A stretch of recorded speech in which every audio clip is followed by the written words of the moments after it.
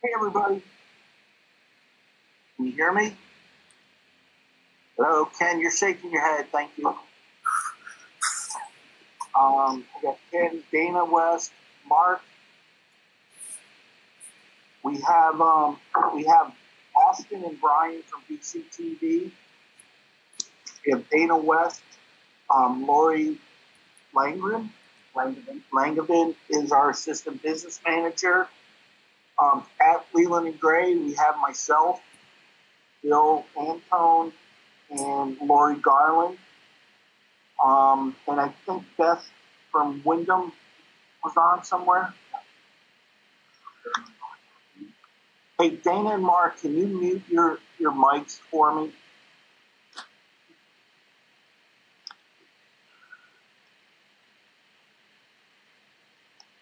Anji is coming in.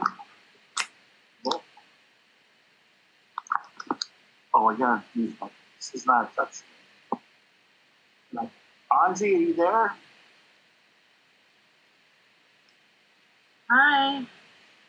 Hey, how are you? I'm doing okay. How are you? Good. So we're gonna ask everybody to mute themselves. Okay.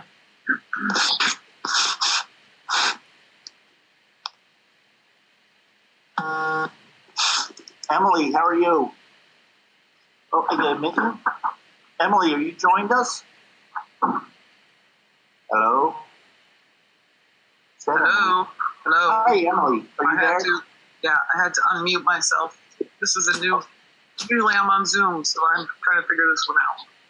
Okay, so after you unmuted yourself, we're going to ask you to mute yourself again. Got it? Peter Barris? Peter Barris, can you hear me?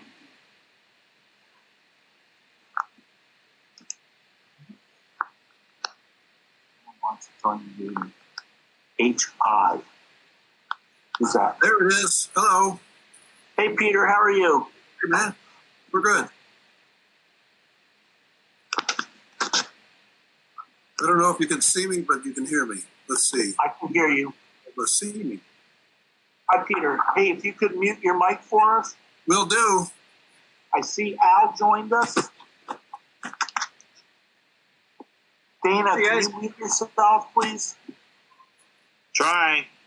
Okay. Who's David H? David.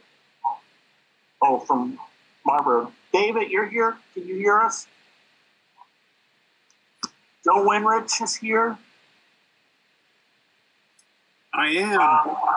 I don't see Dan MacArthur. I see Al Clausen. I see Joe. Hi, Joe. Who's a cookie?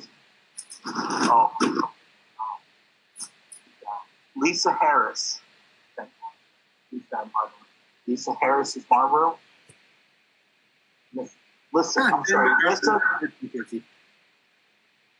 Lisa Harris, are you there? Gilson, Leanne Gilson. No, Leanne Gilson, are you there? Thank you. If you could mute yourself, please. Thank you. You did. Peter and Beth. Peter and Beth McDonald is on. Lisa Harris. Somebody said Dan MacArthur is on. I'm on. I don't see myself. I believe that I've signed in, so it may come up soon. Okay, I hear you, Dan, so you're there. How about Doug? Dan or David? Yeah, Doug had to take a leak, but he'll be here when he's done. Okay, is he with you? No, he's home. Oh, I wondered how you knew that. Well, we just finished our previous meeting. Okay. Thank you, Dan. Hey, if you could mute your mic, I would appreciate it, sir. Is Rick from River Valleys on anywhere? Doug did join me up. I see Doug Korb. Hi, Doug. How are you? Rich, I'm on. Who's this? Beth McDonald. Yep, I got you, Beth. I'm on, Rich. This is Mike Foley. Mike? Okay, so West River, all your West River people are here. Bill, you're too close to Rich. You have to help me be technologically. I saw that too. Hey, is Allison from Stratton on? Or Rick Thorpe from River Valleys? Okay, so we have 6, 7, 8, 9, 10. We have 13 people. If I miss you, let me know. But what I see is I have Joe, Emily, Al, Mike, Ken, and Leanne from West River. I have Angie and Beth from Wyndham.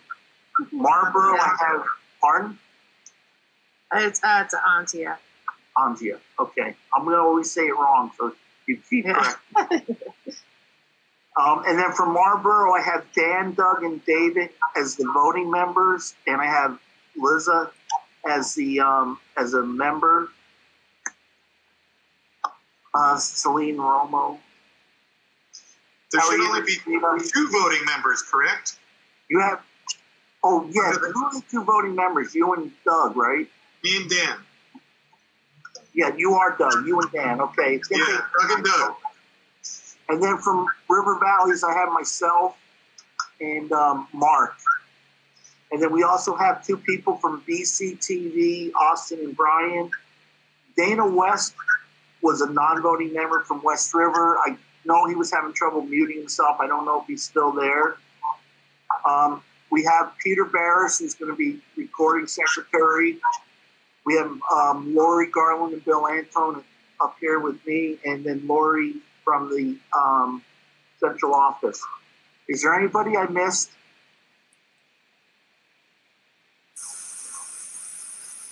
Okay, so if you have, so we're asking everybody to mute themselves. If you're on by phone, I guess you have to press *6 and just say you have a question.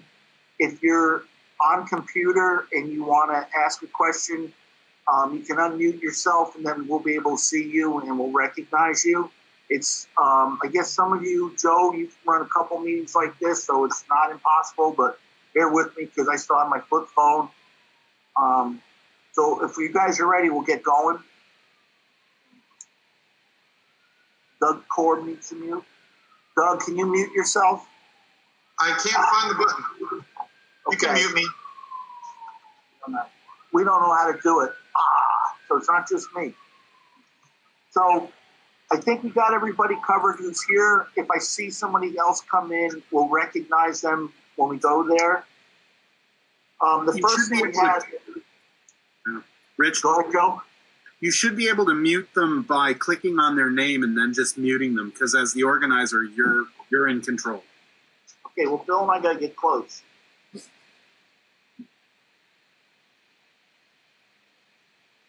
It's right next to Pin. Doug figured it out. Good job, Doug. Okay. So the first thing we have is correspondence. So the first thing on the correspondence, everybody should have gotten a cabinet report from Bill. And unless, I don't want to go through it or read it or make Bill rehash it, but if anybody has any questions or any comments, can they let us know?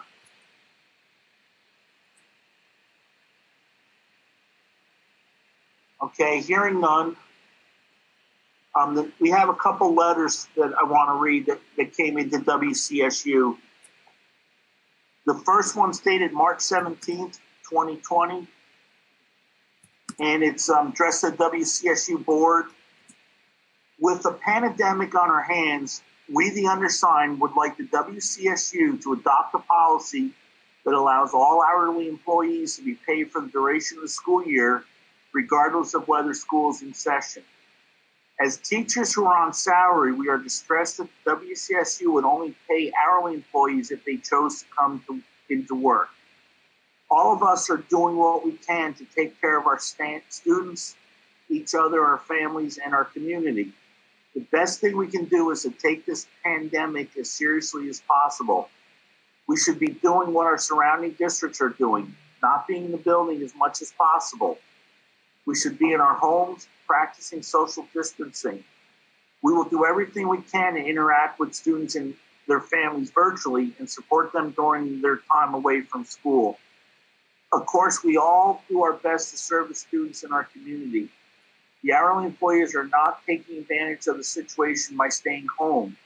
Currently, they are having to make a choice between getting a paycheck or being a responsible citizen by social distancing. We would all rather be working with our students and fulfilling our contracts in the traditional and expected way. However, we are in a pandemic and flexibility of expectations is a must. Please take this pandemic seriously. Please take the federal government's request seriously to limit gatherings of 10 people. Please allow all employees to go home, stay home, take care of themselves, and be creative in how they communicate with their classes and their students. Slowing the pandemic should be the first priority. Or second priority should be helping our community feel calm, supported, safe, and engaged at home. Governor Phil Scott has called for all school employees to be paid during this closure. The hourly employees are our most financially vulnerable adults on our staff. We should not be asking them to choose between their health and work. We have a moral and ethical obligation to take care of them in this time of crisis. Please take the necessary steps to be the kind leaders we know you can be. Please allow all employees to work from home in the capacity they are able and pay them to ensure that they will be able to weather the economic fallout of the public health crisis. Michelle Bostrom, Pat Brandley, Fiona Creed Chevalier, Jenna Colacino, Brian Cuttings, Suzanne Alf, Suzanne Gunther Moore, Michael McKinney, Jason Gragan, Heather Sperling, Joyce Van Tamlin, and Kate Coleman. I was notified of this letter, and the following day, it's actually dated the 21st, we got a follow-up letter. And again, it's to the WCSU board. As a follow-up to our last letter sent to you on March 17, 2020, we'd like to offer this. The COVID-19 pandemic has caused an environment of unique and continually changing circumstances and directives. Since the last letter was crafted, we feel that the potential issue of our educational support staff being required to go into the school building and other public places in order to receive their hourly pay has been resolved. We believe that our district staff, teachers, and leaders are doing the best they can at responding to these rapid changes in our communities and workplaces. We also realize the importance of working as a team in order to ensure continued learning for our students during our school's dismissal. We'd like to thank our superintendent, Bill Anton, for his positive leadership. He has had a proactive approach while making important decisions in response to the ever-changing directives coming from our governor and the Vermont Department of Education. Thanks to our other district leaders as well as you, our board, for leading the WCSU in a responsive way that ensures the health and well-being of our community during this time. And this one was signed, I believe, by all the same people. So everybody is aware the Department of Education is giving guidance about hourly employees, and the Wyndham Central received an email. So I just want to read that email. And it's all hourly employees will be paid their regular hours per order of Governor Scott until at least April 6, 2020. Hourly employees are expected to report to work. This is worked out with their supervisor as to how and when. Any hourly employee who chooses not to accept their work assignment must use sick personal time and fill out an exemption form to be kept confidentially on file in the HR office. They should scan the form directly to the person at Wyndham Central. If hourly employees who choose not to accept the work assignment run out of sick personal time, they will still receive a check until at least 4/6/2020. Further guidance will be released at that time. It's important to know that we receive new information hourly and the guidance can change. We will update you as more information comes in concerning labor challenges arise. And this is just for the WCSU people and the West River people that are under contract, non-certified contract that this letter was about. So we will also have an executive session at the end of the meeting to talk about some specifics on specific issues that can't be discussed in public. So those were the 2 letters we received. Is there any discussion on those?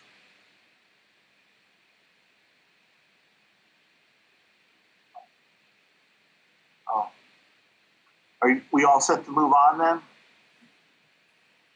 We're set to move on. Thank you. Okay. That's the one thing that's a little hard with this. I can't tell what everybody's doing. I know some of you are sitting at home drinking a beer. Number 4 was review and revise agendas may be advisable. Because the West River elections haven't occurred, we felt, and I discussed this with Val and Emily and Bill, we felt it didn't make sense to reorganize until the West River elections happened, because I believe there is a contested race. So I hope nobody has an issue with that. And the next thing, on to old business. And we had the waiting study updates. And this was kind of, I had been in there as a placeholder before the pandemic got really bad, or before we were staying apart. So my understanding is there hasn't been a lot of discussion about this in legislature. I don't know if anybody has any comments or thoughts or concerns about it, but I thought I'd leave it in there in case there was anything going on that anybody was aware of. So does anybody have any comments, questions, thoughts about that?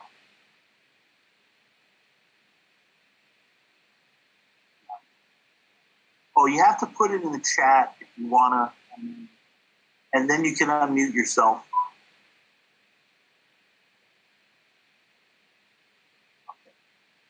So moving on then, I guess the SU boundaries, again, this was just a placeholder. And if everybody remembers, there was a paper written proposed statewide plan in June 1st of 2018 and talked about redoing the district boundaries for the supervisory union. And the Board of Ed has some ability to just do that based on recommendations of the Commissioner of Education. So that, again, is just a placeholder. We're not aware of anything happening, but yes, we are.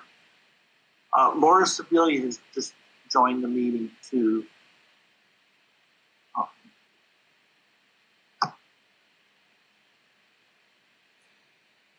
Okay, so under new business, we have school updates. So I don't know if anybody has any updates or anything they'd like to talk about, but Marlboro, Doug, or your group, do you have anything that you'd like to comment on?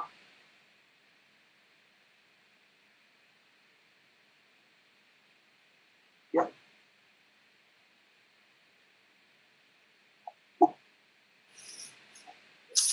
Hey, Dan. Yes, I agree with Doug. He chats in saying nothing of note. I think Wayne has done a terrific job of organizing the people working at the school, but really nothing to report. We're muddling our way through this like everybody else, I imagine. Hey, Dan, while we've got you unmuted, between you and Mark, is there anything from VSBA going on that we should be aware of? You know, Mark, you can weigh in on this also, but they also are in crisis mode, essentially. They're just trying to keep people up to date with what's happening one place or another. They essentially have said all legislation may as well be on hold until God knows when. They're trying to pass legislation now that makes it possible, for example, for West River to hold its upcoming elections and things like that. So crisis mode, both at VSBA and at the legislature. Unless you've seen anything else, Mark, I think they're just trying to keep us up to date, but there is no incentive to move forward whatsoever. Yeah, I've got nothing to add to that. Okay, thank you, Mark. Thank you, Dan. There's nobody here from Stratton, so we'll skip over that. And Wyndham, Beth, or who's it?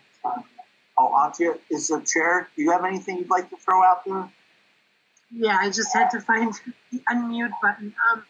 Yes, so here I am, the chair now.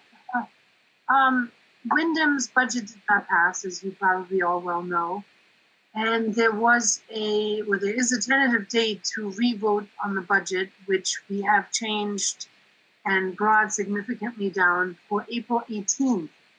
So that is still in somehow, it's very unsure whether or not this meeting or this vote will happen. We had tentatively thought of having it outdoors, but with the governor's order that there shouldn't be any congregation more than 10 people. So we don't know yet if there's a possibility to do it by Australian ballot or whether or not the vote has to be postponed. So however, even if we don't have a vote or if the budget gets voted out or not voted at all, the state would mandate a budget for 87% of last year's budget. And so in knowing that, the Wyndham board just recently, actually last week, signed the teachers' contracts. We had down to just having Mickey Parker Jennings as our only teacher, being supported by Sarah Wunderly. I'm not quite sure how to pronounce her last name. Anyway, so the two of them, with the aid of services from the WCSU, will be teaching the Wyndham School for this coming year, which was approved by the superintendent, and we're very excited about that option and to have brought the budget down to below the penalty threshold. So that's where Wyndham is at right now, so we're all kind of in limbo. Beth, I don't know if you have anything to add to that. That's pretty much the news from Wyndham. Hearing nothing, I think I'm going to mute myself again. Is that okay? Yes, thank you. Does No, any I'm questions? good. I'm good. Thank you. I'm totally behind you. If I can add one thing while I'm still unmuted, since Laura is here right now, Laura Sebelius, I wonder if she has anything to add to the dating study, if we can sneak that in or at some other time, because she's here now and she's very involved in that topic. So if at some point we might ask her to comment on what may be happening on that waiting study front, that would be really great. Thank you so much. So what I was going to do, if it's okay with everybody, is under River Valleys. I was going to let Laura speak on behalf of River Valleys as to what's going on, and then I thought you could cover the waiting study too, if nobody objects. I see, Doug, you try to type something in. Were you trying to get a point across, or? No, Rich, I was just trying to share with Anjay that the Secretary of State just issued budget revote instructions, so she should read that. I tried to post them. But she said, it basically says if you're facing a revote of your budget, there's no time frame in the election law in which the budget revote must be held. So there's an email that came out from VSBA today she should read. Okay. And Bill was shaking his head like he just got it. So I'm sure we'll get that out to Wyndham, and I think that's important, probably West River also. So, Laura, are you there? Can you unmute yourself? Hello. So can you do a report on what's happening at River Valleys, and also we had the waiting study earlier just before you signed on, so I thought we'd let you kind of talk about River Valleys and then talk about the waiting study. Yes, I'm going to try and pull the pieces of River Valleys out of my head, because I'm trying to remember the last time that we met. I think we met in person the last time we met, right? Yeah. It was the middle of March. It was our last regular March meeting. Yeah, and I think we had some discussions about connectivity. We were talking, of course, that's the thing that sticks in my head. And some staffing changes, hiring of some staff. Oh, look, there's two things. And I think I don't know if there's anything else pertinent that I should put in there. We did talk about the weighting study and the town of Dover's focus on that and thoughts on that. Here's what I would have to say about that.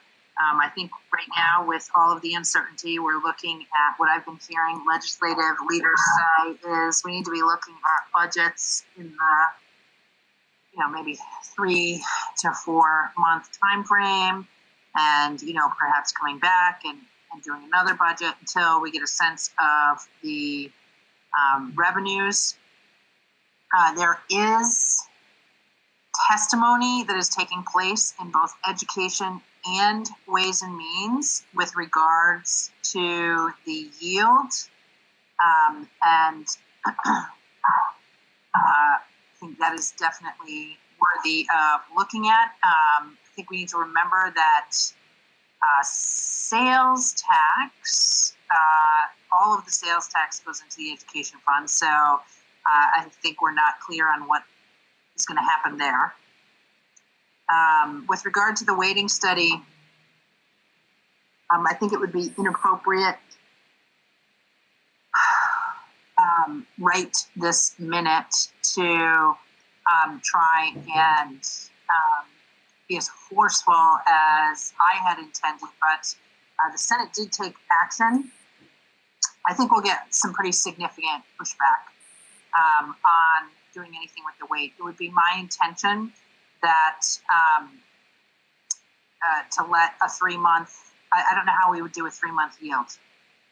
So it would definitely be my intention to try and push for some of the Senate's language, which I, prior to this found to be completely, really, well, not completely, but really unacceptable. It's just looking for a study to come back next year. But it feels like we need to take some action to acknowledge that we had an inequity going, and this situation now is exacerbating it. I've been spending most of my days this week on the connectivity issue. And so that's another highlight for all of us on rural and poor students and the inequities they're facing. So I don't think we can, I think we have to monitor, watch what's going on. I mean, it's great. If you haven't been on the legislative website, you can, all of the hearings are now streamed on YouTube. So you can literally go, if you're bored or lying awake at night and fretting, you can go dial up at 1 a.m. And if you have connectivity, you can dial up at 1 a.m. and look at the YouTube video for the hearing that was had. So short-term pause. Yeah, Doug, I agree, Doug. It's this, but I think so many things are being highlighted right now. And I also think this whole situation is going to, there's no way this situation is not going to radically change how we think about education in the state. So, or can you just say what Doug said too, so everybody, maybe somebody missed it?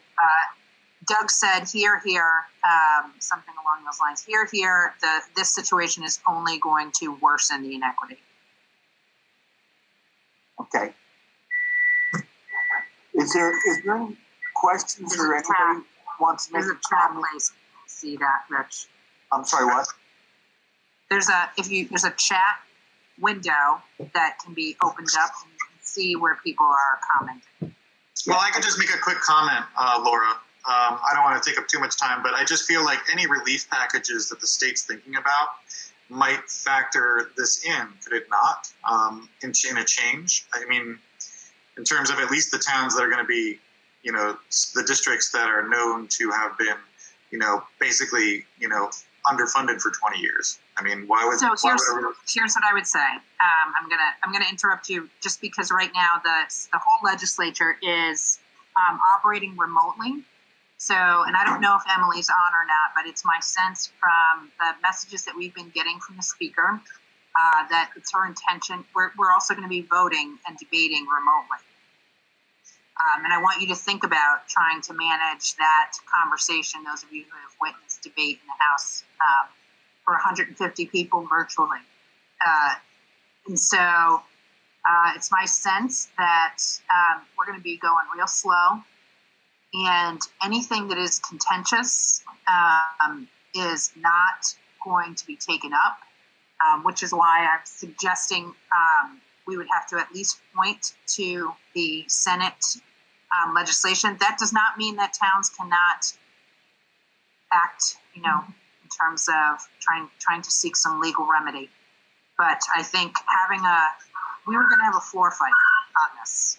That's what was going to happen in the House. We were going to have a floor fight, between the folks that were going to have their taxes go up and the folks that weren't. It's just not going to happen that we're not going to have a floor fight anytime soon. If this drags on and we're doing remote voting in the fall, and we're, good at online debate, it's possible. And I do see that Emily's on there. She may want to give some more insight in terms of, I don't know if you want to get into this, in terms of what the speaker is talking about in terms of bills that are going to come forward. Emily, did you want to comment? I'll just quickly say that there's nothing that I would dispute with what Laura's saying. I would also just add that we have not actually even authorized remote voting for the body yet. We've only authorized remote voting for committees. So the body still, the Senate, it's easier for the Senate with 30 people to do the training that it takes to do remote voting, and they're on the process. So are we. We're trying to do it by committee, trying to understand what the process is. There are a lot of 150 people who need to be comfortable with it before we're even going to take it up. And it has been pretty challenging to get there. But I will say that I expect it within, if we're lucky, within the next couple of weeks, to be able to hold a vote as to whether we can even vote by the body. So I just wanted to clarify that we're not actually even there yet. We have not done that process yet. And it's a big deal. There are a lot of people reaching out to me saying, I have no clue. You can't do this.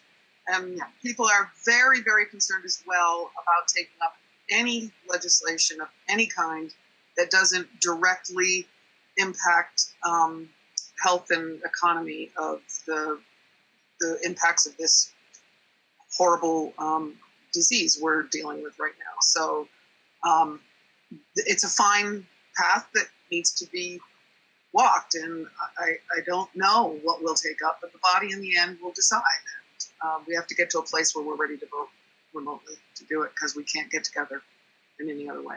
So the only other thing that I would add, Rich, is I just want to reassure everyone that's on this call that there is absolutely zero chance that I am letting this go. I think we have to, and I don't expect anyone on this call will be. I think we just have to take a breath and get through this immediate moment. And Al Clausen made a comment, and I don't know if everybody can see it, but he 100% agrees that something should be part of the relief package. So maybe just some consideration.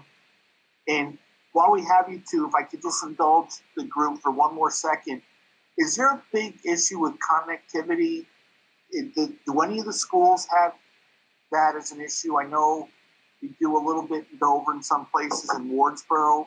What about the other schools, and what can we do to help with that? So I want to jump in really quick, Emily, because we took some testimony on this. Okay. It's your committee, Laura. You should be jumping in. Yeah. Sorry, my dog and my son are barking. Our chairman of the Energy and Technology Committee has asked us, and Bill, I meant to reach out to you, and then also Wyndham Southwest. It would be really helpful for our committee to have some understanding if principals are able to give us some sense of how many of their students don't have access at home, can't get access at home, and how many can't afford access at home. So Bill just handed me a note that says 83 out of 800 students have indicated they don't have access, so 10%. Or they don't have internet. Yeah, 10%. And then the whole affordability issue is also really important. I will just tell folks, Consolidated had offered 2 months free for students. That came forward to me because our principal was trying to troubleshoot some 6-week installation times for some families. And so we haven't seen that get trouble. We haven't seen effective troubleshooting yet of that. So just being a little cautious there. Mark is asking if we should separate adequate access versus access. Can student participate?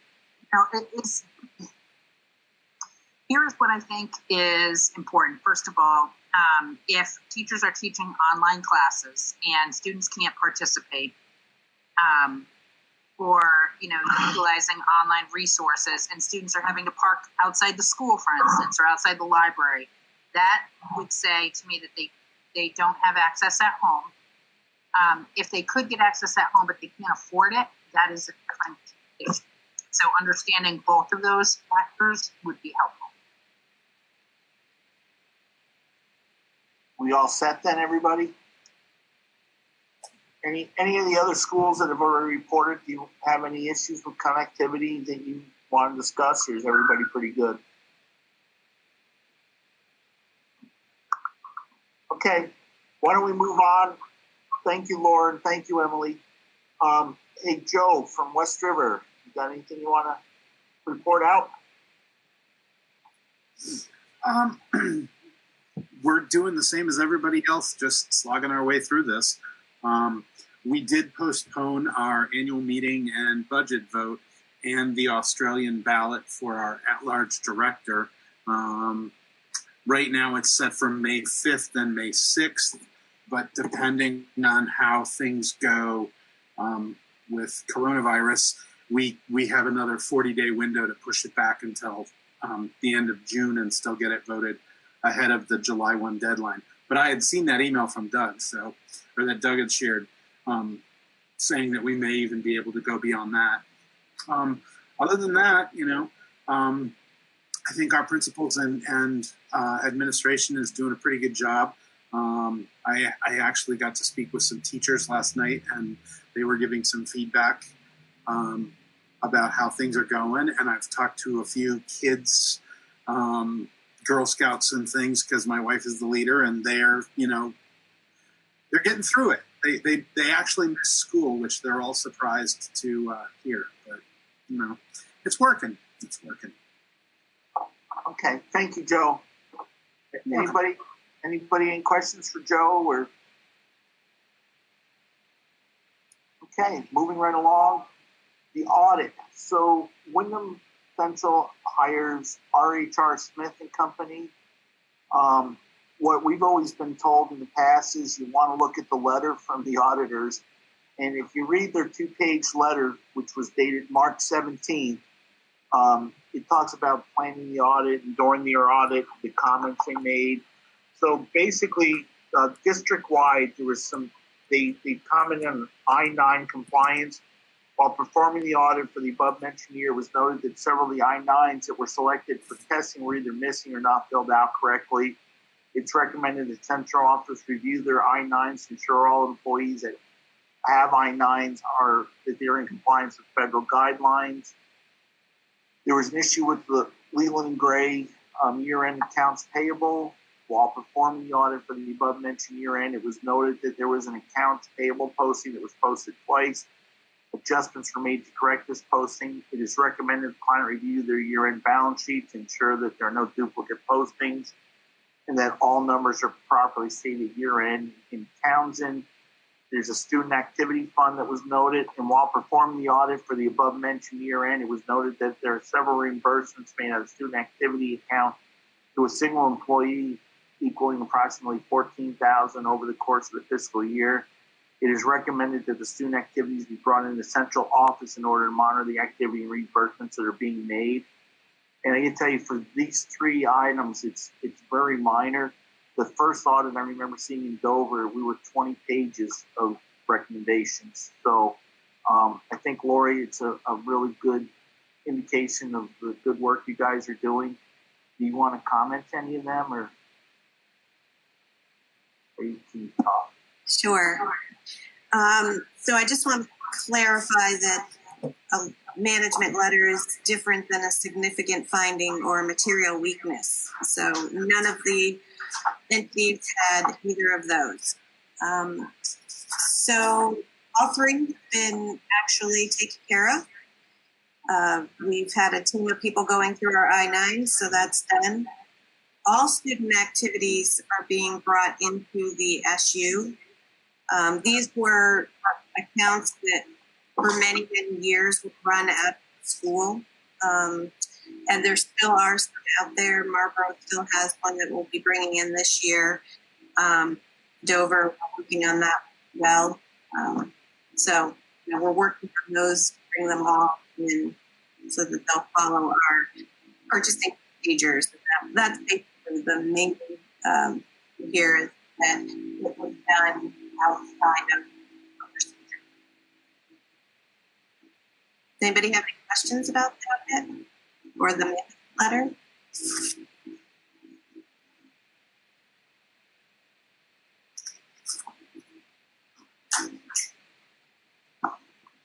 Okay, thank you, Lori. Oh, so, thanks, Lori. You got to thank me too, Lori. Somebody else. Okay, so moving right along. The audit is available if anybody wants to read all. What was it? 76 pages, I think, Lori. So I didn't make copies of it, and I didn't print the whole thing. But if you want it, Lori will get it to you. Oh, no, we sent it. Oh, you sent it. Everybody should have gotten it sent to them. So moving along then, agency fund. So one of the reasons we decided to hold this meeting, one of the important ones is that several years ago we decided we used to vote the agency fund. I'm sure Dan can tell you about it back in the olden days, and Emily. We used to vote agency fund in December, and then a couple schools made a point of what if our budget doesn't become what we thought it was going to be? Should we not vote the agency fund until after town meeting? So in case there was a reduction in the budget at town meeting, the schools could adjust maybe some agency fund items. So that's kind of been the standard probably for the last 18, 20 years. So the problem is if we don't vote the agency fund by April 15th, then the central office can't issue contracts until they know that we intend to fund that. Excuse me. So that's why we had the agency fund. We had to have the meeting today to discuss agency fund. So if there, I believe, or can you mute this? I feel like I'm echoing. You are muted. Okay, so if everybody would just, if they have their agency fund paperwork, and if not, they're looking for an agency funding $2,409,178. Everything had been discussed, should have been discussed by the administrators. Bring to Bill what they're looking for the year, and then it should be discussed with all the boards. So it shouldn't be anything new to any of the boards. So hopefully, if there's any questions, somebody can just unmute themselves and ask a question.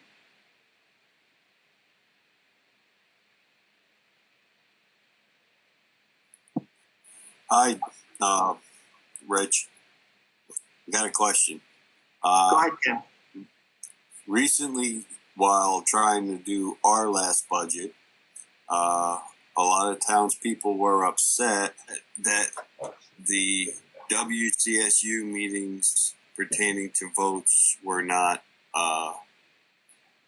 either publicized well enough or put on BCTV for them to look at.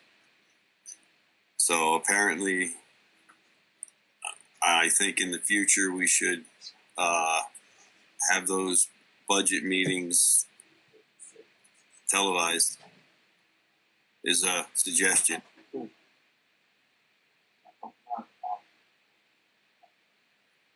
Okay, I thought we were recording through BCTV because I believe they're recording us tonight, or they're doing something with all our. But they're making it so that it will be available.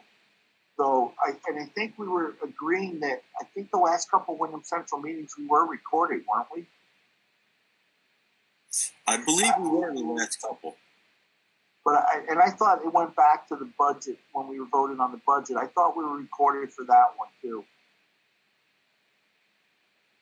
I can't say for sure, but I'm just telling you what public concerns are. Okay, so we'll take that. I think too is with this virus has taught us a little bit is that to get things out to people is a lot better. So hopefully, that may be something. I know at River Valleys we record all ours. Joe, nod your head. I think you guys record all your West River, right? Yeah. So I think pretty much everything is recorded. Marlboro or Wyndham, do you guys record your meetings? No. Okay. Bill tells me they don't. We don't. Don't. There is actually a recording now that is being done by the new board member for the minutes. He records everything to write his minutes from that recording, but we do not officially record our board meetings. Okay, and Doug Korb said we don't. We Zoom and allow people in. Go ahead, Dan. Yeah, that's exactly right.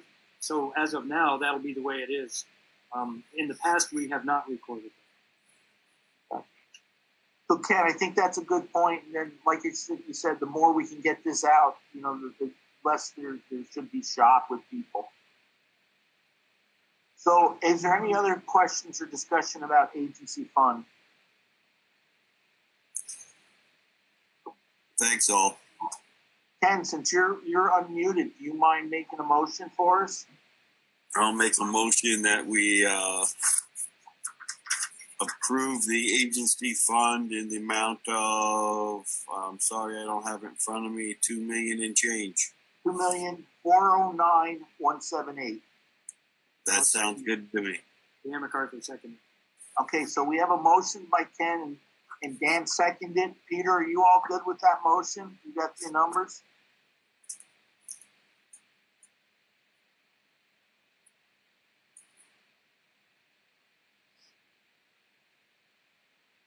Okay, I haven't heard from Peter, but I believe we've got it. We can get it to him. Is there anybody that'd like to make any comments before we vote?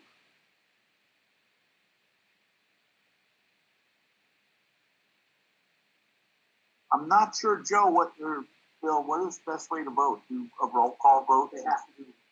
Okay. Okay, so if everybody's ready to vote, Ken, you look like you're suffering, so I'll let you vote first. Aye. Okay, thank you. Joe?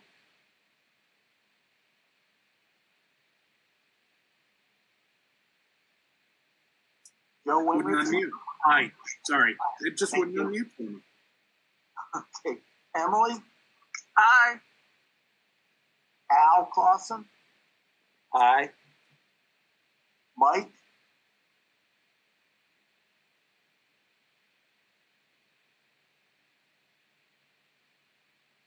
See, Mike was in and out a couple times. Mike?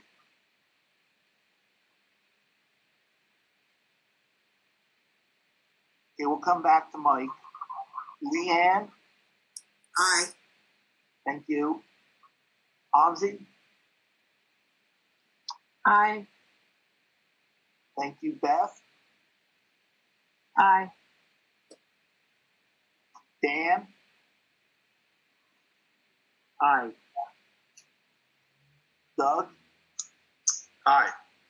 Thank you, Doug. Mark? Aye. And I'll go back to Mike. Mike, are you there somewhere? Oh, okay. Mike isn't working, but he said that he was an aye. Okay. Sorry, Mike, we can't count you, but I'll note that you ayed. Yeah, he did. He texted that he ayed. Yeah, Bill's saying it doesn't matter if the Secretary of State's saying that we need to hear him say aye. But that's okay because the vote carries unanimously. So good job, everybody, on that. The next item is we have the minutes from the February 10th meeting. And I believe that was sent out with the packet. And if I could get a motion to approve. I make a motion to approve the February 10th meeting minutes. Thank you, Ken. Do I have a second? Dan, I'll second it. Okay, Dan seconded. Again, I guess we got to do a roll call vote on this too. Okay, sorry about this, guys. Let's do a roll call vote. Joe? Aye. Emily? Aye. Al? How about now? Can you hear me say aye? Yes, Mike. I'm going to put you in for a vote yes. I saw you left us for a minute.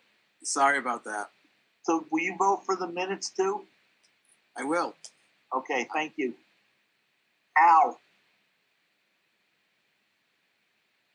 Aye. Sorry. Nope, thank you, Al. Ken? Aye. And Leanne? Aye. Angie? Aye. Beth? Aye. Dan from Marlboro? Aye. Doug? Aye. Mark? I abstain. Okay, so it's unanimous with one abstention. So that takes us through the minutes. Is there anything that I missed? Does anybody have any comments before we go into executive session for a legal issue? Back to the reorganization. I know you didn't want to reorganize WCSU. You're going to wait until possibly into the next year after July 1st for West Rivers. People are sitting on that board now who I believe have the authority to make that vote now. I don't know. I haven't been part of the discussion, but it is. I'm just wondering, bringing that back up. I was 5 out of 6. Okay, so 5 out of the 6 that serve on the Super Board or the Wyndham Central are not up for re-election. The only reason I thought it would make more sense was that because there was going to be an election, it's usually after elections that we reorganize, after everybody's elected. I guess I would say whatever the board feels. I mean, if they want to reorganize, I don't know if I would do it tonight because we actually didn't warn that we were going to reorganize. Now, some people could argue that we talked about it, but we said it was going to be postponed. Joe, go ahead. Rich,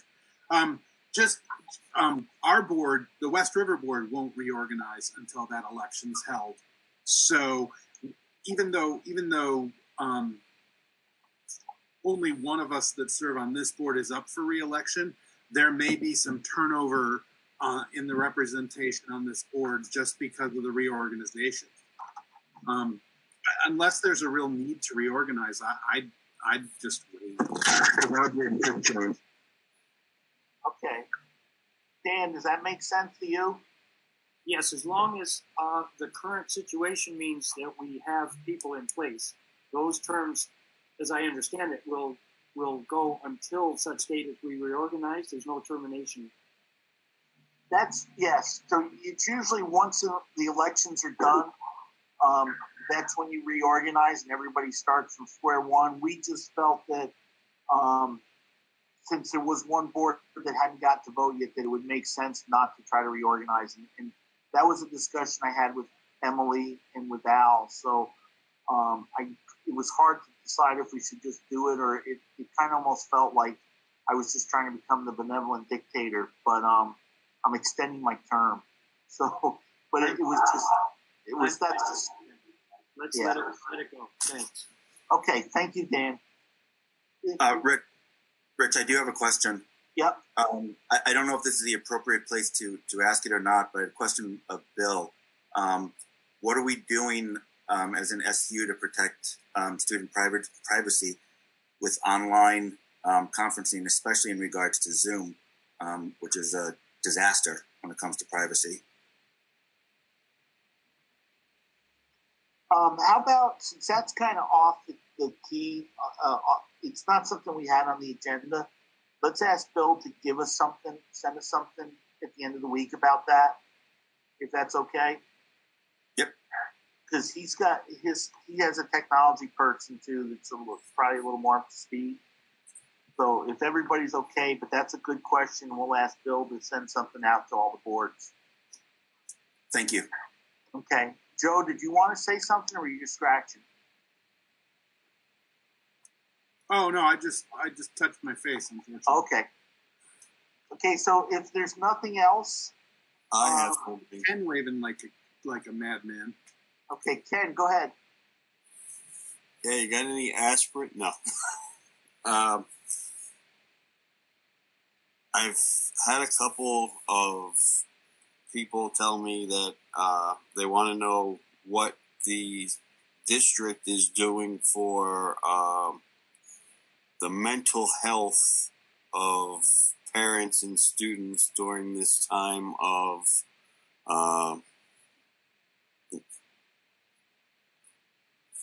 stay-at-home schooling, because apparently it seems to be a big issue with a lot of agencies. And what do we have in plan? What plan do we have to assist in that?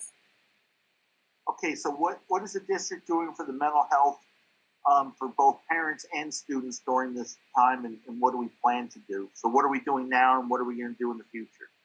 Right. Okay, so if it's okay, Ken, I'll ask Bill to put that in that same memo about because I think it all kind of works together. That's fine. Just task the administration with letting us know what's going on. Can we get that by Monday? Okay, so he'll get something out to everybody by Monday. We'll send it to all the boards, okay?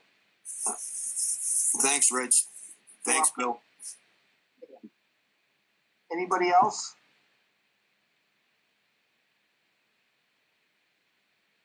I actually had one question. It's sort of off topic, but it's on the email that went out SU-wide to parents today regarding the meal delivery. And it was just something I meant to email someone about, actually. The bus schedule needs some clarification within that email that went out. It notes in Brookline, Merrill Drive as a stop. There are actually two sections of Merrill Drive that both connect with Grassy Brook Road. So some clarification may want to be done on that. Okay, hey, I'm not sure who that was. It was Leanne. Oh, Leanne, okay. Do you mind, can you just drop an email to Bill? Yep. And he'll take care of that? No problem. Okay. Thank you. Bill says thank you. Anybody else?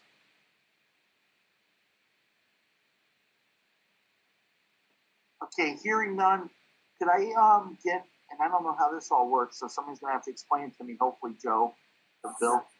Okay. Okay, so we're going to all leave this meeting, and I'm going to re-invite only the board into the executive session meeting. Okay, Rich will do the process to get us there, but only the board will get re-invited to a new meeting. So just wait for it, and it'll come to you. I've got it prepped, okay? So Austin and BCTV and anybody who's not on the board, you're not going to get the request, all right? So thank you very much, everybody, and giving it back to Richard. We have a couple board members who aren't on the WCSU board. They can come back in. Okay. Can I get a motion from somebody moving to the executive session for contractual issues? Ken move. Hey, Ken move. Do I have a second? I'll second. Hey, Mark seconds. Okay, so all of you on mute. And do you all vote in favor of that? Say aye, please. Aye. Aye. Aye. Aye. That was cool here. Is there anybody opposed? Okay, so we are in executive session, so everybody leave the meeting and Bill's gonna invite you right back.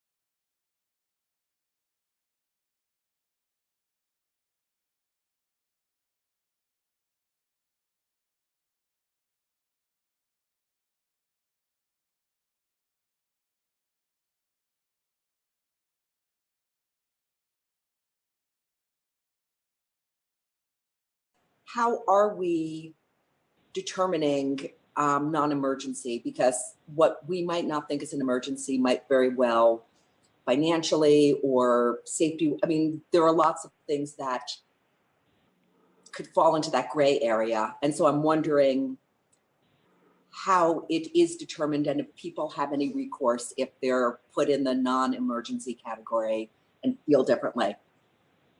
Yeah, we have spelled out a number of different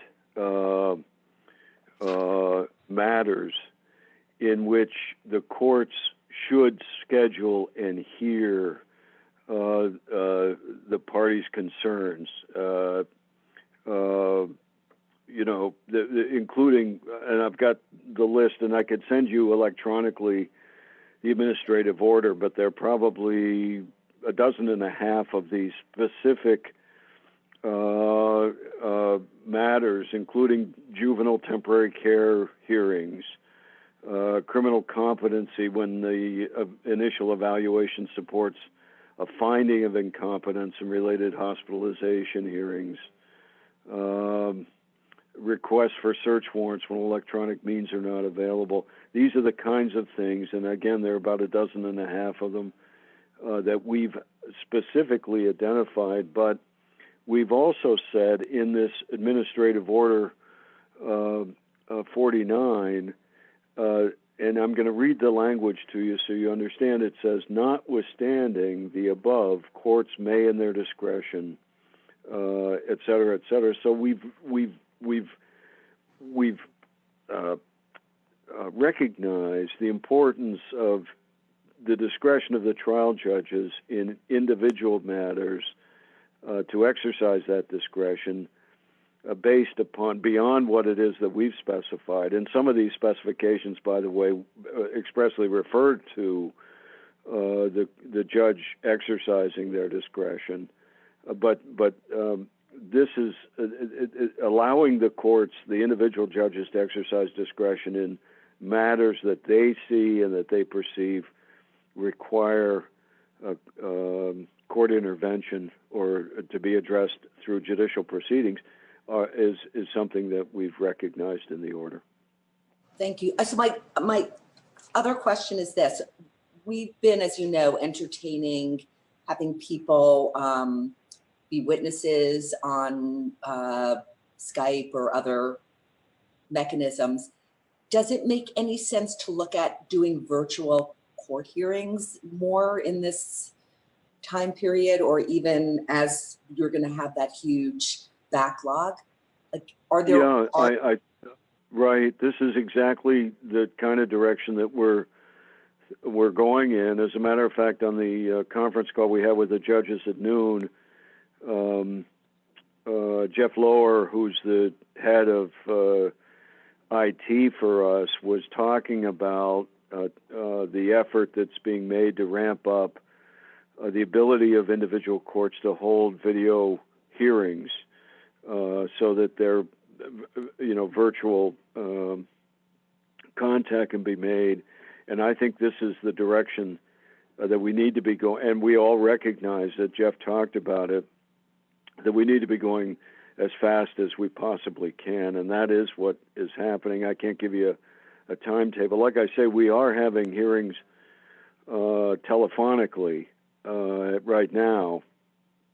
And some of the courts will even, and Judge Grierson, who's going to testify next, I'm sure will be able to give you more specifics, but there are some courts that are having hearings of sorts in courthouses in one way or another. Great. Thank you. Thank you very much. Okay. Great. Thank you for the question. Appreciate it, Your Honor. Thank you. Judge Grierson. Welcome. Yep. Thank you. Thank you. Good afternoon. For the record, Brian Grierson, Chief Superior Judge, and it's good to see everyone. I think the Chief probably said it as simply as any of us could, and that is, since I last saw all of you, we're operating in a completely different world. And I guess I would start by telling you that the AO 49 that he talked about does list a number of proceedings that the Supreme Court has identified as emergency proceedings. And to respond to Representative Rachelson's question, what do we do about the gray area where there might be a question of something is an emergency? I think you're probably looking at the gray area. The order, after it lists all of the emergency proceedings the court has allowed, there's a catch-all that says any other matter where the chief superior judge concludes that the interest of justice require that the matter be heard during the course of the suspension, I can order those. So I don't determine the merits of a particular proceeding, but if it's something that doesn't fall within the provisions of AO 49, the judges can forward the request to me, and I will make a determination of whether or not it's something that should go forward if it's not specifically listed. The reality is we are working with a substantially reduced staff because there are a limited number of proceedings that are authorized under the administrative order. We are operating with many fewer judges. There just aren't the hearings that require a judge to be in a court every day. We've set up a schedule depending on the different courts. For instance, where there are 3 judges in a particular county, you would not find a judge in every one of those courts every day, all day. So they're rotating their schedules, and I've left it to the individual courts to work out a schedule that works best for them. Literally, the landscape changes every day, and that's particularly true with staff. We have set up also a reduced staff schedule, but even beyond that planned reduction to try to accommodate the stay-at-home order. Individuals are impacted by this differently, and so the staffs have been reduced even beyond what we had planned. And just by way of example, in one court, they were left with 1 staff member, and it didn't make sense to keep the court open with that 1 staff member. So they've suspended operations with that court, moved that staff member over to another courthouse in the county that's still operating. So we're trying to take advantage of not only in judges assisting in other courts where they can, but also staff perhaps going to a different courthouse to keep operations running. But clearly it is a reduced workload for everyone. And we're doing things differently. To the great extent, everything is being done remotely in one fashion or another. There still are some in-court proceedings when it can't be avoided. Obviously, we're addressing arraignment proceedings, juvenile emergency hearings, RFA requests, mental health requests. So a lot of those are still coming in, and where we can, we try to do it remotely, but they don't all lend themselves to that. And by remotely, I can tell the committee that we are now connected by video with all of the separate DOC facilities throughout the state. And that means that they are connected to the courts of Windham, Windsor, Caledonia, Orleans, Washington, Franklin, Chittenden, Bennington, and Rutland. And in all of those courts, my understanding is that they have now gone to video Rule 5 proceedings.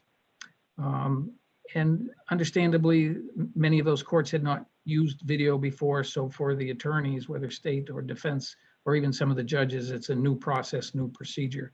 And I'm sure there have been some hiccups, but we are putting all of those video capabilities into operation. We have tried, and I think my sense is that the state's attorneys and the public defenders, defense attorneys, have been working, understanding this is a new world, and I'm not going to use the term embracing video, but they understand that that is a way that that we have to proceed for the time being. To the extent that we've expanded it into other areas where we can, with for instance, changes of plea or sentencings. If there is agreement of the parties, in other words, they're still not used for contested proceedings, but where parties have a plea agreement and we can get consent of the defense attorney and the defendant, we will go ahead with these proceedings. And sometimes they are certainly to the benefit of the defense, where an individual might be detained in a facility, and because he's on he or she is on a pre-plea status, they cannot get into programming. So in some situations, we're going ahead with sentencings via video that allow the person then to begin programming. So I think collectively, we're trying to find as many ways as we can to expand the use of video within the rules and certainly due process in mind. Where we're not using video, there is certainly much more phone participation. And we're attempting to use that essentially when someone requests a phone contact, the courts are allowing that. Again, these are, with the exception perhaps of temporary care hearings and or relief from abuse, those are the contested hearings that we still, the courts are open if that's the only way someone can access those courts. But it certainly is a different landscape, and it sometimes changes every day, and we obviously issues arise that we hadn't anticipated, and we try to make accommodations for that. I can stop now and take questions, or I can, whatever way the chair wants to proceed. We have about 2.5 minutes left. Great, thank you. Any questions? Again, looking for hands. Okay, I see Will. Thank you. My question is about the drug courts. So, is there anything in place? Is there any substitute, even if it wouldn't be as helpful for folks who are, trying to improve themselves through drug court? I mean, I know the structure and whatnot is very beneficial for them. Is there anything that is currently being done to sort of make up for the courts being closed and the drug courts not being available? The short answer is yes.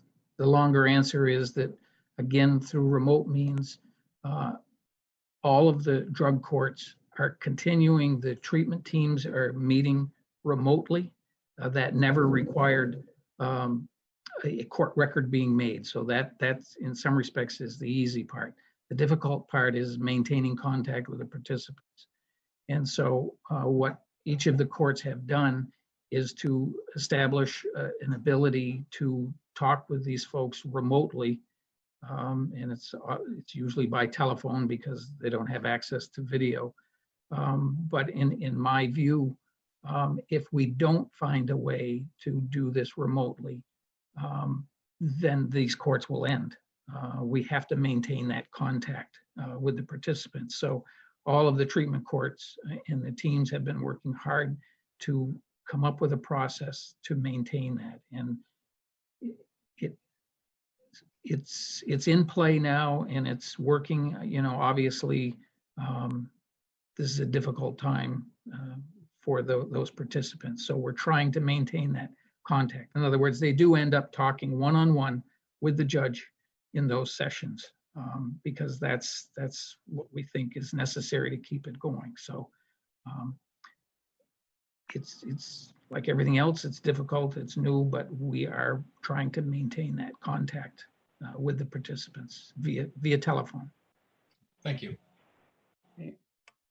Thank you very much. I think we are going to move on for now, but certainly, Judge Grierson, I'm hoping that we can visit with you next week. Sure. Thank you so much. Thank you.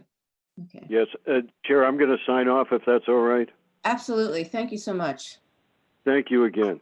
Great. Bye-bye. Take good care. Okay. Thank you. You too. Great. Thank you. James Pepper.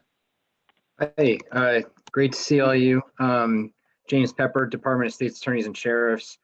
I know that our time is very limited, so I'd like to just talk quickly about how our offices are maintaining our continuity of operations internally, the kind of policies and guidelines that we are giving to law enforcement about how to proceed with prosecutions, and just some of the concerns that state's attorneys have identified for us, and then I'd be happy to take any questions. With respect to continuity of operations, all 14 of our offices have created a staff plan that allows for remote work, and there's limited essential personnel going to the office in person every day. It's typically state's attorney, deputy state, maybe one deputy, an admin, victims advocate. That being said, all offices are available around the clock. They're still responding after hours to emergency situations. All hearings that can be conducted over the phone or by video are, though there's still a very limited number of hearings that are requiring in-person appearances by attorneys and witnesses, so that's still going on. We at Central Office are having weekly conference calls with all of the state's attorneys and then also our executive committee just to discuss any issues that are coming up and trends that they're seeing on the ground. With respect to our policies, we don't generally talk about our internal policies. However, many of you have probably seen, or maybe not, the Attorney General recently released guidance on prosecution. I think he did that yesterday. It's a fairly accurate restatement of what's been going on the ground for about 2 weeks now. Of course, it's a dynamic situation. We're continuously trying to balance the new information we're receiving and keeping our community safe. But in general, for all new nonviolent offenses, those folks are being cited for between 6 and 8 weeks out, and of course that could change. That includes for violations of conditions of release that don't directly impact public safety. We've been reviewing all of the citations that are currently outstanding, and we've been reciting people for that same kind of window, sometime in June, generally speaking. We're continuing to flash cite and lodge individuals as appropriate for listed offenses, violent offenses, violations of conditions that directly impact public safety. We've been reviewing all active warrants to see which ones can be quashed, where the public health concerns outweigh public safety. We've reviewed the entire list of pretrial detainees, excluding the hold without bail and the federal detainees. And we've made recommendations to either strike bail or strike other conditions or impose conditions to make sure that people are getting out of prison to the extent possible. We've been reviewing and resolving pending cases for time served where appropriate. And currently we're reviewing the entire incarcerated population for people who might be able to be released. You may have heard, but there's a number of motions right now for resentencing that are ongoing. They've been consolidated and we're looking into those individually. The outcome of all this work, I think you may have seen from DOC, they gave me data yesterday. The kind of baseline data that they're using is from February 24th of this year. The population on that day was 1,671. The population as of yesterday is 1,463. So that's a decrease of 208 inmates. It's huge accolades to all people in the criminal justice system for getting to that. Just to put these numbers into context briefly, the justice reinvestment package of reforms was designed to reduce the prison population by 135 people over the next 5 years with a $200 million investment. That's been done largely over the past 2 weeks, which is incredible to think about. I only mention that as a way to kind of segue into some of the concerns that we're seeing. One thing that we're closely monitoring is how the pandemic is impacting essential services, community-based services like our community justice centers, our domestic violence shelters, sober housing, juvenile residential programs. We've seen some closures already or programs refusing new intakes as a result of COVID-19. The state's attorneys have reported kind of an increased difficulty in finding alternative housing for victims of domestic violence or responsible adults, or at least defendants who. Of course, this is an incredibly stressful time for people who are losing their jobs. Childcare centers are closed, schools are closed. Parents are often being asked to fill these roles. There's limited access to household necessities. So we're closely keeping an eye on domestic violence, child abuse. We saw actually an initial spike in DV cases initially when the school closure order happened, but it's level. It seems to have leveled off in the past 2 weeks. So that's, but we're still, concerned that this might intensify as the pandemic extends. It's something that is really of great concern to the state's attorneys. The state's attorneys are also very concerned about backlog in the courts when the situation stabilizes and the kind of normal operations resume. And just a very general concern about the kind of impact on crime rates that this kind of economic downturn generally will have. So, it's something more for more long-term planning, but certainly something that, could have a long-term impact. I think that's about it for my update, and I'm happy to take any questions. Thank you. We just have about a minute or so. Any questions? Not think I am seeing hands. Have I missed anybody? I have a question. I'm wondering, Pepper, if there are any particular initiatives or anything we can do with respect to the domestic violence issue that you raised. Just making sure that the programs are open, that the shelters are open. I mean, I don't know, I've been hearing talk on the Senate side about potentially hazard pay for essential workers, just to make sure that these places stay open for people. They are essential services. I know that there was a question in the governor's order whether they, some of these shelters counted as essential services when he ordered the nonprofits to close. And the governor's office did confirm that they are. And so, just we'll keep an eye on it from our end, and we're happy to report back as much as possible about anything that we're seeing, any trends that we're seeing. Great. Thank you so much. Thank you. So I think Deputy Commissioner Herrick, would you like to go now? Yeah, if that's okay. I apologize to those I bumped in line. I'm actually the EOC manager today and have a bunch of calls coming up. I'll be glad to never talk on the phone again, I'll say that. I think what I can tell you is the governor just announced that the modeling that we've been operating under in terms of expected patients as a result of the COVID-19. The projections we're working off on our worst case scenario. We have no other choice but to plan for the worst and hope for the best. But we are seeing the actual trends are moving in a direction that are, I just want to be careful, but they're better than the worst case scenario. So people staying home, social distancing, all those things are working. We're seeing it with the actual number of cases and sadly the number of deaths that we have. However, with that in mind, the modeling still projects a peak or an apex around mid-April. And that surge, if you will,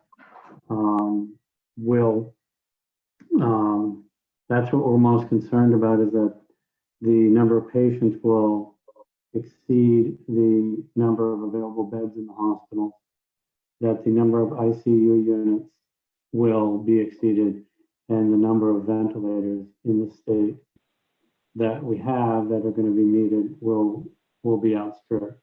Through that effort, we have been buying or trying to acquire ventilators like crazy.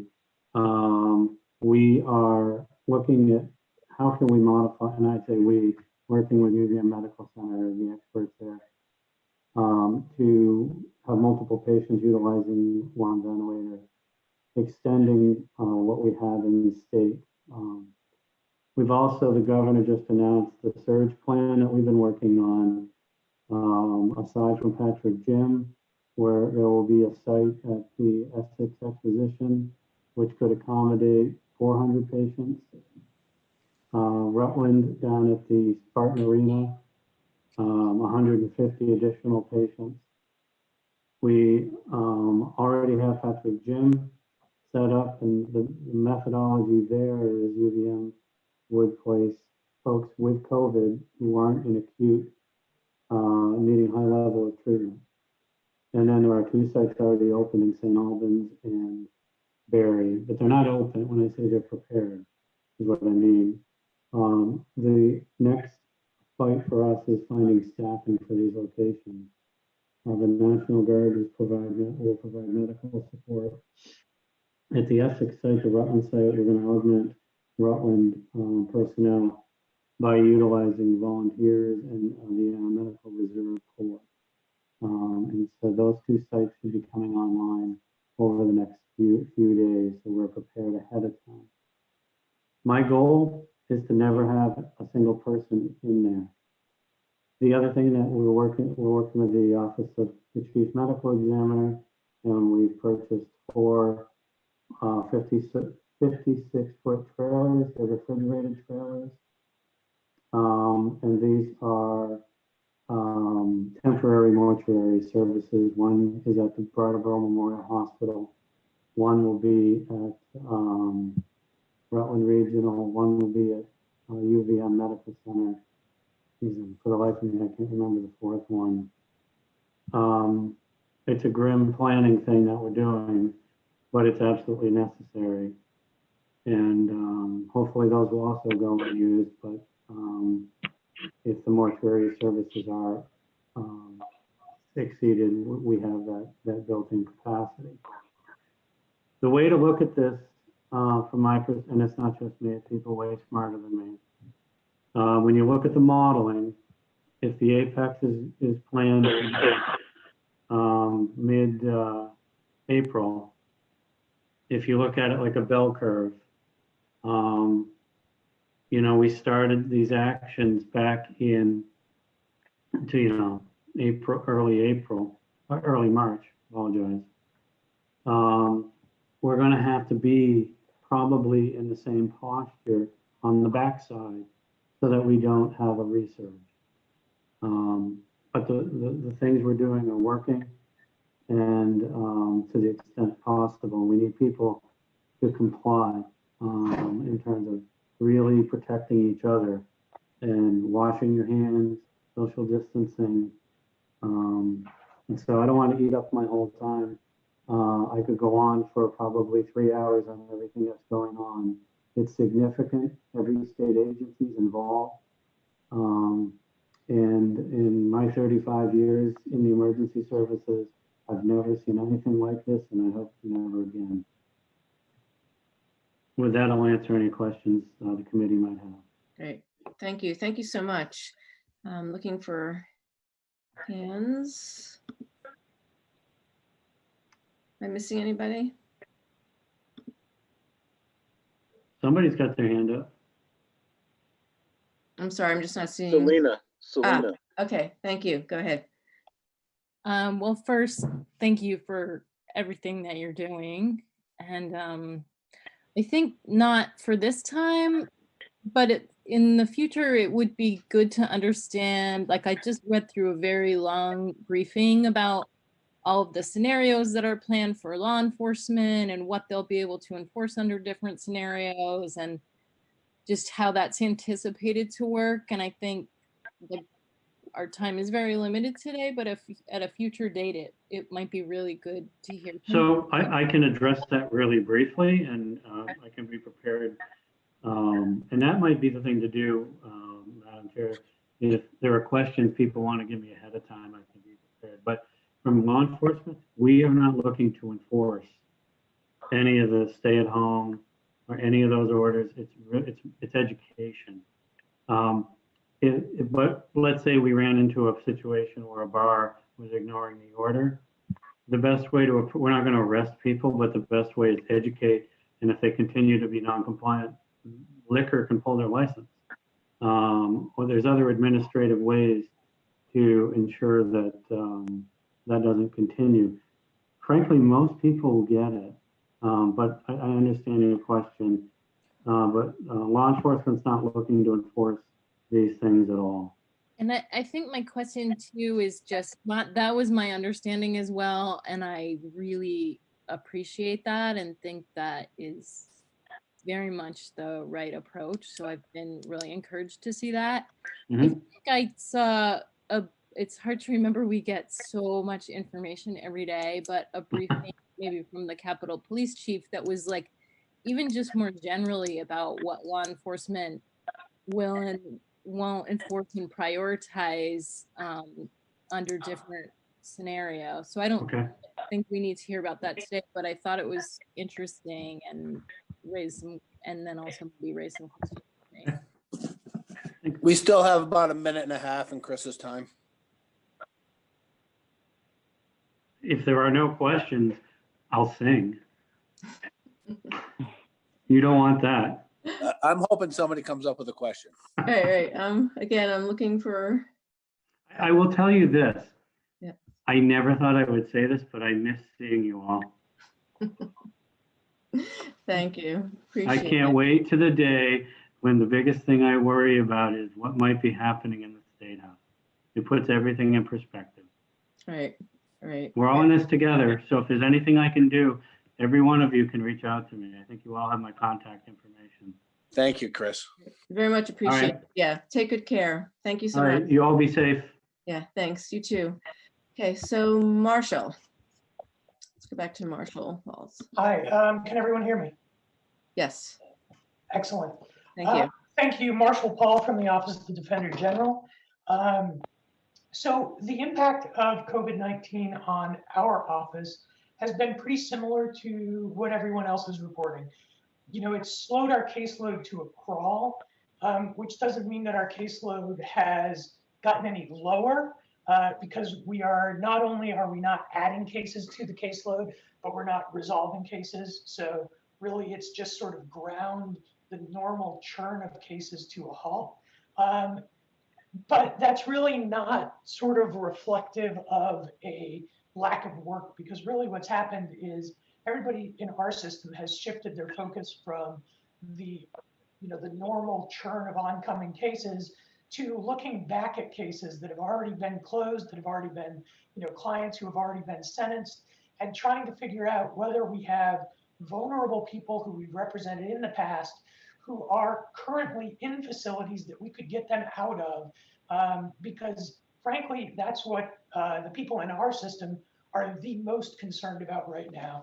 Is we all have clients that we can think of who are serving stretches of time that, for one reason or another, may not be appropriate given this current context. Just sort of off the top of my head, I have one client that I've been working to get out who's, in his 70s and he's already passed his minimum sentence. And, that's the kind of work we're doing. That's taken up, that one case has taken up most of my time in the last 5 or 6 days. And it's not necessarily an easy thing to do because we don't, the court system was never designed around this issue. We don't have laws in place that really allow us to respond to these types of concerns about already sentenced people. And so what we're doing is we're using a lot of tools that are kind of designed for other things, writs of coram nobis, writs, petitions for extraordinary relief, things like that, to try to accomplish the goal of getting some of these people out. So that's really been the focus of our people during this crisis, and that's where I'm seeing most of our energy being put.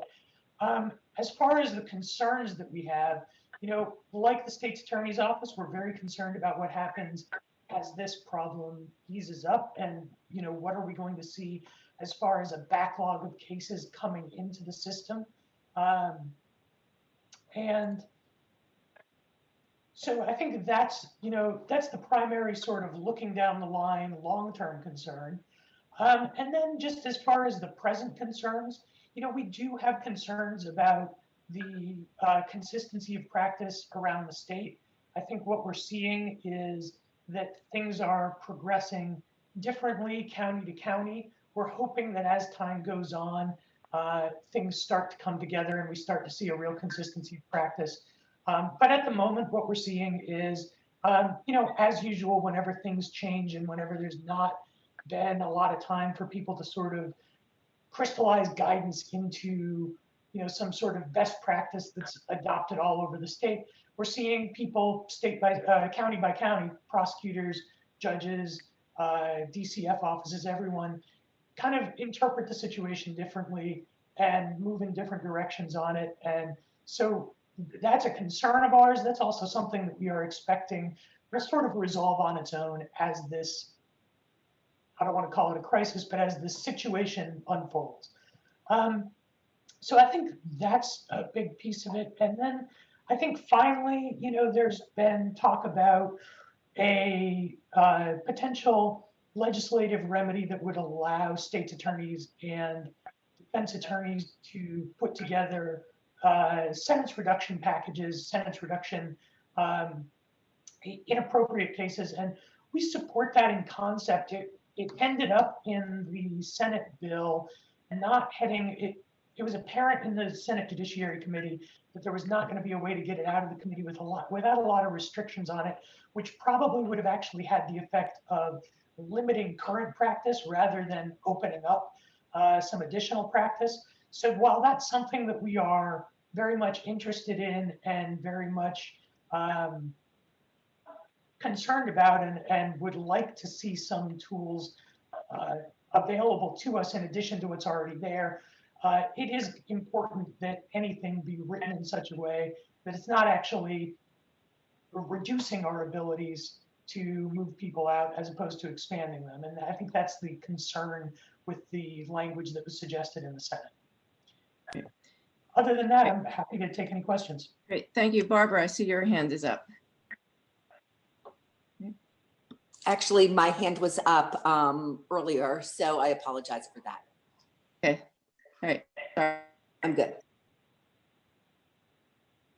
Oh, I have a question. Selena, yep, Selena, and then Martin.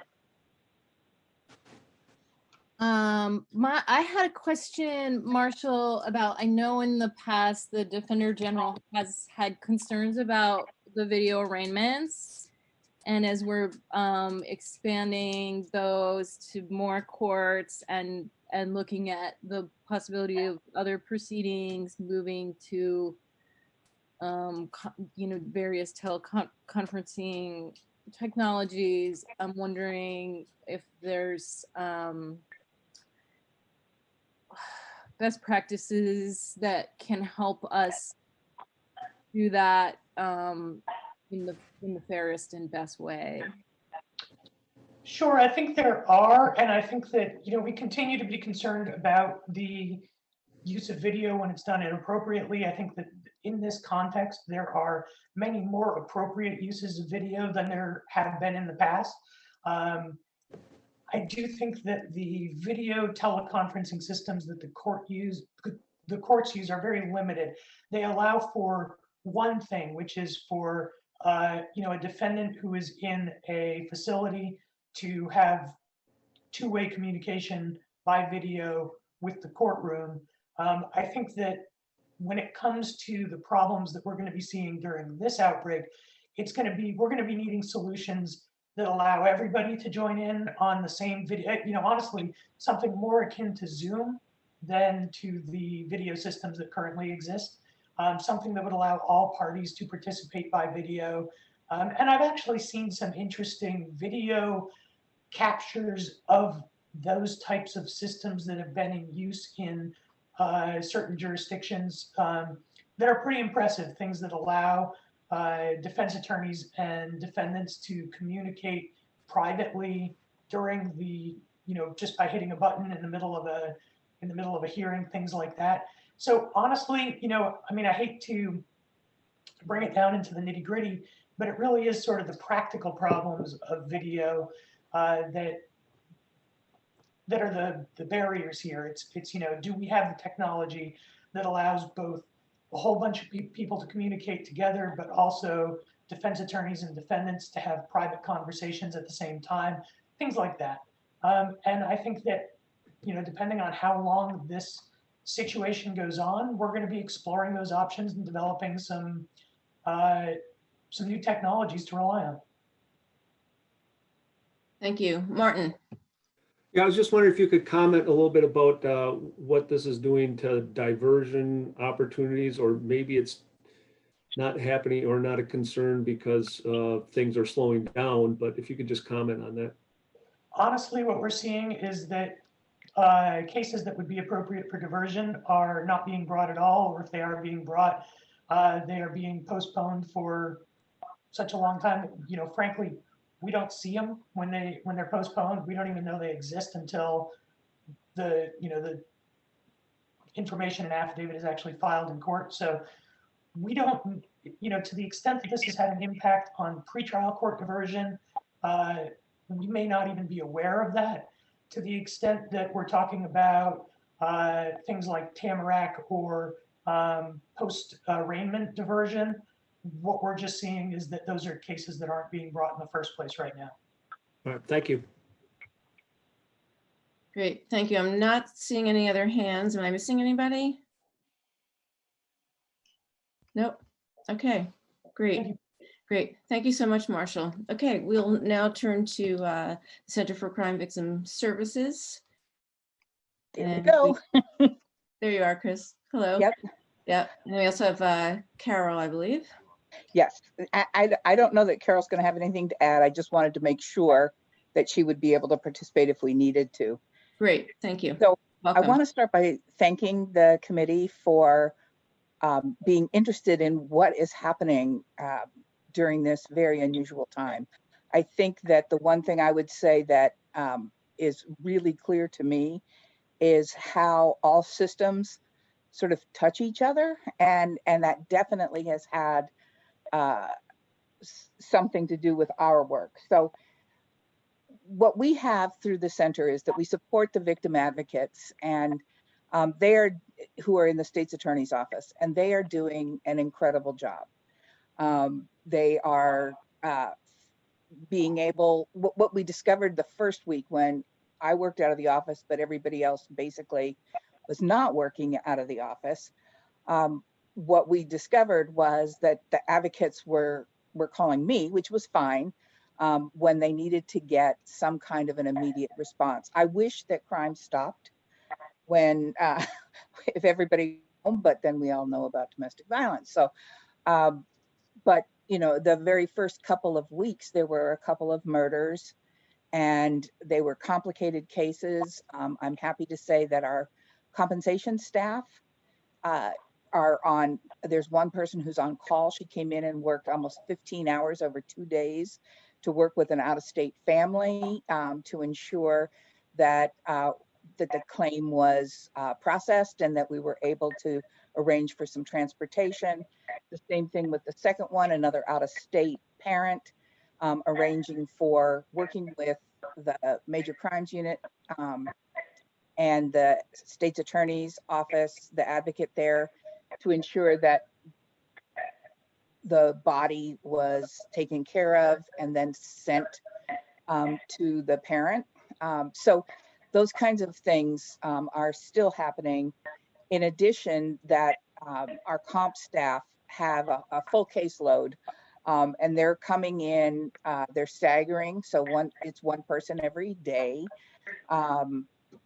who are coming in and making sure that calls are returned, or we reach out, that we process payments, that we are paying a lot of attention, and we came up with a new protocol for the victims of sexual assault who have rape exams done and who have security concerns. And all of that is done through a confidential fax so that we can work with the hospitals and their billing departments to ensure that bills aren't sent, you know, that service information is not sent in those cases. So we are doing that on a daily basis to ensure that nothing falls through the cracks there.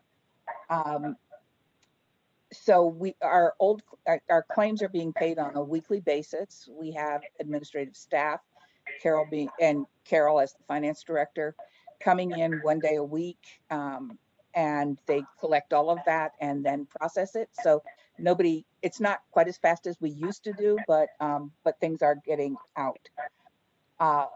Likewise, because the courts have slowed down, our restitution work has also slowed down because there aren't a lot of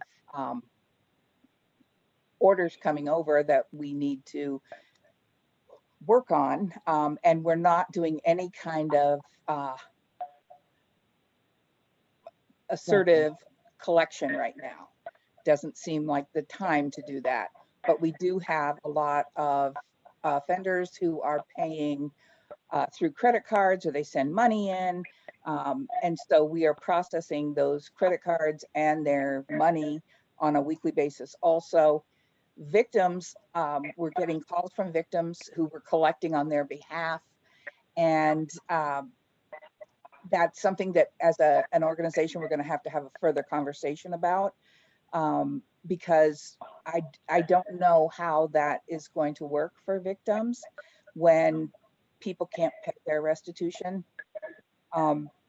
So it's sort of on the back burner. Well, not even on the back burner. It's on the burner to have a conversation about whether we need to look at, for individuals, not businesses, but for individuals, whether we can pay above that 5,000 mark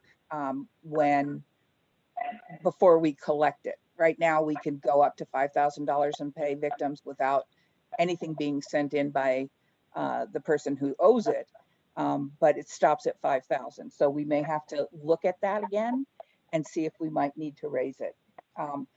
They also have 1 to 2 people in every day to do that kind of processing.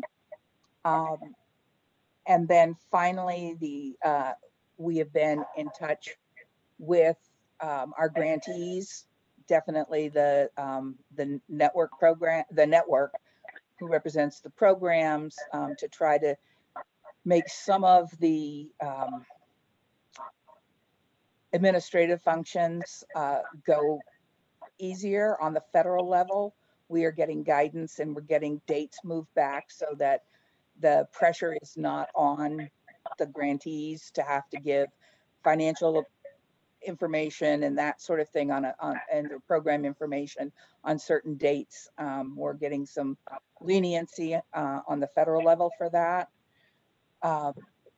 It feels like we make plans about every 3 days now, which is better than at the beginning where I felt like I did it every day. I changed the plan. We're trying to do everything we can for victims. The whole time we're also sort of holding our breath because we know all of our special funds are going to be down. We got notification today that we got a 25% cut in our VOCA award. And so just trying to figure out, I think it's going to be a difficult time coming forward, but we're doing everything we can to get money out and ensure that victims are assisted. Great, thank you. Thank you very much. Again, I'm looking for hands. Barbara. Hi, Chris. Hi. So thanks for letting us know what's going on. I'm wondering a couple of things. One is, or in any of the conversations, either at the state level or even with our congressional delegation, I don't know if anyone's people keep talking about people not being able to pay their bills, but I don't know if there's been anything specific brought up, raised around the issue of people not being able to pay the restitution and it hurting the victim. So I'm just wondering if that conversation is happening at other levels, or is that something we might help initiate as a committee? I think I haven't heard anything on that national level. I would be surprised, which is why I think we're going to need to fast track our thinking about that. So, and we might need some legislative fix around that, around what we can pay out to individuals that individual victims, to see if we might need to raise that $5,000. About 2 minutes. Okay, I'll try to be super quick. So when people are going to get examined, if they've been a victim of a sexual assault, are we having those exams happen outside of a hospital so that we're not jeopardizing, like I know nobody wants to go to the hospital these days for anything, and I'm just wondering if we're able to move those off site where people might not be exposed so much to sick people. Sarah Robinson might have a better answer because they run that, we fund them to run that program. I would be surprised if they were doing them anywhere but in hospitals, but let's check with her when she presents. And my last question, which I was going to ask a couple of witnesses ago, is we hear a lot now about gun sales being up. So I'm just wondering how that is impacting everybody, and in particular, you know, thinking about your organization and your grantees. Well, I think it's interesting with people being much more confined to their homes. I don't think we know what that really means yet. I know that I got notification from DCF that when this started, they saw an uptick, and then they didn't. And so I think none of us really know what it is. I know that, you know, just because we have some formerly battered women who are on our staff, that we have had an increase in sort of crazy contacts to me from the person who has the no contact order against them. You know, that it feels like things are a little wonky for people. And so I imagine that, and I bet the network programs know this, that there might not be a whole lot being reported or called in right now, but because people are trying to get through it. But I have no basis for saying that. Thanks. And my cat says hello too. Thank you. Okay, great. So let's move on to Sarah. Welcome, Sarah. Welcome. Yeah, thank you so much for having me. Sarah Robinson, Deputy Director at the Vermont Network Against Domestic and Sexual Violence. And I should be able to answer some of those questions that came up for Chris, but my goal is really to tell you a little bit about what we're anticipating the impact of COVID-19 to be on victims of domestic and sexual violence, and especially the systems that survivors rely on, and how those systems have been impacted. And I think, as a few of the witnesses have already mentioned, there's good reason to be concerned that a pandemic such as this and the social distancing recommendations that are so important to public health can actually put survivors at risk. And some of you may have seen a joint press release that came out last week from the Vermont State Police, the Vermont Attorney General's Office, and the Vermont Network, highlighting these risks and really asking and encouraging survivors to continue to reach out for help when they safely can. So we know that the very kinds of abuse that we're so concerned about, domestic violence, child sexual abuse, really thrive in secrecy and in isolation. And the economic impact that the pandemic is having on so many Vermonters is really exacerbated for victims of domestic and sexual violence, where economic challenges can really make the difference between them seeking safety or leaving an abusive situation and staying where they are. So I wanted to talk a little bit about how the landscape has changed for victims of domestic and sexual violence over the past few weeks, and then happy to take any questions. First, I just wanted to make sure that everyone knows that the statewide domestic and sexual violence hotlines continue to be answered 24 hours a day. There's been no interruption in services. All 15 of our member organizations continue to operate and provide comprehensive services to survivors, though some advocates are working remotely. And domestic and sexual violence advocates were declared essential workers. And so they have continued to support survivors. And really the work that's happening throughout the state at these programs is remarkable. And what we're hearing from survivors is, as you would imagine, it's harder, what we're hearing from our programs is that it's harder for survivors to be reaching out in these times, especially if they're isolated in their homes with an abusive partner or an abusive family member. And that what we're hearing right now is that calls are actually down, but that the folks that are reaching out for help seem to be in greater distress than they were perhaps just a few weeks ago. And at the direction of the Department for Children and Families, who kind of oversee all homeless shelter operations in Vermont, including some regulations related to domestic violence shelters, shelter intakes are being limited to prevent the sharing of bathrooms and other common spaces. And while our shelters are uniformly working to implement that public health guidance, it is severely curtailing the already limited capacity of shelters in Vermont. So medically vulnerable survivors who were already living in shelters have been rehoused in hotel and motel rooms at the direction of the Department for Children and Families. And most of the new intakes coming into shelters, those individuals are being housed in hotels and motels. So as a result, what we have is in effect scattered site shelters where our member organizations are providing advocacy, providing food and other basic needs to survivors in multiple isolated locations, which does pose some challenges. And we're watching with interest what is happening to domestic violence shelters in places that are a few weeks ahead of us in this pandemic, in Washington and in New York State, where some domestic violence shelters have been forced to close, and we're working diligently to prevent this from happening in Vermont.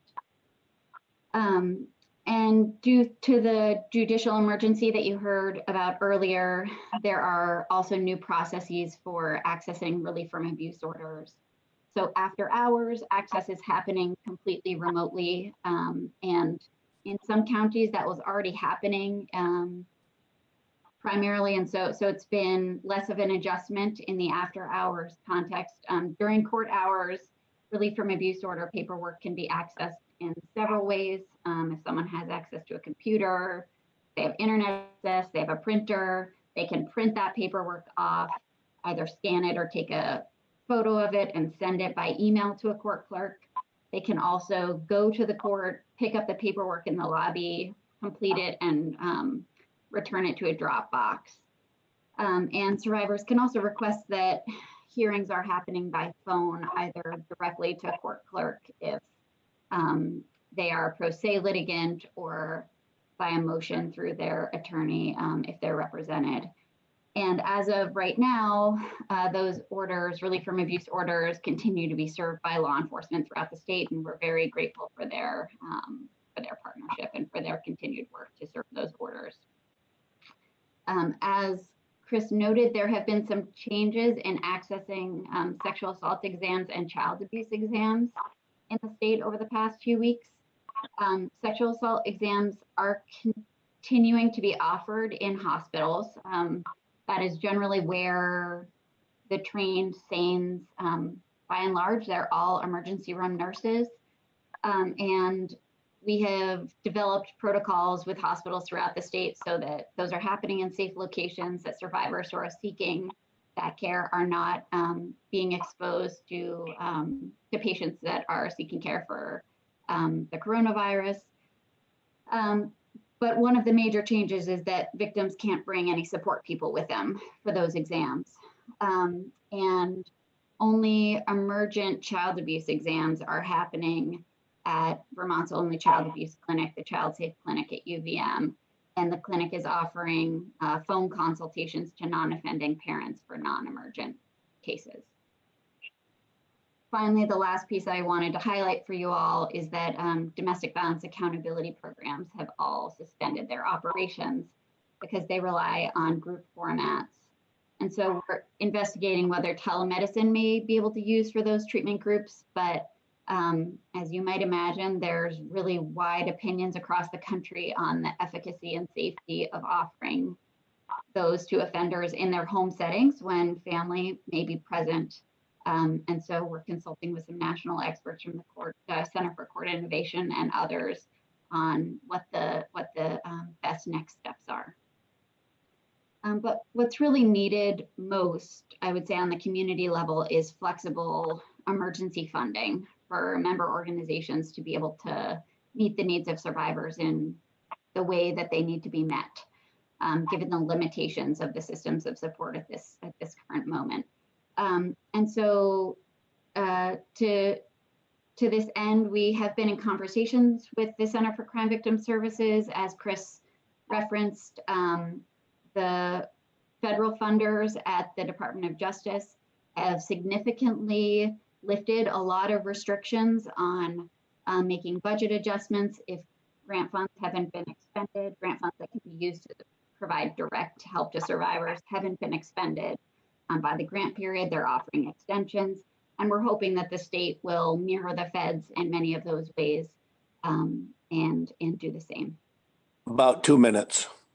I'm done and happy to answer any questions that folks may have. I'm looking, let's see, not seeing any hands.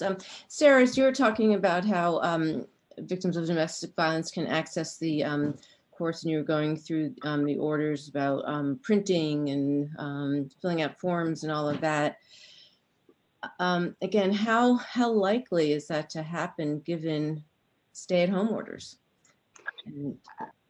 I think this is the challenge, and this is really the role that our member organizations are hoping to help facilitate that for survivors. But I think that we can, what we hear from our counterparts in states where they have had natural disasters, which is probably the most similar circumstance, is that often survivors aren't seeking the support and safety that they need in this kind of emergency phase, and that we ought to be expecting and prepare for a wave of people to be seeking support in the months up to a year after this event. Thank you. Thank you.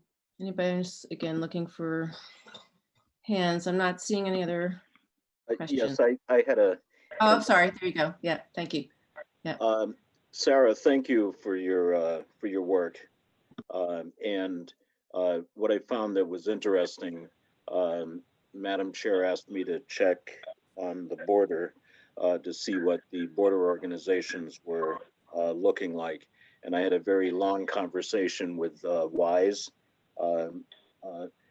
Women's Information Services for the Upper Valley, and their domestic violence coordinator shared very similar information as to what you did, with the concern that this isolation is actually acting as a almost like a hibernator for what's going on. There was a pretty big arrest that went on last weekend that she referred to that had made the local news here. And it was interesting, the difference in lethality assessment between the two states.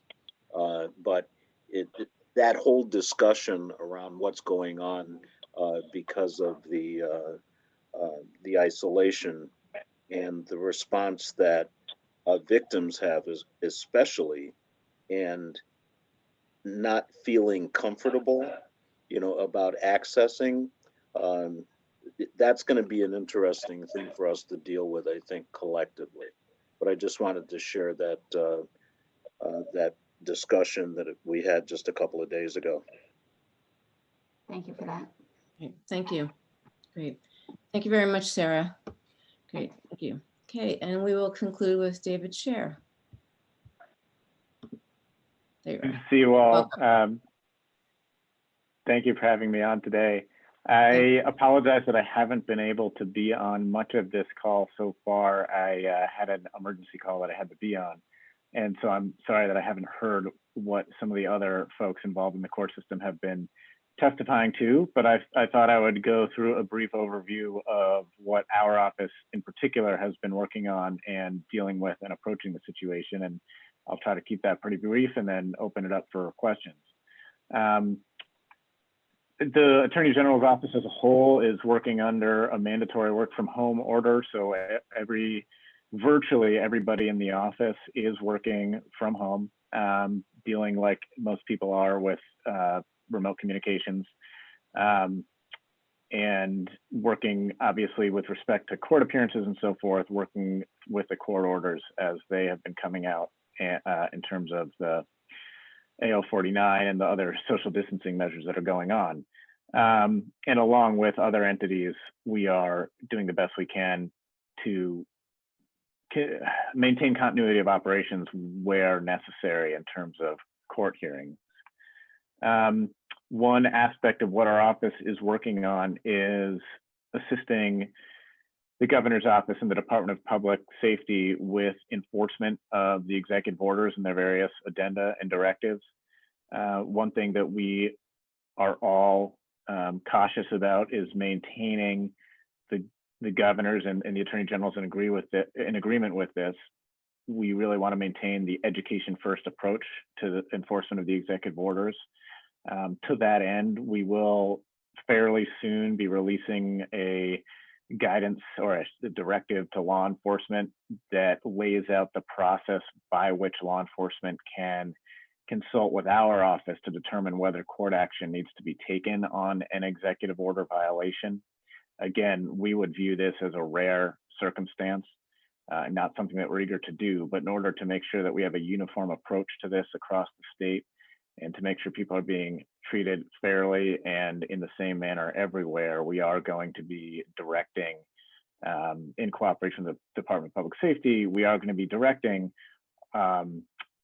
the cases where law enforcement believes they may need some court action. All that will be coming through the Attorney General's office, and by statute, the Attorney General's office is the only entity that can bring cases for injunctive relief. And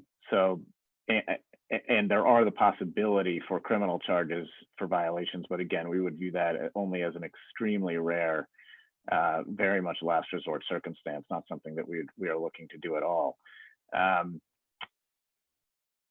To that end, we are, as I said, going to be releasing a guidance and sort of funneling stuff through the AG's office. If there does need to be some sort of injunctive relief, we will work with law enforcement to do that. But again, our first approach, even in those conversations, I think is really going to be, all right, have we done the education that we can do? Have we talked with folks to get them the help they may need to get to abide by social distancing regulations and stay-at-home orders? Because we assume that a lot of what's going on here is really a matter of need and not a matter of sort of willful violations. A couple other pieces that. Actually, excuse me, David, before you continue, I see that Martin has a question. Yeah, so David, as far as the enforcement, you're mainly talking about, it sounds like the stay-at-home orders, but what about, well, let me give you an example, something I've heard from several people of going to grocery stores, and grocery stores don't seem to be following any of the directives that they've been receiving, such as making sure that individuals are staying 6 feet apart and that there's appropriate cleaning of surfaces, et cetera. I mean, is that an area where if certain stores just are not getting their act together, that there's some sort of enforcement authority behind these executive orders, or is it really just the stay-at-home order? I think for any of these, it's not, I should say as a blanket statement, it's not only the stay-at-home order, it is also the essential businesses aspect of it.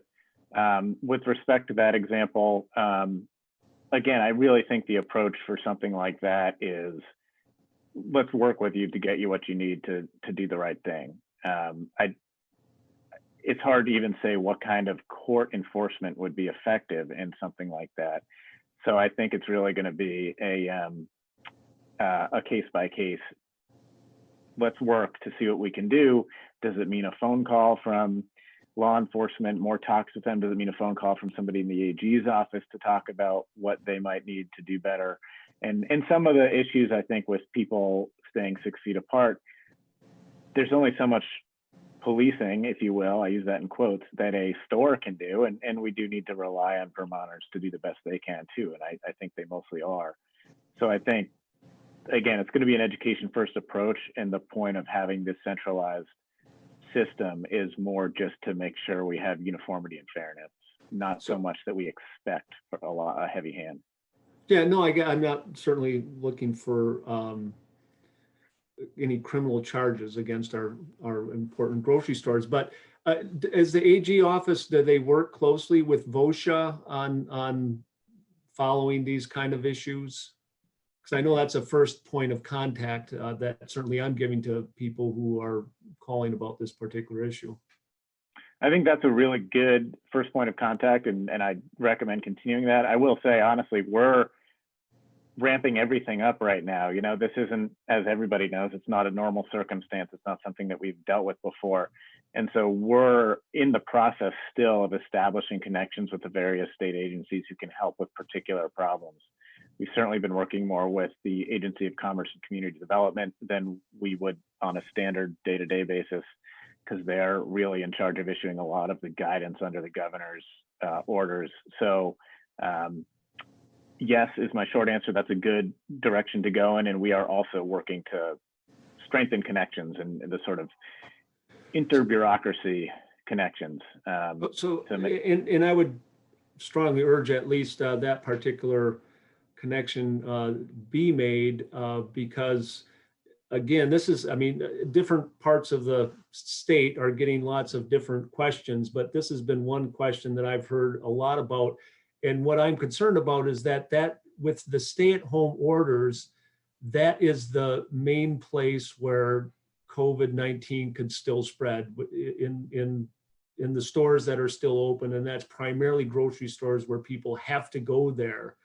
So that seems to be that one really big risk area still. So I hope that the AG office will work with VOSHA to see how they can help in making sure this gets done. Thanks. We will. Thank you for that. I will, after I get off of this call, I will, there's a group within the AG's office that's really dealing with these issues. It's been assigned to deal with tasks with dealing with these issues. So I will send an email to that group about how best to establish that connection and make sure we have a line of communication there. A couple of other aspects that we've been working on. I'm sure that this about 2 minutes. Covered. Gotcha. I'm sure this has been covered with extensively already, but really talking about the issues of minimizing incarceration and making sure that we are not incarcerating unnecessarily. We've worked cooperatively with state's attorneys, Department of Corrections and others to really, and law enforcement to really try to memorialize some of the practices that have already been put into place. And I do want to give credit to those entities for making considerable efforts to minimize incarceration. And the numbers certainly bear that out. I think that one thing that we all need to do is make sure that we are speaking plainly and clearly about what's going on and some of the policies. And we've tried to put that out there so that folks understand what's happening. But we do give credit to the entities that have been working hard on that. The final piece I'll bring up really briefly is with regard to the office more broadly, there's some aspects of the office that have slowed down, like standard civil litigation, and other aspects of the office that have sped up wildly, like all of our Agency of Human Services legal counsel division is really working overtime. And so lawyers have been shifting around quite a bit to take on work that they don't normally do for those lawyers for whom things have slowed down. And it's really been a team effort, and people are working well together in unexpected ways in these unexpected circumstances. So we're working hard and adjusting like everybody else is, and we're grateful for all the support. And see happy that. to answer any questions. Yep. Coach, see your hand up. Good to see you, David. Just in order to get back to Martin's question a little bit, having served on a different committee that had different jurisdiction, the Department of Health and the Chris Herrick's jurisdiction as well as deputy commissioner, they do a lot of the inspection pieces. So as far as the cleanliness and following those protocols, the Department of Health and the deputy commissioner's office have that piece of the puzzle from a jurisdiction perspective. So it might be worth at least checking in with them if they're not already coordinating within your office around those inspection type issues. Just a thought. Thank you. There has been some coordination on that, and the Vermont statutes actually do give the Department of Public Safety special authority for inspections when it's warranted under the executive order power. And so we're, again, in the middle of coordinating that stuff, but that's a very good point. I appreciate that. And we'll continue to work with public safety and the health department on that. Thank you. Thank you. I am not seeing any other hands. If I'm missing anybody, please speak up. No. Okay. Well, thank you. Thank you, everybody, to all our witnesses. I think this was really helpful, and our committee will have some time to follow up on this and see what other information we do want and do need. And certainly in the interim, if any of our witnesses do think of anything that would be appropriate legislatively, please reach out to me. And thank you.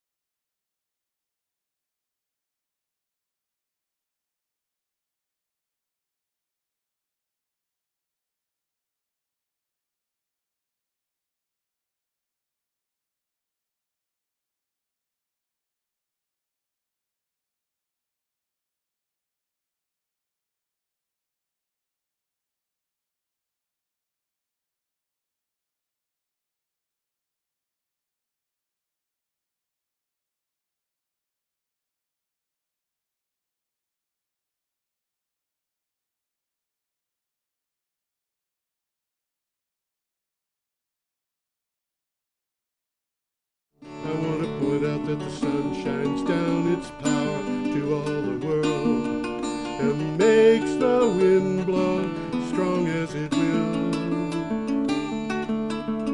I wanna hope gentle rains can fall upon the land, so lovely earth can stay lovely still.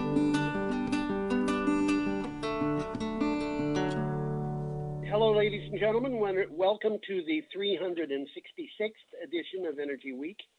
Today, as we're recording, this is the 9th of April, 2020. We're starting with the 2nd of April, 2020. Every day I go to the internet and I collect a set of articles, do a synopsis of each, and a link to the original article. 10 to 15 of these are put up every day at my blog, which is geoharvey.com, geoharvey.com. You can go there and find links to the articles that Tom and I are talking about and read them in depth if you wish.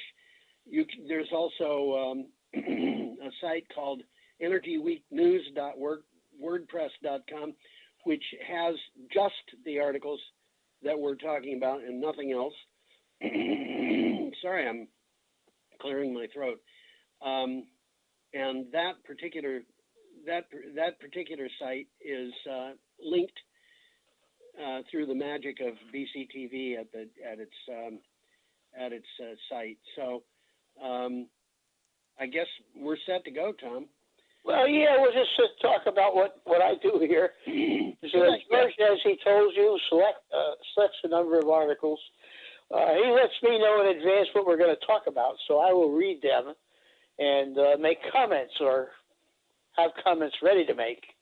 And some of these articles are well worth following up, so I'll try and mention some interesting things, like a lot of pictures or something like that you may want to look up afterwards and click on the article and examine it in depth. Good. I didn't introduce you properly, Tom. I should have told people that it's me and the amazing Tom Fennell. In the flesh. In the flesh. Okay. Well, we're starting with a picture of a solar array out in the countryside of France. That's what it says. And we have an article from PV Magazine, Australia. Okay, and since it's from Australia, it's done with an Australian slant. But it says Power Ledger, which is the name of a company, to give French customers their choice of energy. Power Ledger, a peer-to-peer energy trading pioneer in Western Australia, unveiled a project that will allow French customers to customize their energy mix. Green energy retailer EK Watteau is partnering with Power Ledger on the project, which is the largest of its type. Well, what's interesting about this is this Power Ledger technology. It allows the customers to switch and mix their energy sources, such as a remote wind farm or their neighbor's rooftop solar. You got to realize this is happening in a part of Australia where there's not much of a grid. But the customers who are doing this are in France. This is a French. Yeah, that's right. Duh. Well, they still have the choice, and that's what it is. This technology gives them the choice of where they're getting their energy from. Right, and what the Australians did was they had a lot of experience with, well, unusual situations. But what it would mean in Vermont if this happened, or California or wherever, would be that a customer could sit down and say, I want to get all my power from the Brattleboro landfill solar farm. You know, yeah, that would allow. Theoretically, this would allow that. Yeah. So that's what that's all about. That's interesting. Yeah, it is. Are you set with that? I'm set with that. Let's move on. Let's move on. We have a picture of a neighborhood pump jack. It looks like a pump jack to me. You know, what it reminds me of is when I was in, I don't know, grade school, maybe a little older than that. This would have been in the 1950s. I remember seeing a photograph of the Oklahoma State House. And they got one of them on the front lawn. They had them on the front lawn. They had pump jacks on the front lawn of the State House. And I just thought, what in the world are these people doing? But there it is, and we have a. Off the top of my head, I would imagine that makes more noise than a windmill. I would imagine. Anyway, this is an article from CNN. Oh, I'm sorry. Is that right? Yes, it is. Yeah, it is from CNN. I was just trying to check that out. Well, this is an interesting thing, and it says the world could soon run out of space to store oil. That may push prices below zero. And just as a takeaway, it was $100 a barrel in 1980. It's less than $10 today. Yeah, it's the price of oil is going crazy. It's very volatile right now. Yeah, the unprecedented. And this article, by the way, has some interesting videos on it. Yes, the unprecedented collapse in oil demand has sent crude to 18-year lows, and yet a trade war between Saudi Arabia and Russia keeps the oil coming. With all that supply and little demand, the world could soon run out of room to store the unneeded oil. Well, they're talking about putting it on ships and just leaving the ships floating there full of oil. There was an article that appeared today. We'll talk about this next week. A really interesting article about oil tankers just sitting there waiting for somebody to say. It sounds like very much the same thing. It's just a continuation of the same thing, yeah. Well, there's an interesting thing here is oil producers in some cases have to pay someone just to take the oil. Yes, and we saw that last week, I think it might have been the week before, when one grade of Canadian crude oil was selling for below $5 a barrel, and it was actually selling for a price that was below the cost. Below the cost to take it out of the ground. Yeah, of transporting it. It's crazy, Well, what they're saying here, by May, some 7 million barrels per day of homeless crude might literally have nowhere to go. Right. And the price is trying to go to a level where they force companies to keep the oil in the ground. Yes. And the companies don't want to keep the oil in the ground. But well, they got expenses too, They got to sell the oil to just stay in business. If they don't have a conundrum here. If they don't have any sales, they don't have any cash flow. Yeah. So they're a lot of them are in trouble, and I've seen projections that in this year, possibly as many as 90% of American shale oil companies and fracking companies will go out of business. Well, it costs too much to get it out of the ground. Yes. Yep. The times they are changing. Yeah, they are. We have an article from Clean Technica now. A nice picture coming up of an electric cement mixer. Who'd have thunk? Who'd have thunk? I keep seeing these things that I don't expect, like electric mining trucks that will hold 40 tons of ore. And well, here it is, an electric cement mixer designed to go on the roads. So this is from Clean Technica. What do you have for a title? Liebherr, which is the name of the company, releases its first all-electric cement mixer.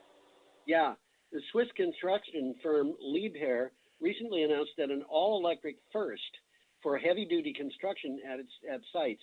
The Meet the ETM, a 5-axle semi-truck mixer based on the new 670 horsepower all-electric Volvo FM. It's the world's first electric mixer that's 100% electric, and it's 100% off cost. And the reason why they say the 100% thing is that in the past there have been electric trucks that were cement mixers, but they used fuel to power the. That's correct. That's exactly right. Yeah. Just going to say that on a conventional cement mixer, the truck is powered by a diesel engine. Then there's a second combustion engine spinning the drum. But in this particular case, it's the first time an electric mixer drum drive has been mated to a fully electric truck chassis. Yeah. And, this is a big truck. It looks to me. It's big. Yeah, it looks to me like that first axle obviously is the axle that tells the truck to turn, but I'll bet you that second axle turns too. Probably does. I'm trying to figure that one out, because how can they turn the front of the truck without that big drum giving them problems? Well, you know, really got it worked out.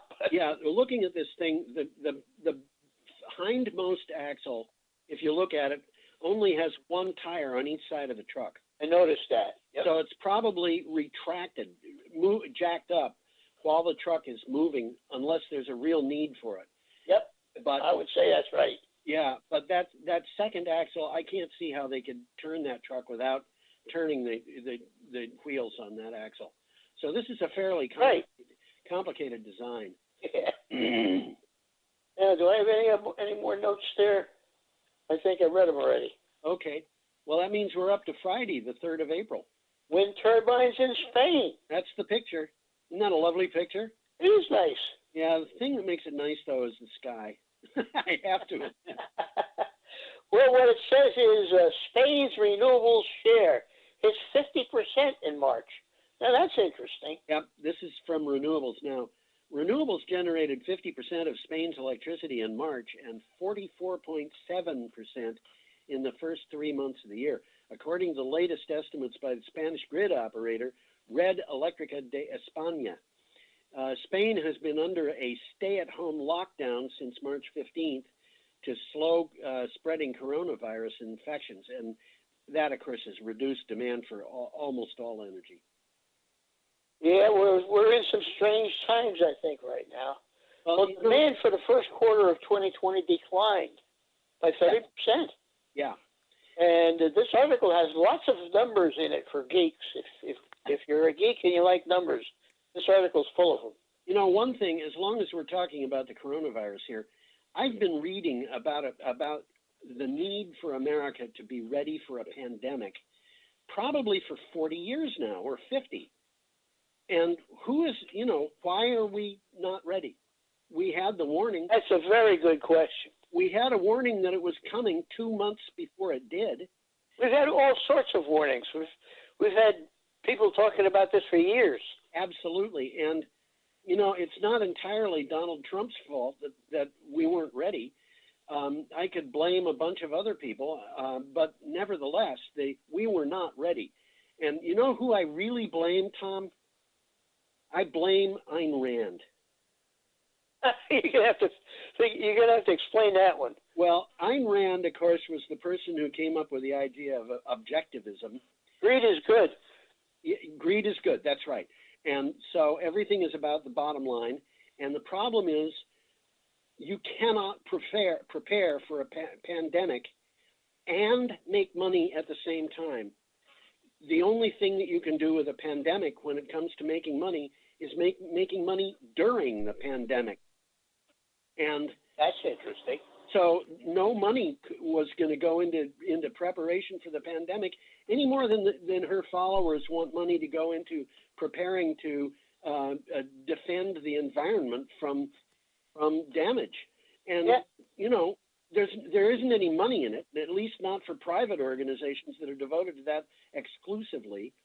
They have to get their money from the government, and the Ayn Rand followers don't want the government to spend that money. They basically have an idea that if you're not making a profit on something, it isn't worth doing. Exactly. And of course, that means prepare for a pandemic? No, there's no profit in that. And the result of that is that we're spending $2 trillion, trillion with a T, making up for the economic losses from this thing. This is not smart. This is... There's going to be a lot of shakedowns from this. Yeah, but, Donald Trump said he knew that this was bad when it was coming, but he's a cheerleader for the United States, not a person who he wants to start panics. And there's been a lot of comments about that. Should we move on? I think so. Time's a wasting. We have nice pictures of some Teslas. We have a picture of a Tesla Model 3 and a Tesla Model Y, and an article from Clean Technica. Why are they talking about Tesla? Well, because Tesla has had the best ever first quarter. They sold 102,000 vehicles. They produced 102,000 vehicles. They delivered 88,400 of them. Yes, and part of the problem there is they couldn't deliver as many vehicles as they produced at the end because of the coronavirus. But, well, that's why there's so much of a difference, huh? Yeah. Yeah, it makes sense. Yeah, Tesla has yet again broken some records. It produced 102,672 vehicles and delivered 88,400. This despite the COVID-19 virus. Tesla's Fremont factory and its Shanghai factory were both shut down for periods of time last quarter due to the coronavirus pandemic. I don't think they've opened those two factories up yet again. I wouldn't know. But a graph on this article shows nearly exponential sales growth. Yes. Yes. It's doing something right. Well, yeah, the only thing is you have to be prepared. I have a feeling that Elon Musk knows you have to be prepared for a sales growth that looks exponential to flatten out after a while. I think so. Yeah. I got my phone. Also, are you ready for the next one, Tom? Yeah, I got it. It didn't go far. Okay. Picture some fish. Fish. Coral reef fish in the picture. And this is an item from CNN. And it says marine life in the world's oceans can recover to healthy levels by 2050. Well, that's encouraging. Yeah, it is. Researchers found that in spite of marine biodiversity losses during the 20th century, the population losses have slowed and in some cases have even seen a resurgence during the 21st century. Scientists nodded to a series of successful interventions. Again, this is something where you have to make money or it has to be done in the public interest, or public good. Well, it's what they don't say it quite that way, but they basically are saying a substantial recovery, their words, could be achieved within 2 or 3 decades if pressures on the world's oceans, including climate change, are addressed. Right. And then it says the important part of it here, time is of the essence. Time is absolutely of the essence, no question about it. Yeah. So, do you have notes on that, or? That was the note. Okay. That means we're up to Saturday, April 4th. And we got a picture of a convenience store. We do, a Sunoco convenience store and an item from Clean Technica. Gas stations face bankruptcy as demand plummets. Well, it's interesting with electric cars coming. Gas station, I wouldn't invest in a gas station right now. Well, yes. Let me read this.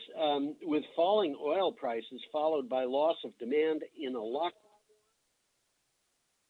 lack of profits may force a number of gas stations and convenience stores to close, especially in rural areas or markets dependent on commuters. And like it or not, that presents a big problem for everyone. But what it says is here is the gas that many of the smaller independently owned gas stations have in stock was bought weeks ago when prices were still high. Right. So fuel retailers are having to maintain pump prices at previous levels. So they're losing money. They're losing money. And you know, that picture is recent, and that shows gas prices above $3.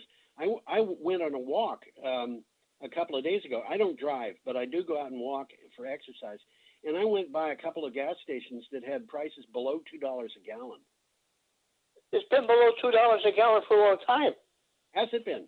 Yeah. Shows you how smart I am. Well, you don't have a car. You don't worry about stuff like that. Well, when you don't have a car, you don't have to worry about stuff like that. Good point. You know, there have been a number of times in my life when I just decided that cars were so expensive, you know, and at one time I had a good job, paid well, doing software engineering in Massachusetts. And I was only about 3 miles from my job.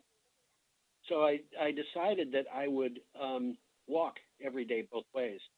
And the amount of money that I saved turned me from being, a middle-class person. It felt like I all of a sudden was rich. When I lived in New York City, I figured out it wasn't economical to have a car. Oh, boy, is it? I stopped having a car, and about 3 months later, I bought another car because of the convenience. Yeah. Okay.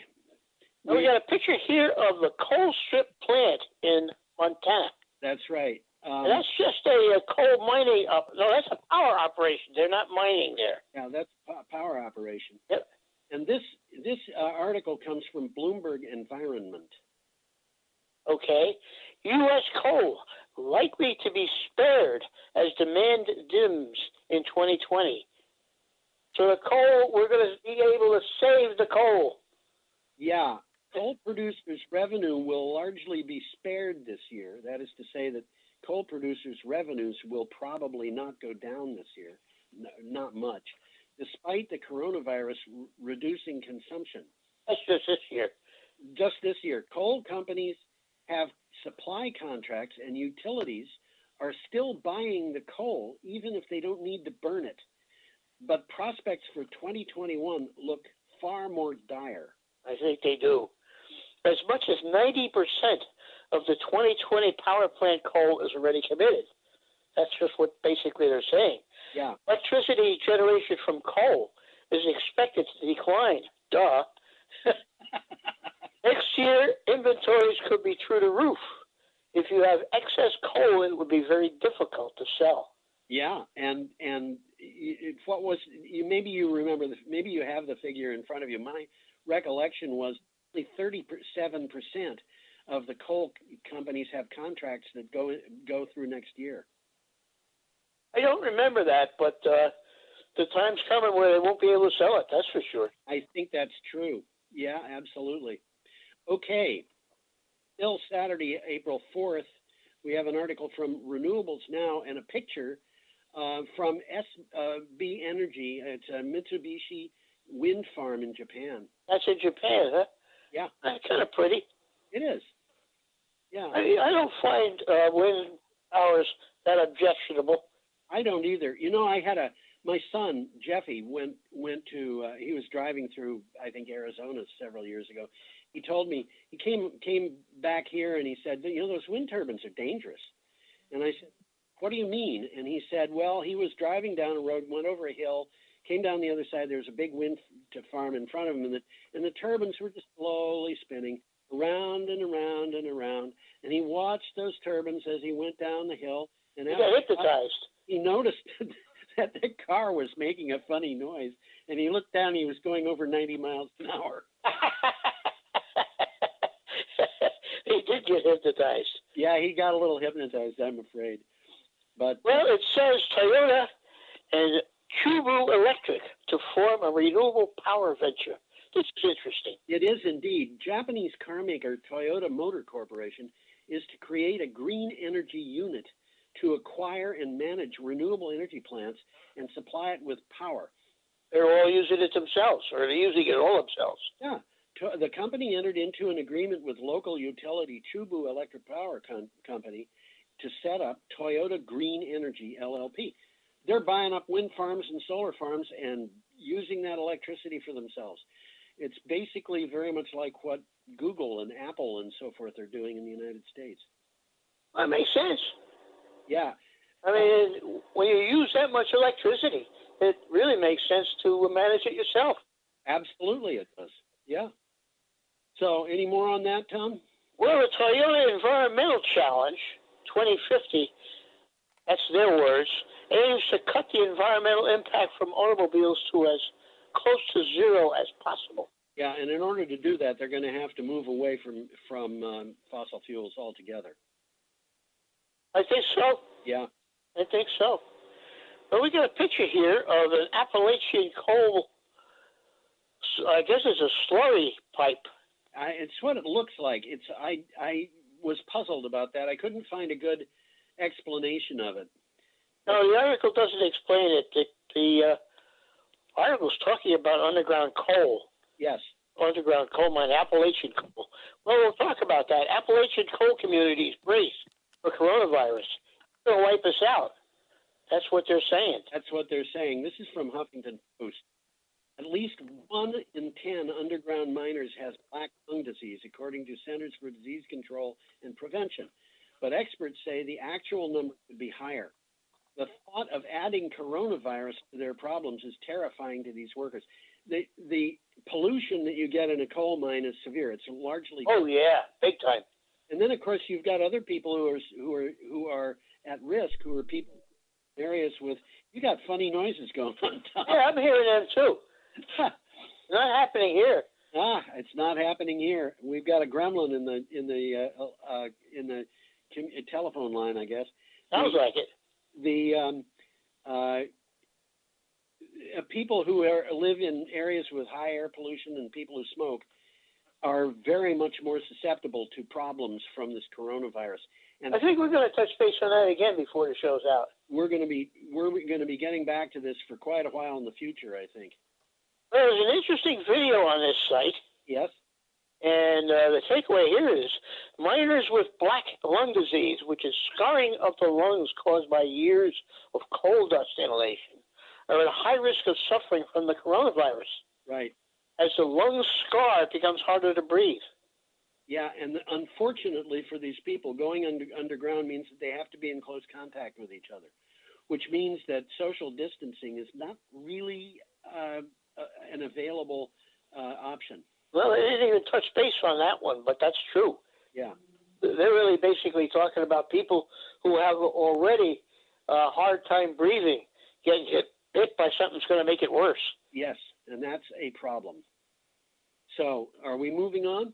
Yeah, we got a picture of some rooftops in Perth. Interesting picture because almost every house in that picture has rooftop solar. Yes, that's right. That is right. Okay, this is from Renew Economy. And what it says is Western Australia, which is a big state in Australia, puts community batteries at the top of a new energy roadmap. That's a good idea. Yeah, I think so. Western Australia is, which they call WA''S, WAS. Oh, do they? Yeah. Well, you know, the Australians also refer to their country as Oz. Yes, I know that. They always spell OZ. Yeah. Western Australia's Labor government unveiled an energy roadmap that puts community battery storage at the top of its proposals. It aims for a wholesale switch to such energy sources as rooftop solar panels, EVs, household and community batteries, and microgrids. Well, they've got what they call a distributed energy roadmap, and it deals with this switch. And rooftop solar is installed in 1 in 3 households there. Yeah. And it generates up to 3 times as much power at certain times a day. Well, any solar does.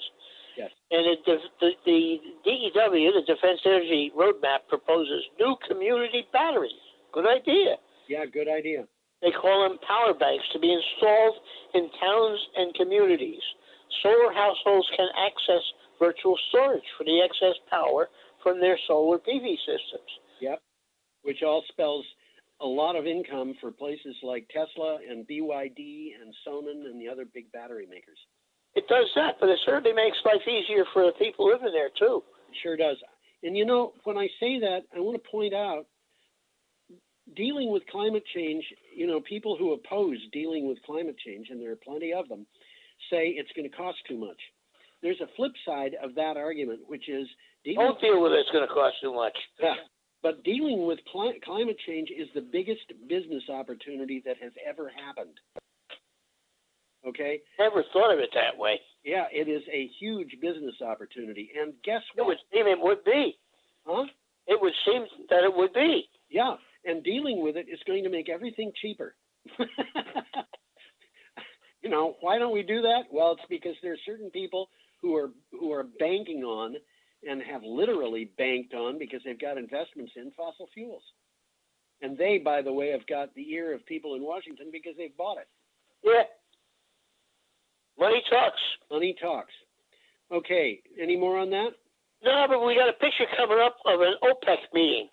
Of an OPEC meeting, that's what it is. And you notice there's no names on any of those nameplates. I didn't notice that, but I guess they all know each other. I guess they do, but that means they must recycle the nameplates. Or they may expect that the people behind them are going to get replaced. Oh, well. Okay, this one came from NBC5, Dallas-Fort Worth. Sounds like a television station to me. Sure does. Oil prices set to crater. Huh? Duh. As Russia, Saudi Arabia meeting delayed amid tension. Yeah, the virtual meeting between OPEC and its allies, scheduled for Monday, was postponed as tensions between Saudi Arabia and Russia mount. Sources familiar with the matter told CNBC. one analyst said oil prices are probably going to crater. Probably going to crater is quoted. And you know, this makes me think about what people do when they get to be scared. And these people at OPEC and Russia are starting to look like they're scared. I think so. That's why they're arguing with each other. Well, what it says here is the oil industry is divided on whether it should contribute to production cuts in an effort to stabilize prices or not. Yeah. And at the March meeting, OPEC proposed cutting production in an effort to combat the demand. But Russia and I guess the Saudis rejected these cuts. I think the Saudis actually suggested them, Tom, but Russia. I think Russia rejected them, right? Yeah, and the Saudis said, "Okay, if you're going to produce, we are too, because we don't want you to take over take our market share." And there are people who suffer as a result of this. The United States is suffering because you've got two big competitors, both trying to outcompete each other in a market where it doesn't hurt them very much, but it sure does hurt us. And in that, we are right there with Venezuela, which is getting hit by this too. Interesting. And Iran. Interesting. Yeah. Well, oil's getting hit doubly, I guess, by the downturn in economies due to the virus, and the fact that it itself is being less desired. Yes. It's being replaced by things like renewables. Yes. Yes, and you know, I think it was it last week that we talked about renewables having 72% of all new generating capacity in over a year period was renewable. How funny you should mention that, because we're going to talk about something very much like that right now. Maybe I was thinking about that for this year. Oh yeah. Renewables surged by 176 gigawatts. 176 gigawatts. 2019. Here it is. I hadn't even saw this, and you know, I didn't think about the fact that it could be the next article we were talking about. It isn't last week; it's this week. This is from Renews. You've already read the title. I'll read the synopsis. The renewable energy sector added 176 gigawatts of generating capacity globally in 2019, slightly lower than the 179 gigawatts added in 2018, according to a report. However, new renewable power accounted for 72% of all power expansion last year, according to the International Renewable Energy Agency's data. Interesting.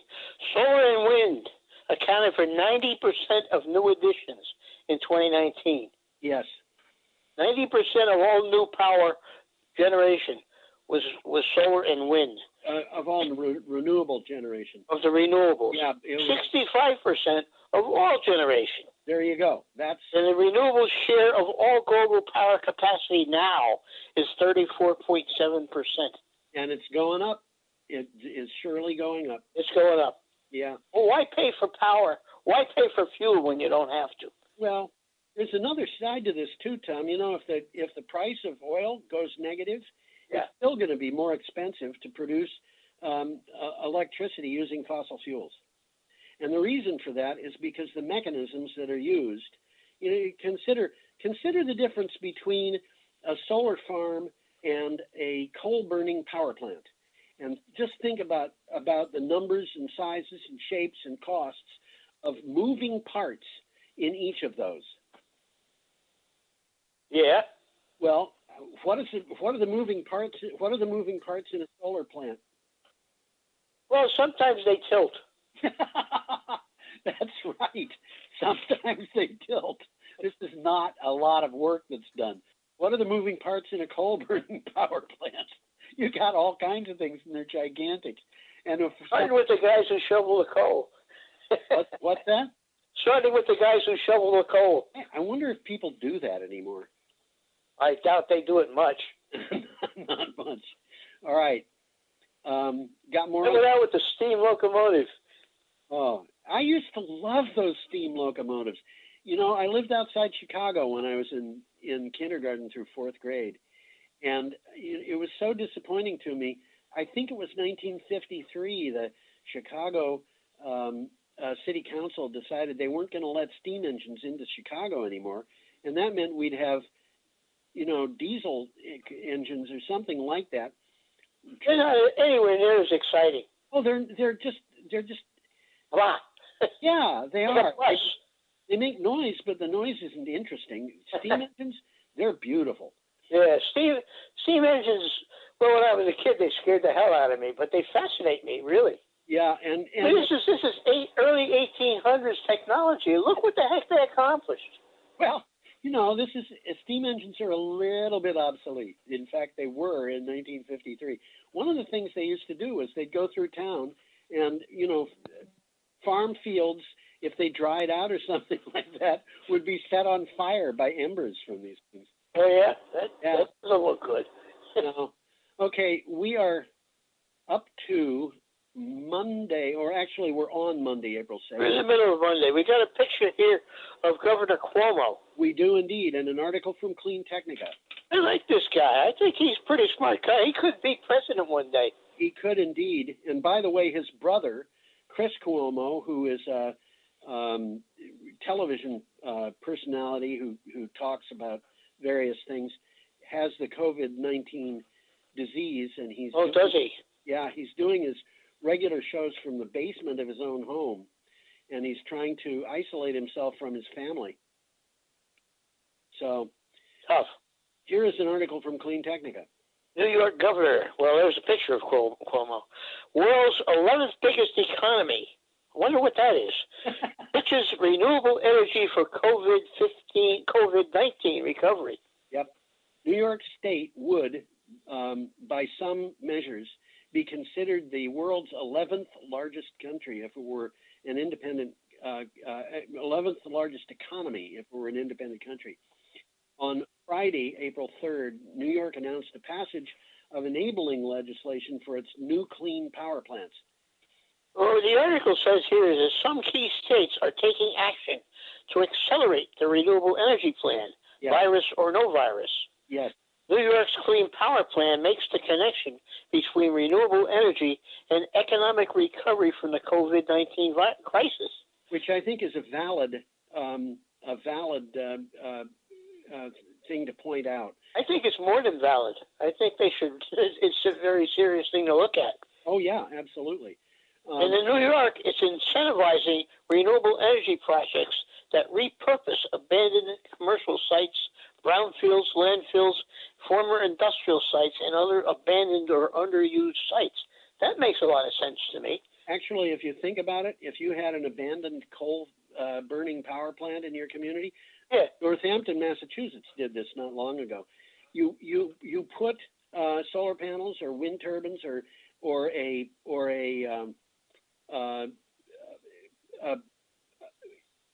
station where the energy is collected. You put a infrastructure there like hydrogen generating infrastructure. All of a sudden, you've turned something that you cannot collect taxes on to something that you can collect taxes on. So is Northampton a place where they've got the bees? Where they've got the what? Bees. Bees? Yeah, one of these places down in nearby Massachusetts put up solar panels and they've got beehives all around. Right next to Route 91? I don't know if it's right next to Route 91 or not, but okay. We talked about it on the show. This one used to be on the coal burning power plant was right next to Route 91. Yeah, I know that one. Yeah. Used to see all the big coal cars there. Yeah, and this is something that bees, by the way, is a great thing to have under those solar panels. It's a great. They're for fertilizing the flowers that are growing underneath the panels. That's right. That's right. And providing honey.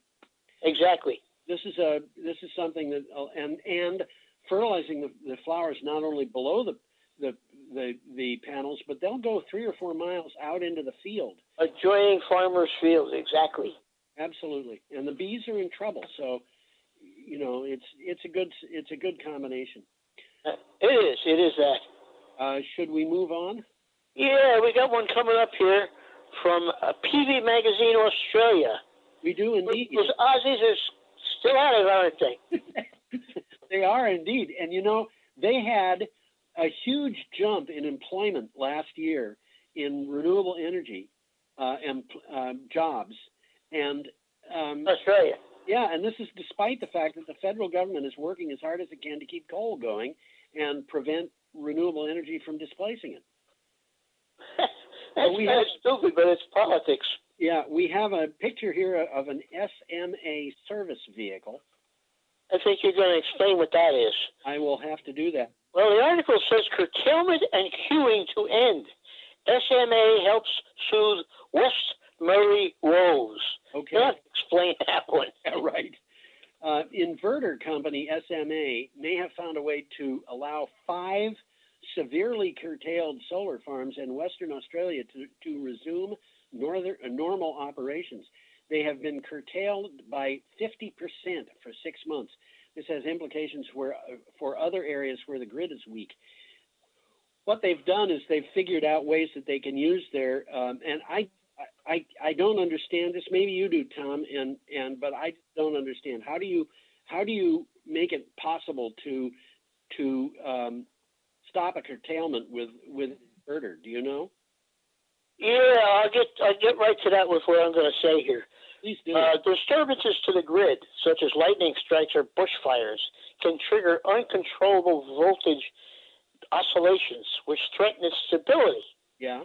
So this threat was deemed too great for the group to continue generating at full capacity. So they told them they had to curtail. Okay, right. So SMA has developed an inverter-based solution, which they don't explain. Yeah. But the interview here, this is a long article and it's mostly on an interview. It goes into details on how it works. And it's kind of complicated because I don't remember much of it. But if you're interested, finding out how, this article will tell you. Okay. I'll tell you what it reminds me of, which is much easier to understand. It's an interview that I did, maybe a year or two ago about battery storage at, utility scale battery storage. And the company that I was talking to was designing battery storage for, I think it might have been Abu Dhabi.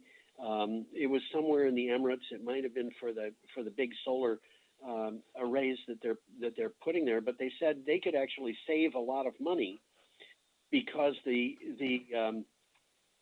transmission lines were going to be 80 miles of cable that were intended to carry 500 megawatts, and that required a huge amount of copper.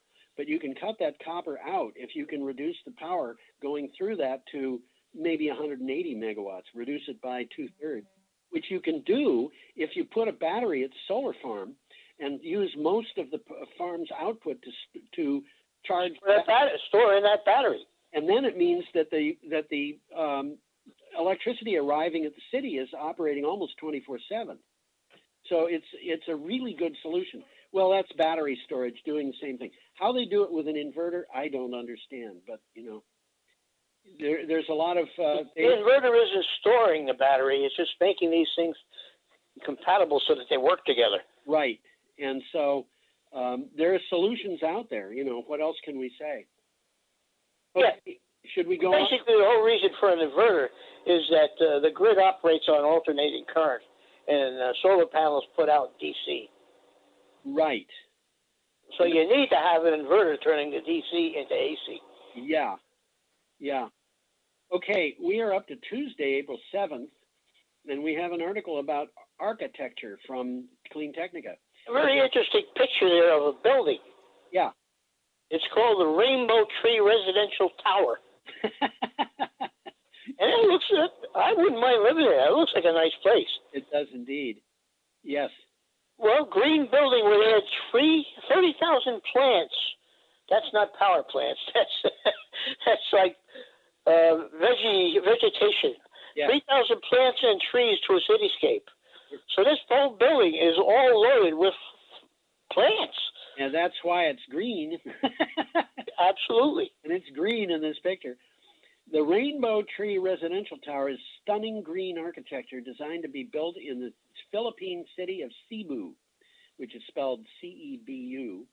Its architect claims that once or if built, the 377-foot timber tower, and timber here is important too, would bring more than 30,000 new plants, shrubs, and trees to the city skyline. they're building these skyscrapers now, many stories tall. This thing is probably 36, 38 stories. They're building them out of wood. They were never able. That's exactly. I was just going to say that. Yeah. They've now got wood capable of doing that. Yeah, which is not wood straight from the tree. It's wood that. It's kind of a elaborated form of plywood. Yes, it is laminated, and it's laminated for strength. Exactly. And you know, we actually had people. We've talked about this. Yeah, we've talked about this. We've seen pictures of it years ago. Somebody from Bensonwood had come down. An engineer had shown us on the TV show examples of lumber pieces that were 180 feet long, you know, and things like that you just couldn't have done in the past. But in this case, what they're doing is they're putting trees into the cityscape, and they're turning that building into a tropical rainforest. I guess you could say that. By the way, there's an interesting photo gallery on this site. Oh, is there ever? That's about all there is. Yeah, that's basically it, but it's interesting. It is. It does not take a lot of reading to get through this article, but it does take a lot of time because you want to go from one picture to the next and look at them. Well, it's 32 stories, by the way. 32, okay. And it says the architects have incorporated a number of design solutions for heating and cooling that are not only passive but carbon neutral. Yes. And it goes into that. It's kind of complicated, but there it is. They got their thinking caps on. They do. Okay, our next article is from Laramie Boomerang. Bingo. Don't have very many articles from them, and we have a picture here of the Eagle Butte mine. That's what it is. Coal production falls again, and that mine is a coal mine. It sure is. Coal production across Wyoming continued to tumble over the start of the new year, with the first quarter output setting a 2-decade low. Data released by the U.S. Energy Administration shows Wyoming coal mines produced 54.6 million tons, a drop of 10.8 million tons from last year. And I will point out that Donald Trump has not been talking about coal very much recently. Not very much recently. Well, many utility customers have turned their back on thermal coal. Yeah. They're looking for less expensive power sources like natural gas. And guess what? Renewable energy. Yeah, and renewable energy is beating out natural gas. It's starting to do that, but it's got a long ways to go. It does, but I think that natural gas plants are just not going to be built anymore 2 years from now. I think you're right. That soon. And then, of course, we've got to use up the plants that we've got to some extent. Okay, should we move on? I think so. We've got an article now from Clean Technica, and we've got a graph. It's an interesting graph to analyze. U.S. power plant capacity additions. Go over it real quick. Go over the graph? Yeah, can you? Yeah, I can do that. There are a few of these columns. The columns represent years.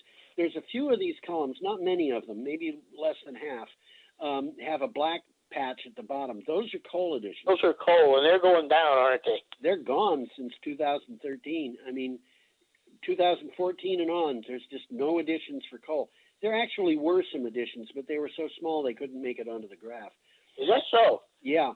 If you look at the 2004 bar, which is the bar that is all the way to the left, you'll notice that 90.4% of what is there is gas, which is kind of a dark bluish gray? Yeah, it's kind of confusing because it looks black, and the black is so small you can't even see it. Yeah, the black is, if you look at 2010, you can see the coal at the bottom, 16.3%, and that's black, where the natural gas looks almost black. In 2004, it was 90.4% of all additions. And if you look, it's been down and up and down, but it's never got back to that. And, they probably put more in 2018 because the total additions, that white line running through the middle, is the number of gigawatts actually added.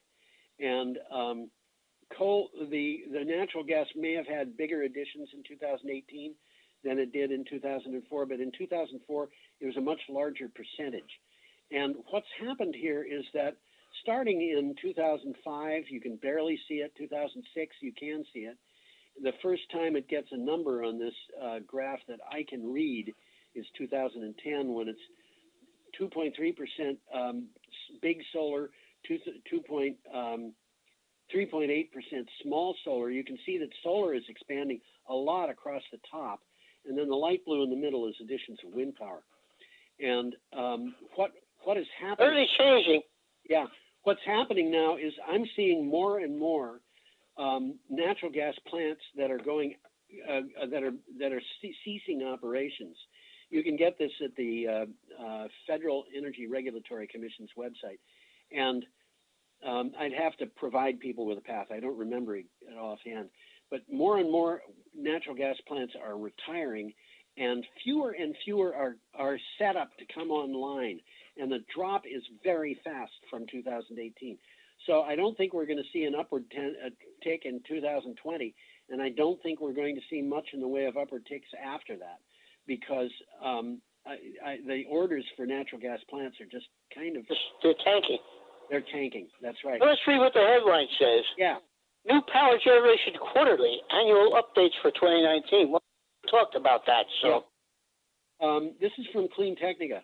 Federal agencies track new power plant construction, but they have overlooked rooftop solar capacity.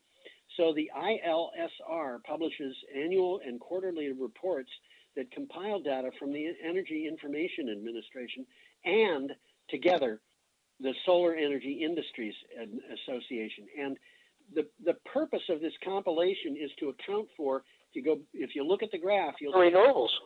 Well, not just renewables, but that area at the top of the graph where you see a dark orange for solar, big solar, and a lighter orange for small solar. Yeah, two different solars.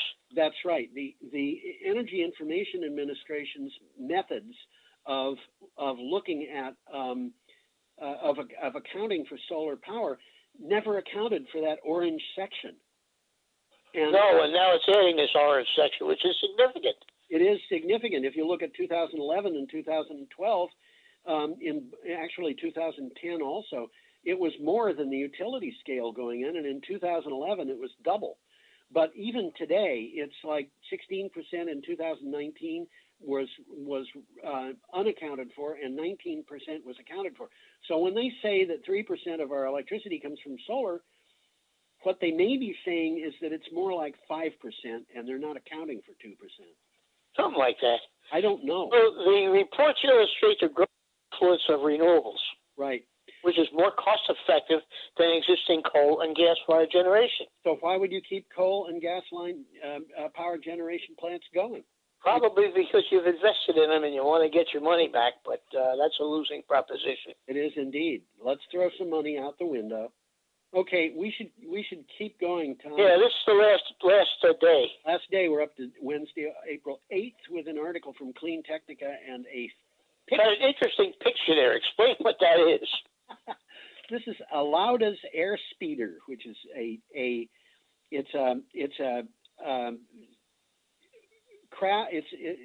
call it an air car. It is an electric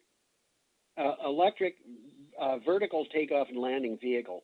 And all the way to the right of that, you'll see a bar coming out from the vehicle, and then you see these fuzzy things. That's the engine. There's the engine, which I think is probably two separate motors, and then that powers two rotors, one above, one below, and I believe they're probably going in opposite directions. They probably are. Yeah. So there's an interesting video on this. Yes. And it's worth looking at because it's kind of fun. Yeah. But that is a weird looking thing, and it's even weirder when you see it in operation. Yes, it is. What do you have for title, Tom? What do I have? It's happening. Air speeder flying car company gets an infusion. Alauda's air speeder flying cars are going to happen. What's more, they're going to happen somewhat sooner than later, thanks to a 7-figure round of fundraising. Well, I could use one of those. Alauda's basic premise is that racing improves the breed, so it started with a flying car that can compete in races. Sorry, I can't do that. Okay. Well, they figured out there isn't any venue for them to race their cars, so they're creating their own. Yes, which is an interesting idea. They're creating a league where they can race these things. Yes, and then basically challenging everybody else to race with them. Well, it says here there's 4 32 horsepower high torque electric motors on each of these, and it can propel the cars to a top speed of 124 miles an hour. Which is a little faster than my bicycle goes. I think so. You should But do an interesting picture coming up with some pre-printed homes or print homes. I guess. Okay, this is also from Clean Technica. Icon 3D printed homes for the homeless are now available in Austin. And there's a picture in there of them making one of these houses. They can put it up almost overnight. They extrude it. It looks like it's toothpaste coming out of a tube. Except it's a very big tube. Very big toothpaste. Yeah. Icon has created a unique 3D printer that can create an entire home in about 24 hours using a patented material. Now the company, in cooperation with local nonprofit Mobile Loaves and Fishes, is building an entire community for homeless people in the Austin area. And if anybody is interested in finding out for themselves what 3D printing is, the video in this article will kind of show you. Quite interesting. Yeah. It's costing them $4,000 to build a house. Have any idea how much it costs to build a house in Brattleboro?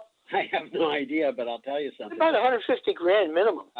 It's a different proposition, but houses in Brattleboro are also different houses. I don't think you could do this in Brattleboro without really improving the insulation. Well, I think you're right there, but they are insulated. Yeah. The material that they make them from is an insulator. Yeah. But the roof on these things is made out of plywood. So they have to improve the roofs. They would have to. I mean, if you look at the pictures of the interior, you can see the plywood in the roof areas. Okay, our last piece is coming from Offshore Technology. There's a picture of a pump jack. Didn't we start with a pump jack? I think we did. That was in Oklahoma for what it's worth. Yes. And it says rock bottom, how COVID-19 has shattered the oil. The spread of COVID-19 poses a significant threat to the global oil and gas industry. The increasingly drastic action taken to reduce the spread of virus interferes with many of the key sector's key processes, and uncertainty in the pandemic only worsens the market difficulties. Well, in explaining that, workers have to balance maintaining social distancing while living and working in confined spaces. Difficult to do if you're on an oil platform. Yeah. Quarantines inhibit companies' ability to travel and conduct meetings, and operators need prices to remain steady at above $27 a barrel to generate enough income to cover costs. And as we said earlier, they can't get $27 a barrel. Yeah. The market won't support it. I feel sorry for people who work in the coal industry, and I'm getting to be very sorry for people who work in the oil industry. They don't have a bright future, that's for sure. Well, you know, we've got this stimulus package that is $2 trillion, and you know, $2 trillion means that you could hide 2,000 billion-dollar stimulus things that are just kind of given away to whoever you want. I don't know how much of that is going to go to the oil and gas industry and the coal industry. I know the Democrats were trying very hard to have none of it go to those. The Republicans were trying very hard to have none of it go to renewables. And but I think that this, as I said, the projections I've seen say that something like 90% of the American oil companies are, and most of these, by the way, are small. I'm not talking about ExxonMobil sized companies or Phillips 66 or, you know. Well, stay tuned, folks, because the times they are changing. They are indeed. And Tom, we're about at the end of our thing here, so we should say goodbye to everybody. There's a final slide, and I forget what the thing says on it, but it might just say "Have a lovely week." Everyone will have to imagine us waving goodbye. Yeah, there you go. I'm waving right at the moment, and you can see it if you just. I am too. Yeah. Goodbye, everybody. Adios. Adios.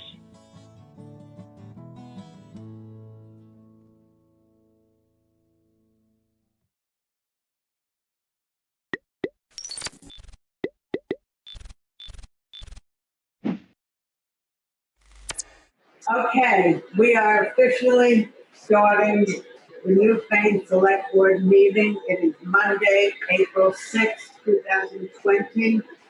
This is the very first time that we're doing some virtual meetings, including Zoom and somebody on the phone. So Chris Williams is on the telephone, Shelley Hubert is on Zoom, Angela Sanborn is on Zoom, Mike Fitzpatrick, Jay Wilson, Lynetta, and myself, Marion Gallen, are here at Town Hall meeting.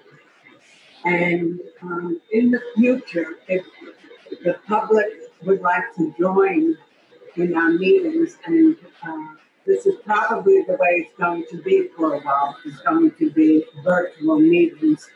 The town hall will be open to the public to come in and sit and participate. Tonight, we don't have any people as of yet. So, I'm calling the meeting to order. The first item is additions or amendments to the agenda. Is there anybody who has an addition or an amendment to the agenda, please? Okay. So we're moving to approval of minutes. And we have the minutes of, Marion? we have no minutes. Two things I wanted to bring up to talk about was the emergency management plans, if it's been updated with the forms. It's kind of important that we all kind of know who is on that and what the document says. And also the town finance discussion that came through the Vermont League of Cities and Towns recommendations on how to handle certain things. I had asked Juanetta to make a copy of the town finance FAQs related to the COVID-19. Okay, the first item that you mentioned, repeat that. Excuse me? Oh, the first one, where are we on the emergency management plan update? Do we have the forms filled out? Jay Wilson was here at our last meeting. Okay. And he reported at that time that basically he's following the emergency team is following state of Vermont rules. And we can have Jay talk about that maybe at the end of his road foreman report. The purpose of tonight, really, Shelley and everybody, is that we're going to try to get through this meeting without many extra things on the agenda, because some of us are sitting here without masks and gloves on. This is the first time we're trying virtual. And also, after this meeting, Angela and Mike have to stay here for quite a while doing the pay orders. So, because it's the first time working on all of this, I think Jay can talk about emergency. Well, I think I can, we can wait on the emergency. I just wanted to know what the update was, because I know there are forms that need to be filled out, and I think each board member should have a copy of it. So in the future, let's put that back on the agenda as something as a follow-up. And the other is the town finance discussions. I think we need to discuss some of that. That needs attention. Is that an emergency? This isn't an emergency meeting. This is a regular board meeting, correct? Yes, it is. But tonight we're only working on things that have deadlines that we have to deal with. And also a letter from. Well, I think it's going to come up regarding the. We'll put it on the future agenda. People. Chris? No, excuse me. Oh. Never mind. I made my table and I'm saying what I think. Well, I think it's really inappropriate, Chris. You think it's inappropriate? When I sit at my table, I can say any goddamn thing I want to. Well, just realize that. Okay, Chris, can I just remind you that this is going to be on public TV? I don't care. Well, I'm asking you to please be respectful to everybody the way we will be with you. Yes, okay. Thank you very much, dear. Okay, thank you, Chris. Okay, so we don't have minutes to make. Oh, I got somebody off already. So can we just table the minutes for the next one? It's not a big rush. And keep moving right along, please. Make a motion to table. I make a motion to table the meeting approval of minutes till the next meeting that we have, date uncertain. Okay, Mike, second. Any discussion? All those in favor say aye. Aye. Okay. I'll have it and then we'll postpone that for next meeting. Okay, the next item on the agenda is road business and the road foremen and road commissioner support. Start with a motion, please. We had another burglar alarm at the town garage Friday morning. It's the same motion detector as 2 weeks ago. The home security came, replaced that detector, and replaced all the batteries. Excuse me, Jay, can you speak just a little bit slower?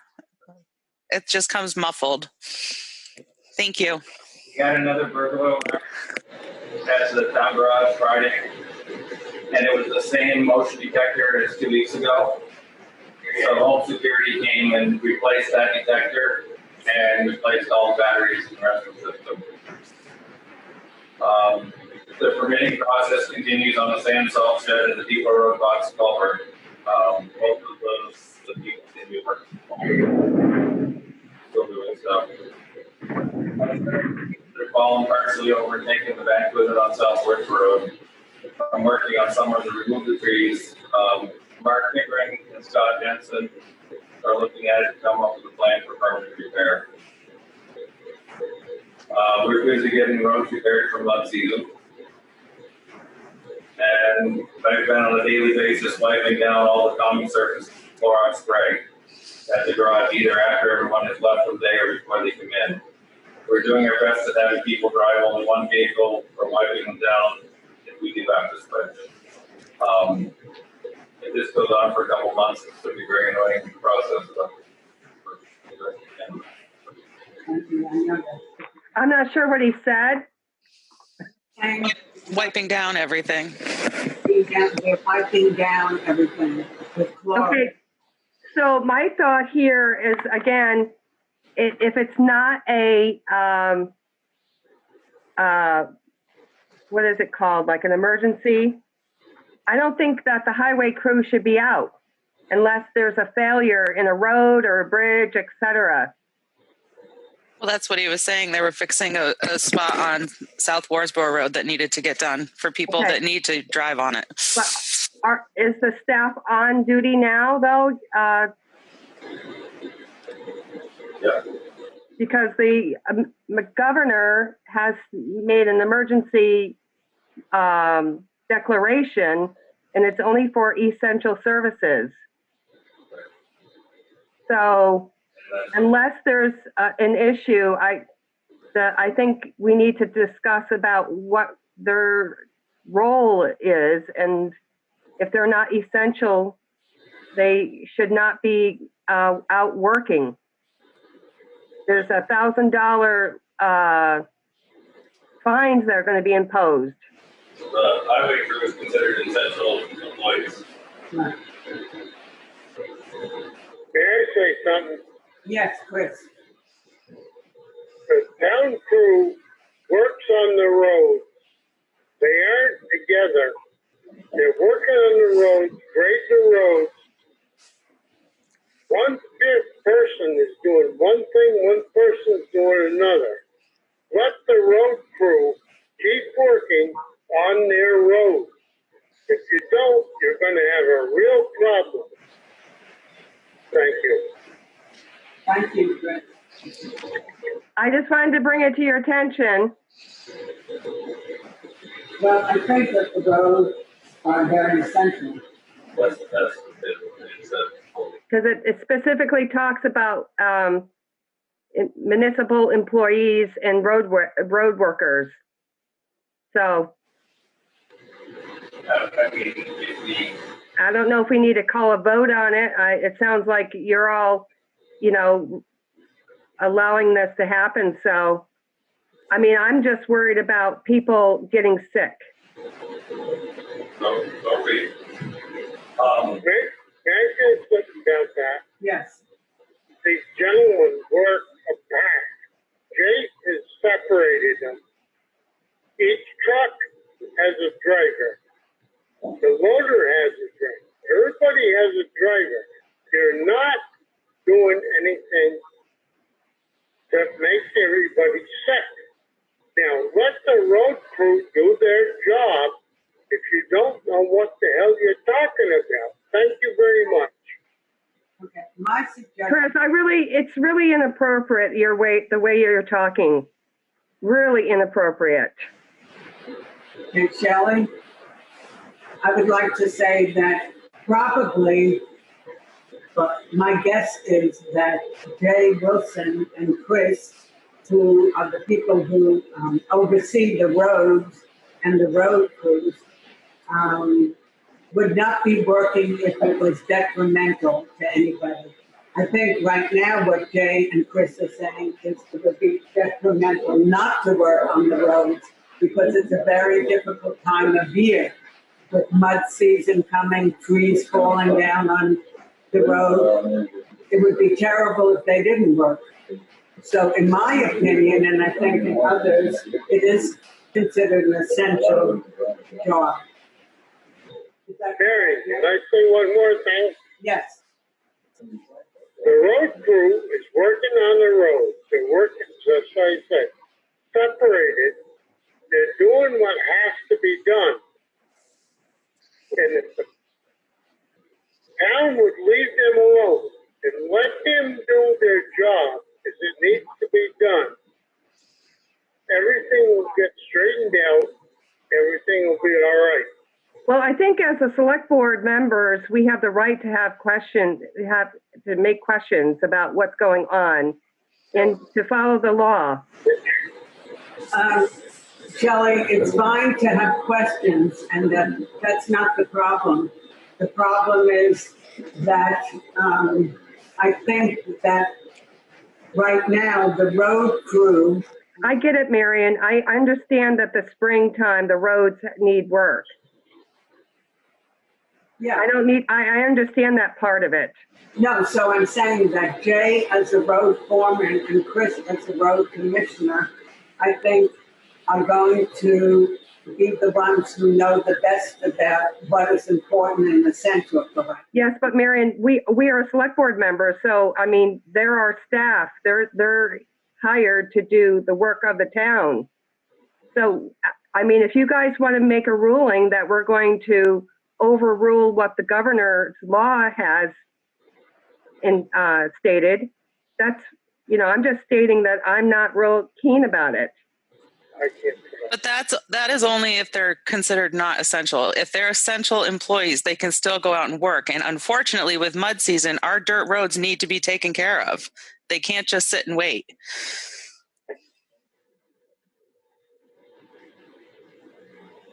Hello? Well, I'm just saying that if they're not out, if they're out there doing an emergency thing, that's one thing.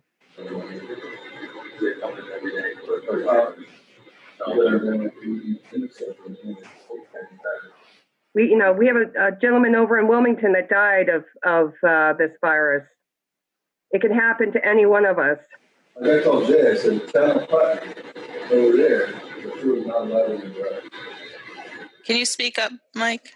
Town of Putney, when I was talking to Karen, their road crew's still working. They're not allowed to mingle with the drive through right there. You can't went out to lunch and stuff like that. they're assigned a vehicle. They all come in the morning, they get the vehicles to go to work. Well, that's what Chris is saying. Well, I mean, right now, they're still running out the drive.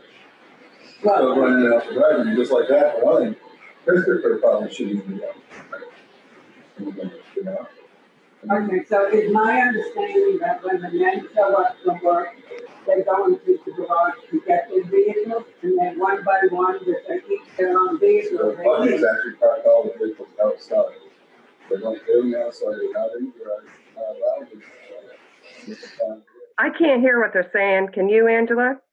No, I can't hear Mike. Okay, what Mike is saying is that in Putney right now, the garage and road crew people are not going into the actual building of the road crew. They are picking up their trucks which are parked outside. And I think right now without the snow anymore, you could probably do the same. Right? And then the gentlemen just come in the morning and pick up their vehicle, and then they go off on their own.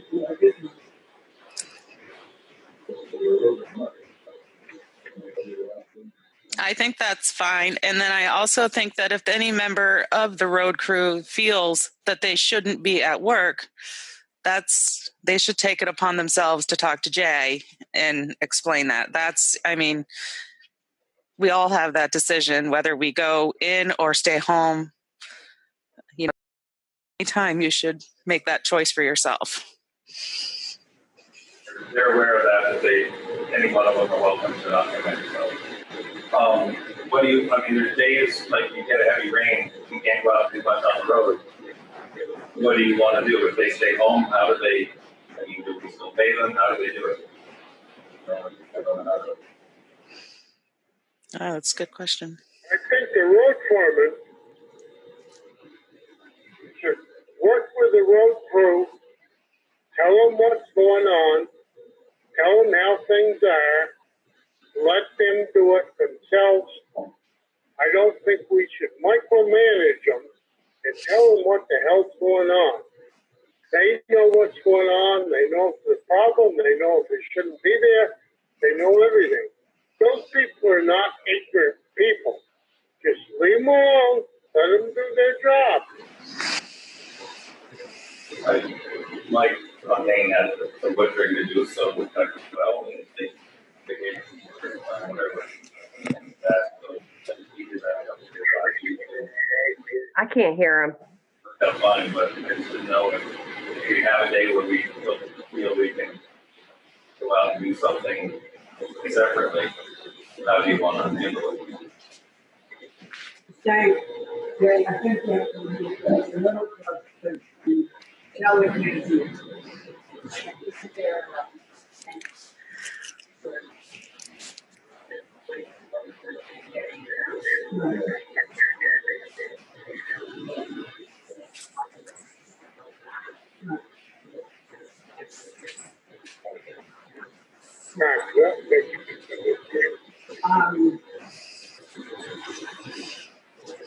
I don't like this whole thing no matter what either, you know, honestly, like I said, I'm no different than work. I go to work and buy myself. As of tomorrow, they're gonna find me out fucking up. And I said, I don't know why the hell, what's the difference between us and the road crews or anybody else like that? There's a lot of jobs, a lot of guys that are logging. They're working by themselves office. Yeah, just to come out with this water that they don't start finding everything, people go to work, and maybe they'll have to be in money backing it up. I can't hear Michael.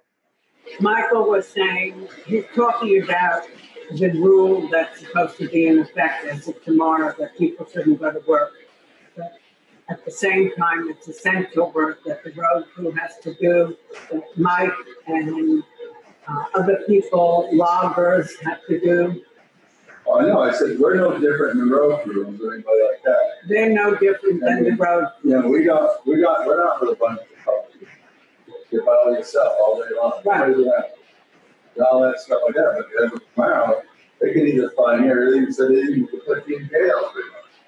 So, Jay, how about calling the state first thing in the morning and sent to the new thing road crew foreman, who would like to know. I mean, I know this is serious shit going on. No, I know. It's really gotta be looked at, no matter what, I mean, it's, you can't just take it for granted, I mean, you know, we all know how very home to, I mean, it's not good. But, you know, I mean, on the other hand, too, you know, people have to stop, you know? You can't just shut everybody, I mean, places they tell you can go to work, and places you should be going, that's stores. You know, like, you go in there and there's 100 people in there shopping, touching you for the damn thing they got the place, you know? And that's it, everybody's all right, you know, you can go to that. Well, would everybody agree that Jake called the Vermont State tomorrow, the governor's office, whomever he has called, and ask permission and see what they say about road crews being essential? Sure. That sounds great. I agree with that. Can everybody agree with that? Kelly, do you hear me? You're muted. Kelly, don't mute. I didn't hear what you said. Sorry. What I'm saying is I would like to have a vote, so to speak, in terms of having Jay call State of Vermont tomorrow morning when he gets to work and ask, is the road crew considered essential for the people to work on the roads where their trees have fallen, where there's mud?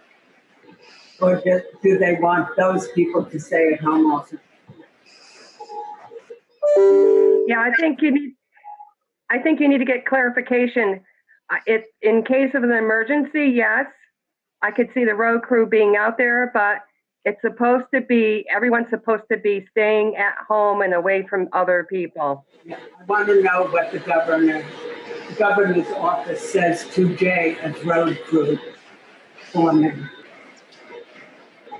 I can't hear you. I said I read it. I read the material. What's essential? Get them going. The guys are not working tight together. They're away from everybody. Let the gentlemen do their job. Okay, well, I guess we're going to take a vote on it. I think Jay should go and contact and get the essential, who's essential, and regarding the road crew. Does everybody agree? Get clarity on it. Andrew, is that okay with you? Yes, that is fine. Thank you. Chris, is that okay with you? Repeat that to me, please. That I suggested that Jay call the state of Vermont first thing tomorrow morning from the road crew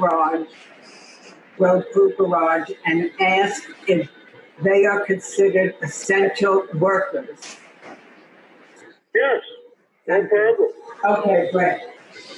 And Mike, you agree? Okay, we all have voted yes, that Jay will call. Great. Yay.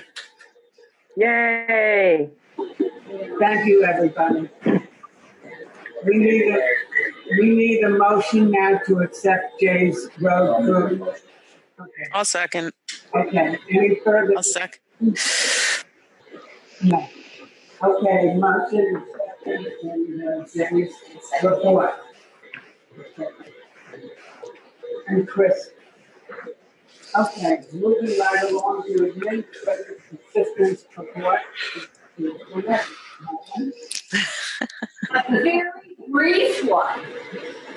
I've been working from home remotely in the evenings, checking emails, looking at the mail, talking with Mary and setting up conferences and planning what's going to be essential to the select immediately, and just trying to keep things moving and efficiently. Also, whenever you're doing training with BCTV to get this Zoom on and to get the office working to have this happen. And Peter, who is the assistant to Carol, town clerk, has been in here working with Gwinnett this afternoon and maybe before that. So there's good teamwork going on in this building. Definitely. That's wonderful. There a motion to accept Gwinnett's report. I'll make the motion to accept Juaneta's report. Further discussion? Thank you, Gwinetta, very much. Okay. Now, we don't have any unscheduled events to cover. So we are moving on to the important business at hand tonight, the old business, which is now has a time limit to it, and that is to review the lease agreement for the CAP excavator. And the question will be to consider renewing the excavator for at least another year or return it. And we need to know this within a few weeks. I'll make a motion to renew it for another year. Thank you very much. Okay, is there a second to that motion? Okay, we have a second in order to discuss it. So now discussion. Jay, do you want to start? So the guys have their ideas of what they would like. They feel the track one that's a little smaller would be handier. Logistically, I think that could be a nightmare moving it around all the time. It has to be trailer. This one's nice. You're able to drive where you need to go. So it's very hard to find one machine that will do everything we want to do. I think this one's a little more versatile than a smaller tractor would be.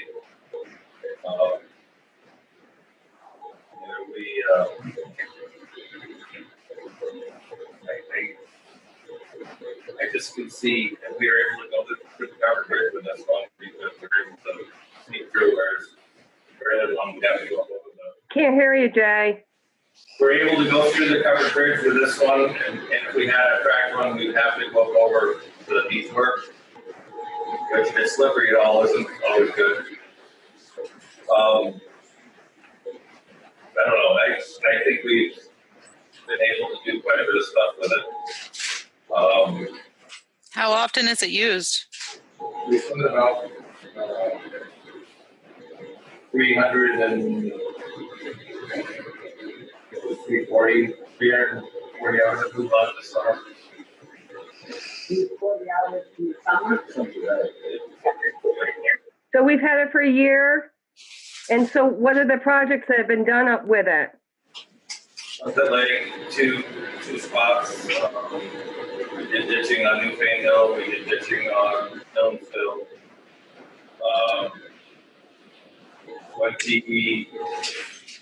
20 plus culverts. We did the work for the 100 Brook bridges, moving of the old ones and the. Can't hear you. What was that? Can't hear you. We did the 100 Brook bridges with it. Pulled a number of stumps and rocks that were, hitting lanes and plows. Quite a bit of stuff that we haven't been able to do with this tobacco before. We had a rock that was thrown inside of a small car. We got out of one of the roads. So, Have you been able to use the brush cutter? we did some. We ran into a lot of problems with neighbors. The power company had come through and everybody was still a little raw from all the cutting they did. And so it was a lot of people were coming out and questioning why we had to cut the road back and so forth. Why you were cutting it back? Yes. Really? Did you say 340 or 500? 340. I think the normal usage for town last time I saw it was like three. You can't hear you. Looked up what they usually figure the hours. They base our warranty on how many hours the town usually use them. Yep. The range was 350 to 500 hours was the average for a town per year.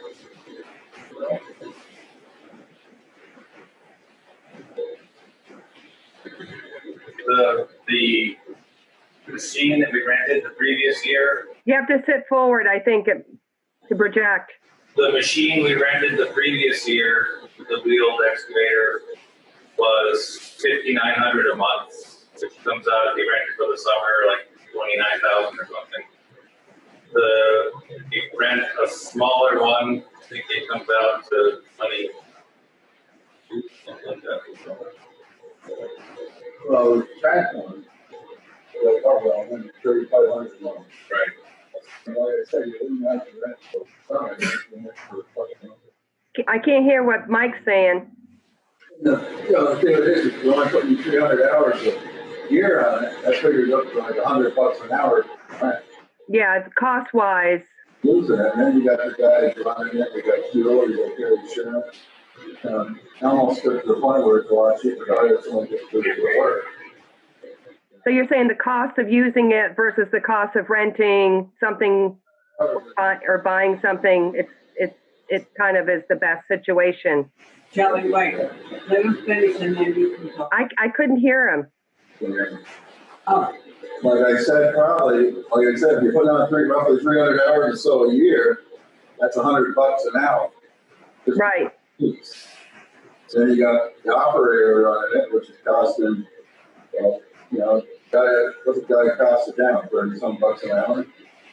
So then you got 130-some bucks an hour there. You got your insurance on that. You got fuel going. That's where you're done. You're spending probably goddamn 150, $60 an hour for that machine. Where you can hire somebody for a hell of a lot cheaper. A lot of our ditch work, though, you can't just do all of it in one shot. You have to do pieces, place the culverts, so the machine sits a lot. Whereas it's not like you get to go out running for 300 hours. It takes you months to get that done because so much time has to sit while you do the other part. You know, like I was saying before, I think this grant that should be all throughout the private. You didn't have that should be good, but you get a better deal. People that will put a contractor doing it, the town does. And furthermore, it takes away from the town doing the maintenance on the road. The way I look at a road crew, so a road crew is the maintenance. None of them do it. And they never have, and most of them don't. They just doing the project, they put that there. And I think that's the way to go. I mean, especially right now, they got people out of work, get it done for a little now. I'm not the, like I said, when we first started about getting one of these, we were looking at renting a nice, get a good used machine for when they're operating the road. Didn't think that out there. Everybody I talked to just think this thing's way too big for our road. I don't really give a shit one way or the other. I've had a lot of people back there just off it because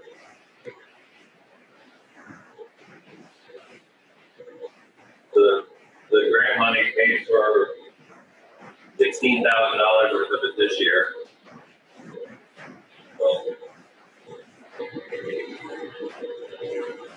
So 16,000 is paid.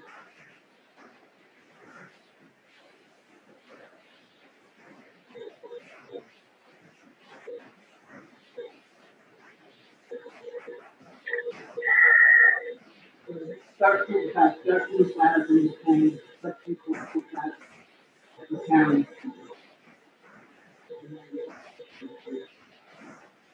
Is that a grant that we can apply for on a yearly basis?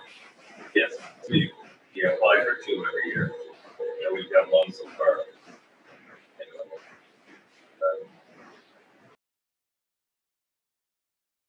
that's the good work.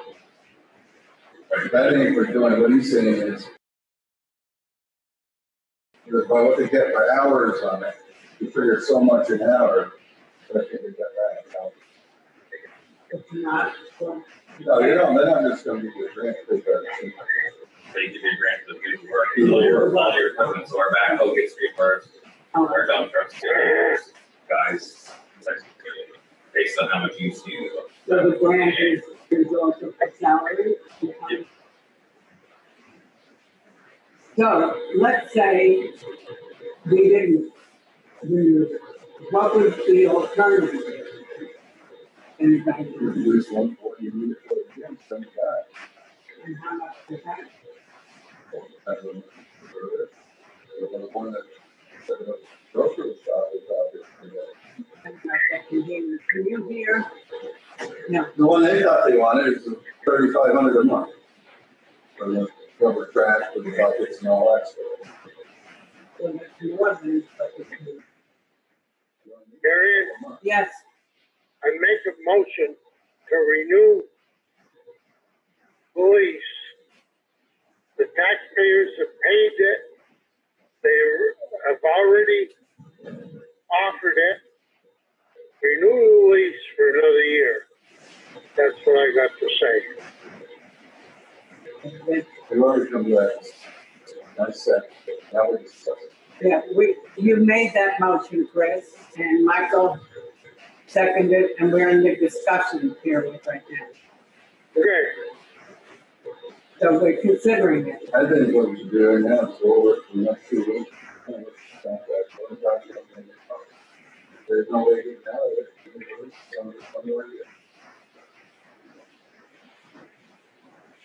So I do say that I think these grants. Has always got plenty to do, but maintaining it. Last year, when they were up on Sunset Lake Road, they all came off and they put them behind over a month and a half because they were working on that road. They're working on the town road. We can't hear Michael.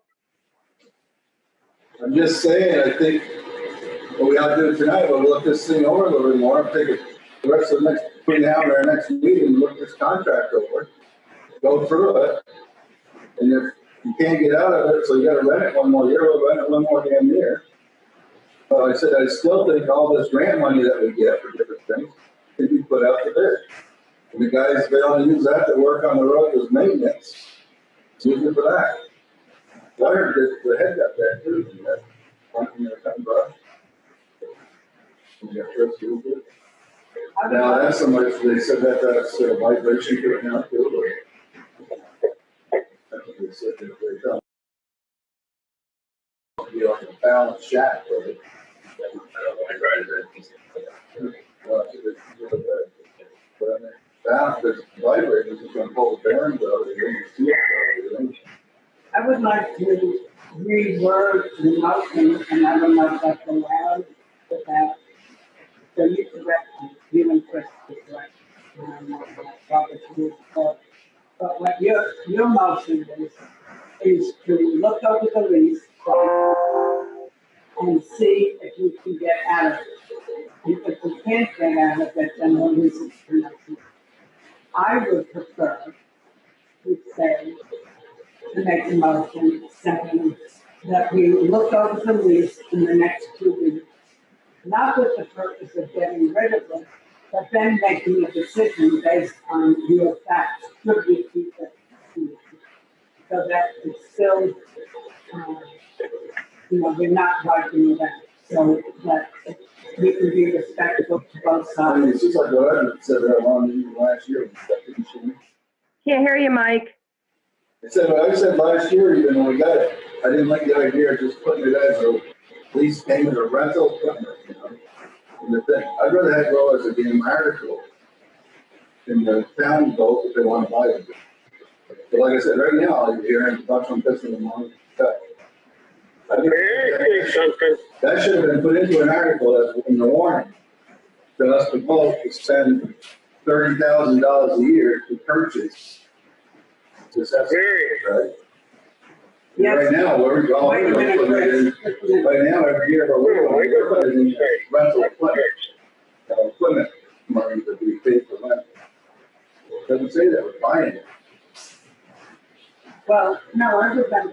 that, whether we would buy it or rent it. Mary, we can't hear you. Chris would like to say something. What would you like to say, Chris? I got one thing to say. That loader we bought, it's the same type of purchase. And that was perfectly all right. Nobody complained about that. Now, what the heck is the problem, what we're doing now? Thank you very much. Because it says that it goes to that loader, doesn't it? The payment every year goes to that purchase, that loader. Bratt, to buy the bucket. This is just in there with a bunch of money. There's not a separate line item that says that. There's a grand total of X amount of dollars that they voted on to put in the budget. What I'm saying is if it should have been put as an article, that's what Caterpillar is saying. We should have an article in our town report saying that we're going to allocate $30,000 to rent and purchase the rubber tire estimate. Are you talking about this year's town report? That's what the Caterpillar thing says. That's what the lease actually says that we should have brought into the town. Anyway, my country. So I think what we should do is take this thing and get a rejudge copy, let's look it over, talk back and forth with the Caterpillar guy. And if there's no other alternative, we're gonna have to pay $30,000 this year. Another year, put it in the goddamn article that we're gonna vote on. Everybody knows it. If they don't like it, they come and vote the thing out. You can even have it go into an article like the Australian ballot, not just a show of hands. Throughout the day, people come in, they put their yes or no if they want to purchase that thing. If they don't, then go bye-bye. Did we get that, Shelley? Shelley? Okay, Shelley. It's better if you speak towards the computer, I think. Okay, what Mike was saying was that, I think what he's saying is that it's possible that we might have to lease it again. Yes. But we have to talk to the person, the company who owns the excavator and talk about the lease. If we don't return it, then Mike is suggesting then we have to rent it, lease it for one more year, and then it must be an article on the time when town meeting comes where even the public would be able to vote on having this equipment be leased the third year or not. Is that correct? Well, if they voted on it one time, to put this money in every year, to go to a rental purchase of this estimate. Right now, we're just throwing this in as a blind thing in the budget. So that, you know, like I said, it's comes up to what, $100,000, $120,000, it's crazy for different things. And you know, half of them don't even know what it's for. Now, Is there a they reason that it wasn't?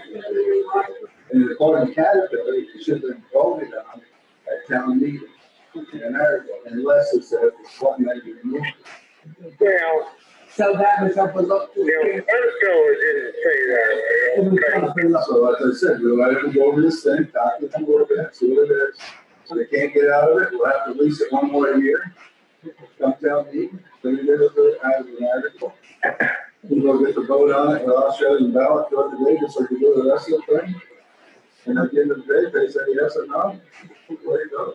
So it seems that it could have been voted on at town meeting this year as an article.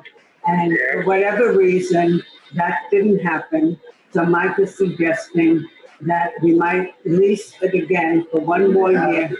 That we might have to lease it again for one more year and then put it in an article for town meeting day where the public will vote on whether to spend the money on this excavator or not. Well, I read the lease, and the lease did state that it had to go before the board for this last town meeting. Right, but it was overlooked. I understand that. Okay. Well, let's just go through the paperwork. Can I speak, Marion? Yes, Chris. Okay. We both do it. Then it's gotta be put it on a ballot, whether they want to purchase it or lease it for another year. And that will make things very much simpler. That's the way it was supposed to have been done. We're gonna look everything over and then. I looked it over, but I don't think everyone else has yet. But I think we're obligated for another year. Yeah, we've looked it over. Yeah. We've looked it over.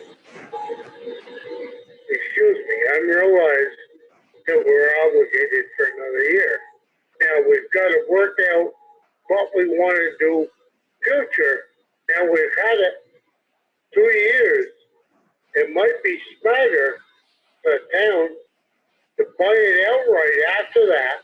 You've got to look at the purchase price, what the town can get, buy it for, and it might be a lot smarter just to buy it. Well, That.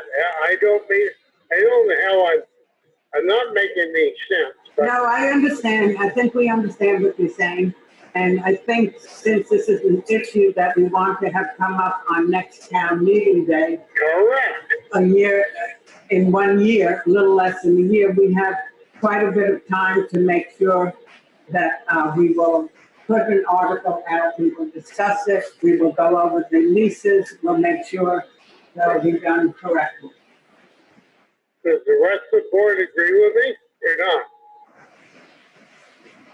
Do you agree, Mike? Well, that's what I said, I want everybody to copy now, the story is complete. Yeah, we're gonna go, everybody. Next meeting, you know what happens. Well, I just like to say that we can get out of the lease, but we would have to pay a penalty, and it would be, if we wanted to push it on the lease, so that we could break the lease. But at this point, if he feels that he's going to be using the machine and it's worthwhile, we're into it for another year. And when it comes back up for next year before a town meeting, we need to get it in as an article, and we can discuss it prior to town meeting day. That's what I just said, that we have almost a full year to discuss this now. Right. We reviewed the contract, and we will make sure that before town meeting, that everything is in place to put an article into the town meeting day and be voted on. Now, the article should be put in, what to redo it, what to purchase it. Well, that's something that I think we need to decide as a select board at the time.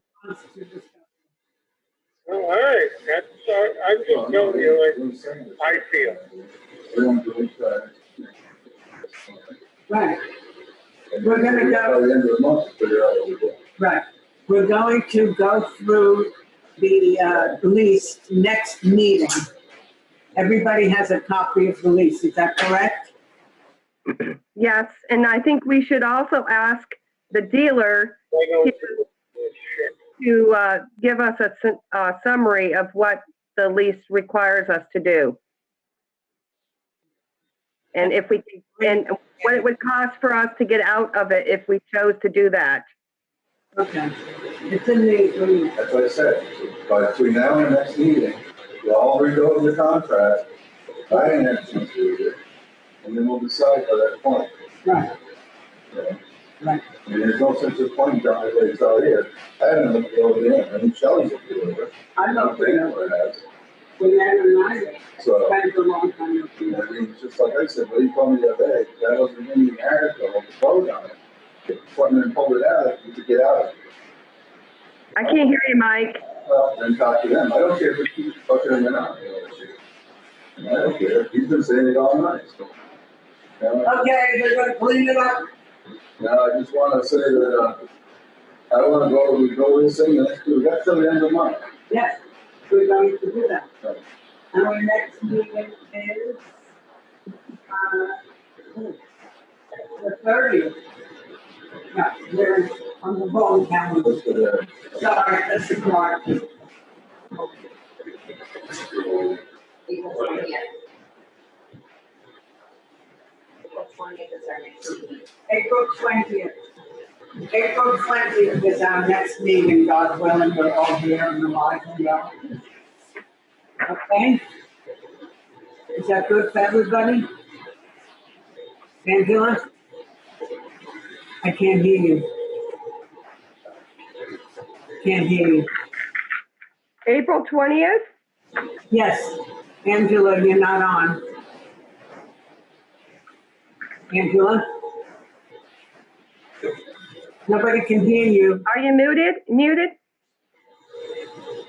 You saying yes? Yes, you did. Yes, okay. Okay. So, do we need to vote again?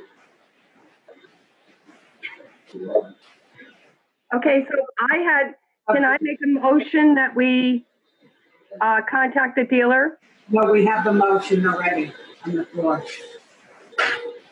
Motion on the table was So you can vote on that, but then I wanted to make a motion to contact the dealer if we're not going to do that.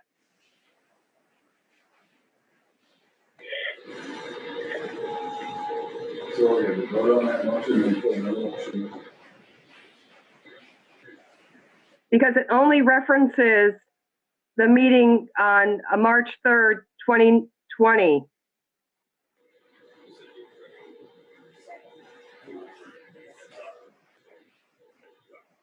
Hello? I think it's including, Mike has offered to go and talk to the lease person. Yeah, but I think we need it in writing. We need a statement in writing from the dealer so that we all have it in black and white. I will have that done. Who's going to go with you? You and Jay? Jay and Mike are going to go and talk to the dealer and have it in writing, whatever the decision is. And we will discuss, we will vote on it. Regarding how we can go forward as far as another year. That's what we're talking about. The motion on the table was Chris made a motion. Yeah, I know, Marion. I just wanted to clarify because it's kind of hard to understand what's going on. Mary, the motion on the table was Chris made the motion to remove the leaves. Mike seconded it in order to discuss. So we need to have a vote on that motion or amend. Can't hear it, Juanita. The only one that can amend the would be the one that made the motion. Right? Can you hear me now, people? Yep. You can? Yeah. Good. I'm all set. Haha. I can. But I can't hear Juanita.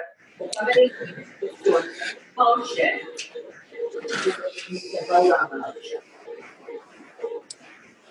So the motion was made by Chris to review the lease. Mike seconded it in order to discuss. You either need to vote on it that way, or you need to amend the motion. Anybody can. That's the case, and I just said,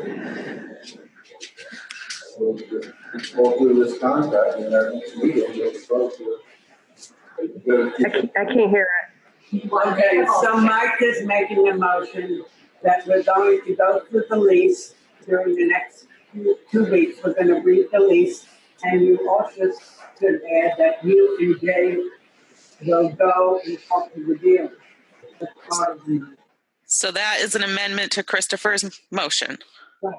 And Okay. we will meet at our next meeting, April 20th, and vote on it. Okay? Is that good for everybody? Can I second his amended motion? Yes, you may.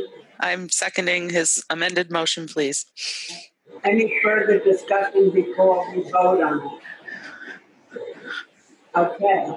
All those in favor of the motion that was made, that Mike and Jay are going to talk to the dealer during the next 2 weeks, and we are going to reread or read for the first time the whole lease, and we will discuss that at our April 20th meeting and make a final vote.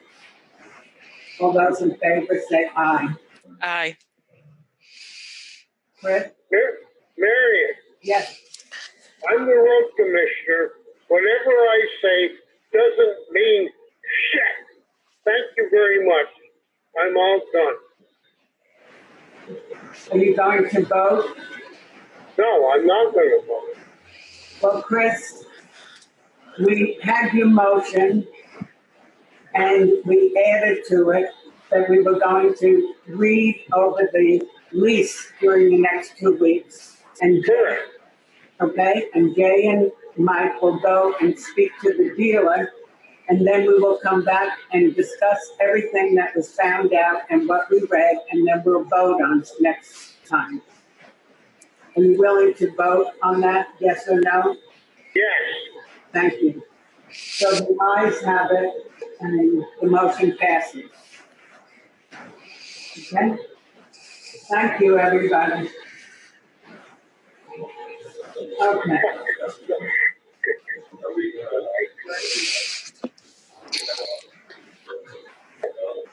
We don't know, we have to find out. I thought we could strike this one.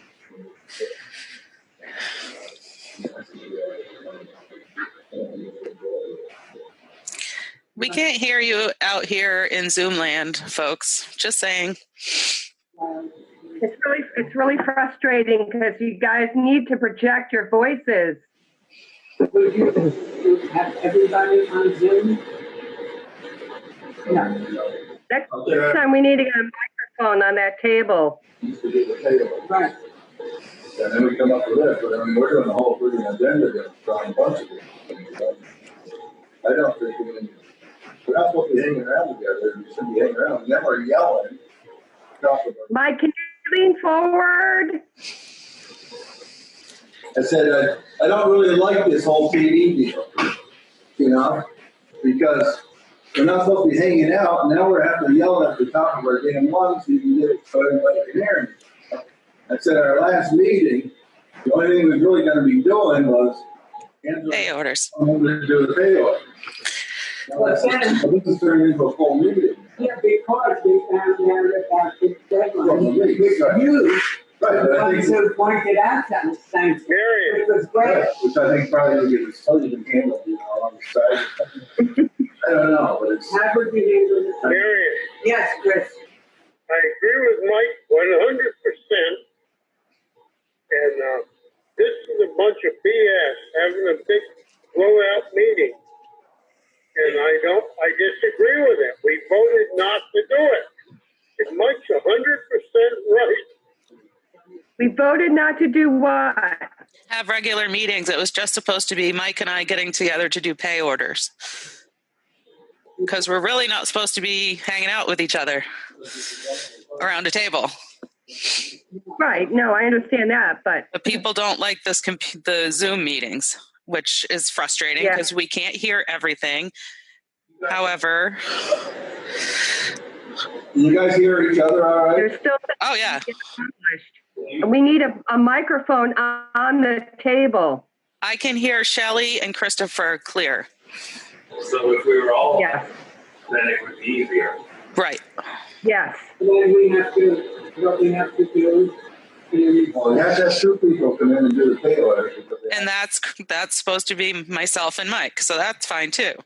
I could also do a Zoom meeting in another room at the town office with my laptop, so that's fine too. It's all good, but I think we need to start wrapping this up and moving along so that we can get all of our business done. And Fine with me.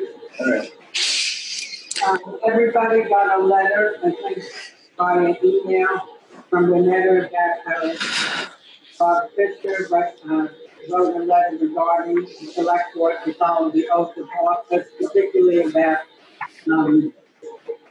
when to do that we cannot change things. Please read that letter. We can go into correspondence. have we all read that letter? Do we need to make a motion or anything to accept his guidance? And I haven't read it because I got it late this afternoon. We didn't get it on Wednesday last week when I sent the agenda. Yeah, I was here when she sent it out. Oh, I didn't get it. Sorry. I just saw it this afternoon. Yeah, I was sitting with Lynetta when she mailed those out last week. I personally do not think that this is an emergency that we need to deal with this evening. Okay. Personally. Okay, we're not having executive session. I and Angela are going to be doing pay orders, so we can adjourn. Make a motion to adjourn. Thank you. Thank you. Thank you, everybody. We'll be in touch about how to do this on April 20th.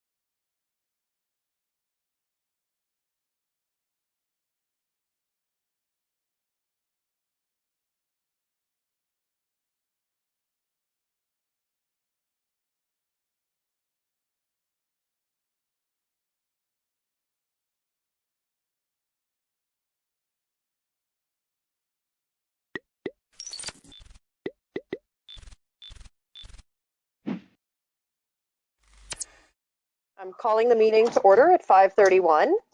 Do we have any adjustments to the agenda? I have none. Okay. Then seeing no adjustments to the agenda, do we have a motion to approve the minutes for March 25th, March 28th, and April 1st of 2020? So moved. And seconded. Any discussion? Hearing no discussion, all in favor? Aye. Aye. Aye. So it's been passed. So I was just going to read off some notes real quick regarding how we're going to go forward with these meetings. But before diving into the logistics of select board meetings during the COVID crisis, I want to take a moment to honor the work of those that operate our town.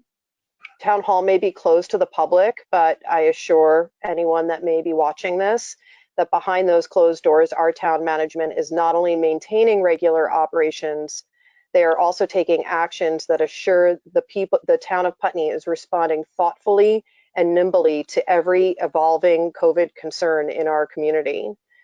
Both Karen Astley, our town manager, and Tom Goddard, our emergency management director, are working overtime with all the town departments to support our community during a very scary time.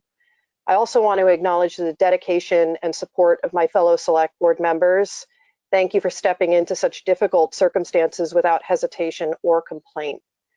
And finally, to the people of Putney, every day I hear about neighbors helping neighbors from a safe distance. I hear about our local service organizations and businesses quickly adapting to support the needs within our community, and our community equally as quickly rising up to support local organizations and businesses. I hear bells ringing at 8 p.m., see homemade masks on our town staff and organizations. I also see teddy bears in windows when I go to work. I see how our local school staff quickly restructured their entire way of educating and feeding children overnight. It's pretty incredible, and I'm in awe. COVID-19 has already impacted this community and will continue to, but it will not break what is Vermont strong. To all of you, I extend my deepest gratitude and respect. Now moving on to a bit of housekeeping. Karen and I discussed— Just quickly, same to you, Laura. Thank you for leading us through this and for doing all the work that you're doing. Appreciate that, Josh. Thanks. Thank you. So now a bit of housekeeping. Karen and I discussed best practices to ensure these meetings go smoothly and encourage robust public participation. More than one person speaking at a time makes conversation on video platforms very difficult to understand. So with that in mind, we're sharing the following guidance with any public that chooses to participate. Please understand that this is new to us and therefore a work in progress, so please be patient as we adapt. We will start every meeting with introductions of the select board and participating town staff. The town manager will mute all microphones except the select board and herself, or any invited town staff. All participants should send a message in the chat app if they would like to speak. The mic will be handed over to select board members and town manager first. Public comment will be during the following times: the agenda item, public comment on items not on the agenda, discussion on any moved agenda items, the agenda item, other business. Depending on time and participation, public comments may be limited to 2 minutes per person on each item. Please state your name before making comments. Video is encouraged if you're able. The easiest way to share your webcam is to click the button on the Grab tab, or you can click the Share My Webcam button on the control panel. Pause and resume your webcam by using the icons in the top right corner of your webcam feed. If you're unable to attend a meeting and would like to have a comment submitted, email it to myself or Karen, and we will read it during public comment on items not on the agenda. And so I'm Laura Chapman, and would you all mind introducing yourselves? I'm Josh Laughlin. Yeah. Well, I'm the vice chair, and I will post my name on my screen as well. Thank you, Josh. And I'm David Babbitt, and I'm the clerk. I'm Karen Astley, Town Manager. Tom Goddard, Fire Chief and EMD. Alyssa Harlow, Administrative Assistant. Okay, so now we're moving on to public comment on items not on the agenda.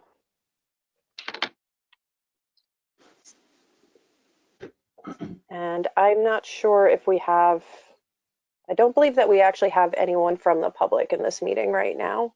So we can move on to select board items. And our first item for discussion is the emergency management preparedness update from Tom Goddard.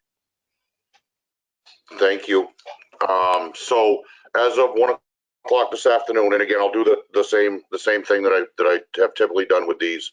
I'll go over state things, information, and then concentrate on locally and regionally. So as of 1 o'clock this afternoon, there are 605 total positive cases in the state.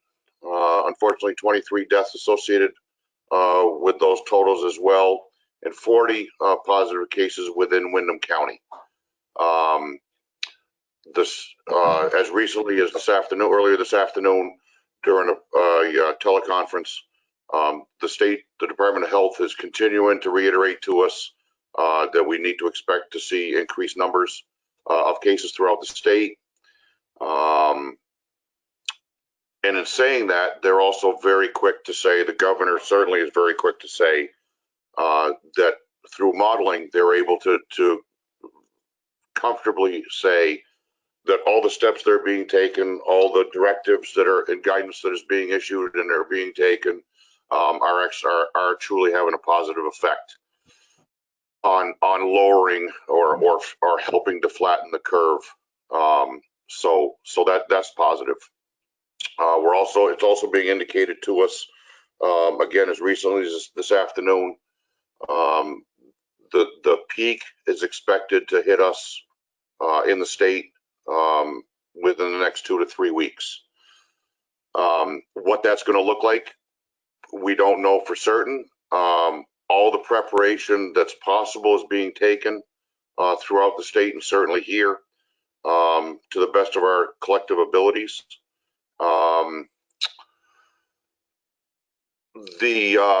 The governor has also earlier today indicated that on Friday he's going to very likely issue some additional directives and guidance. One of those being the extension of the original emergency order, which was presented to us. So we'll wait and see Friday. By Friday afternoon, we'll know what additional directives and guidance he's issuing to the state. Of significant concern, I think is fair to say, as I've been predicting, trending is increasing pertaining to increased number of calls surrounding mental health issues and certainly domestic violence issues throughout the state. Putney is no exception to that as far as the mental health issues. I'll go into it a little further as we go along, and certainly in consulting with the state police, the number of domestic violence related issues within town are up slightly. Governor Scott yesterday submitted a major disaster declaration request to Washington. We learned earlier this afternoon that request, that submittal has been approved by President Trump. So that's gonna free up and give the state some additional FEMA funding and some latitude in different areas for funding.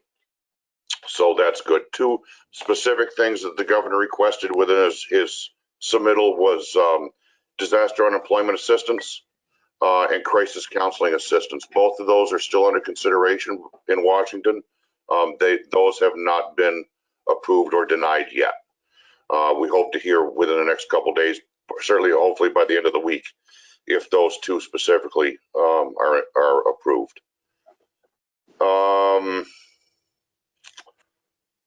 That's it state-wise at this point.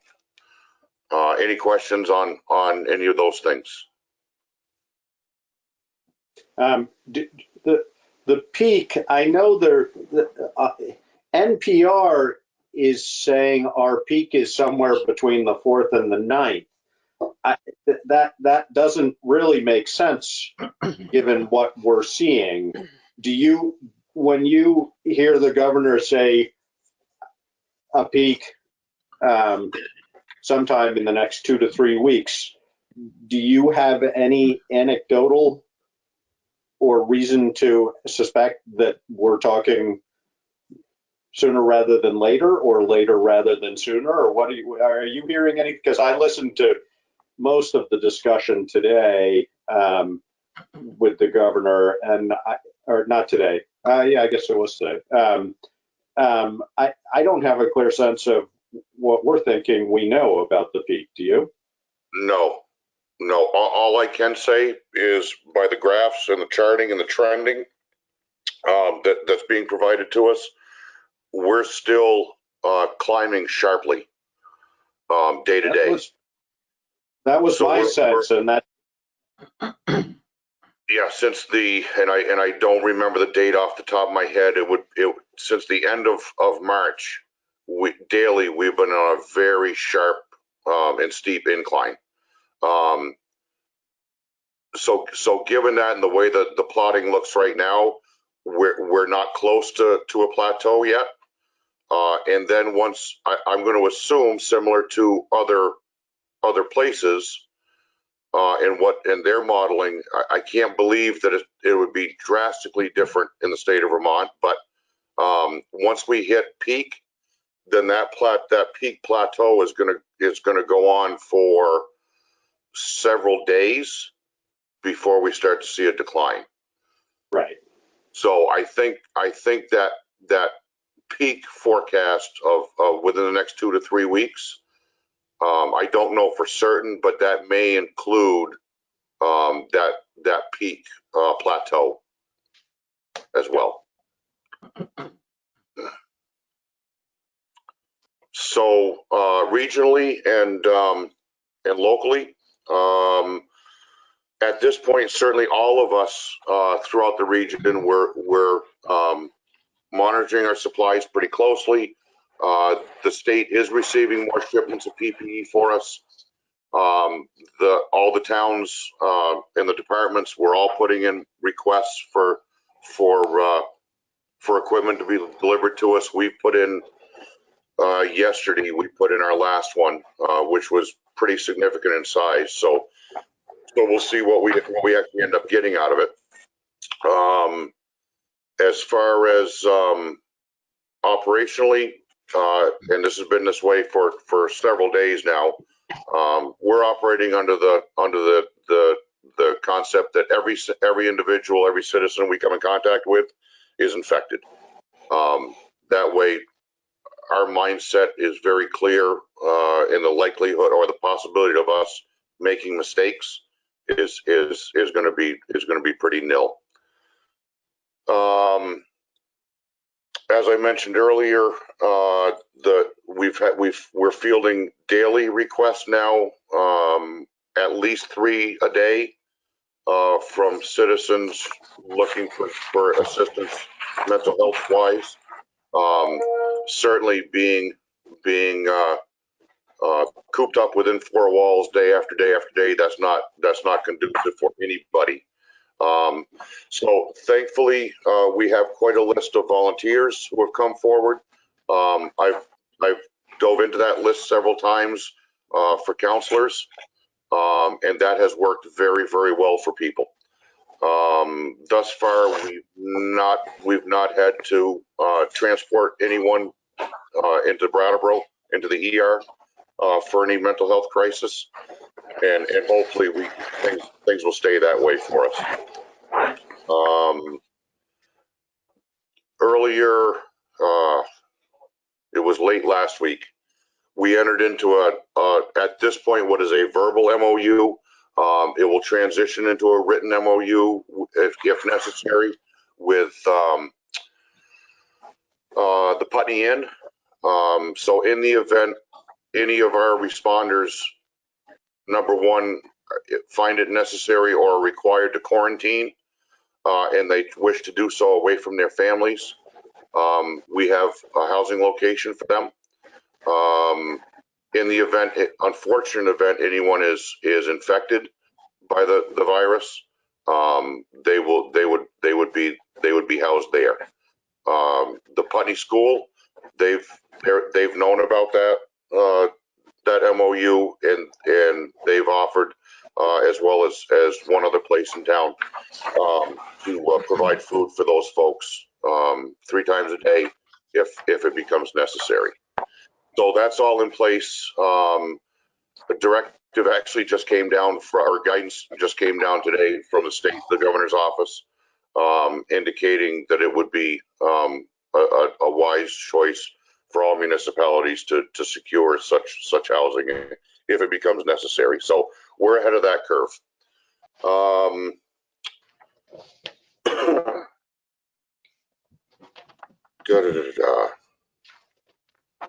Earlier this week, as it was actually on Saturday, we started doing, and it varies, but frequent, up to and including daily welfare checks with folks. Right now, we're doing that primarily by email, which has worked well. There are a couple folks by phone, and so far, fortunately, everybody's doing well. There's been a couple things we've had to address on behalf of folks, and we've done that. So that's all working well. Above and beyond that, planning for any possible issues that can come up, we're still doing that. At this point, quite bluntly and honestly, all of us throughout the area, our big concern now is understanding the peak, when that's actually going to hit, and what we've missed. Either what we've missed, what we haven't planned for enough, and all of us keep bouncing those ideas off each other, and we're coming up now with what we assume to be the case. We're as set as we possibly can be, and now we just react as we need to. Everything's in place across the board for all of us. And we all know that if any one department needs anything, the other folks are going to step in and back them up. And we just see where we go. We react as we need to. Thank you, Tom. I have a quick question. You said that you have volunteer supports for counseling. Did you get a pool of licensed counselors that are volunteering for this? Yes, and those folks signed up within the Putney group. Mm-hmm. So that's been fantastic. I'm so glad to hear that. So, Josh, do you have any questions or comments? I'm wondering, Tom, how you feel about your staffing at the moment. Are you? I'm sure you're stretched, and I'm sure some of your people are stretched, but yep. Are you feeling okay about it at the moment? Yeah, right now things are okay. Throughout the region, things are still okay, and we're just monitoring that daily. So if we see one specific area of the county or one specific area within our mutual aid system that is starting to have problems, we'll see that very, very quickly and be able to appropriately react to that and back those folks up to the best that we can. Yeah. I'm sorry. Good. Just one other thing that I wanted to note, and actually, this was something that the governor alluded to a couple days ago, and it is the reality. At this point, given that we are as set as we possibly can be, so to speak, and prepared as we possibly can be for what we're forecasting. At this point, we're starting to, and we all need to start to look ahead beyond this, and prepare for whatever our new normal is going to be. And I'm not sure that we have a definition for that yet. But certainly financially and operationally, we're gonna need to start looking ahead as a town, as the different departments, as a community, so on and so forth, and just start to plan for coming out of this during the recovery phase. The other thing I would add to that, Tom, and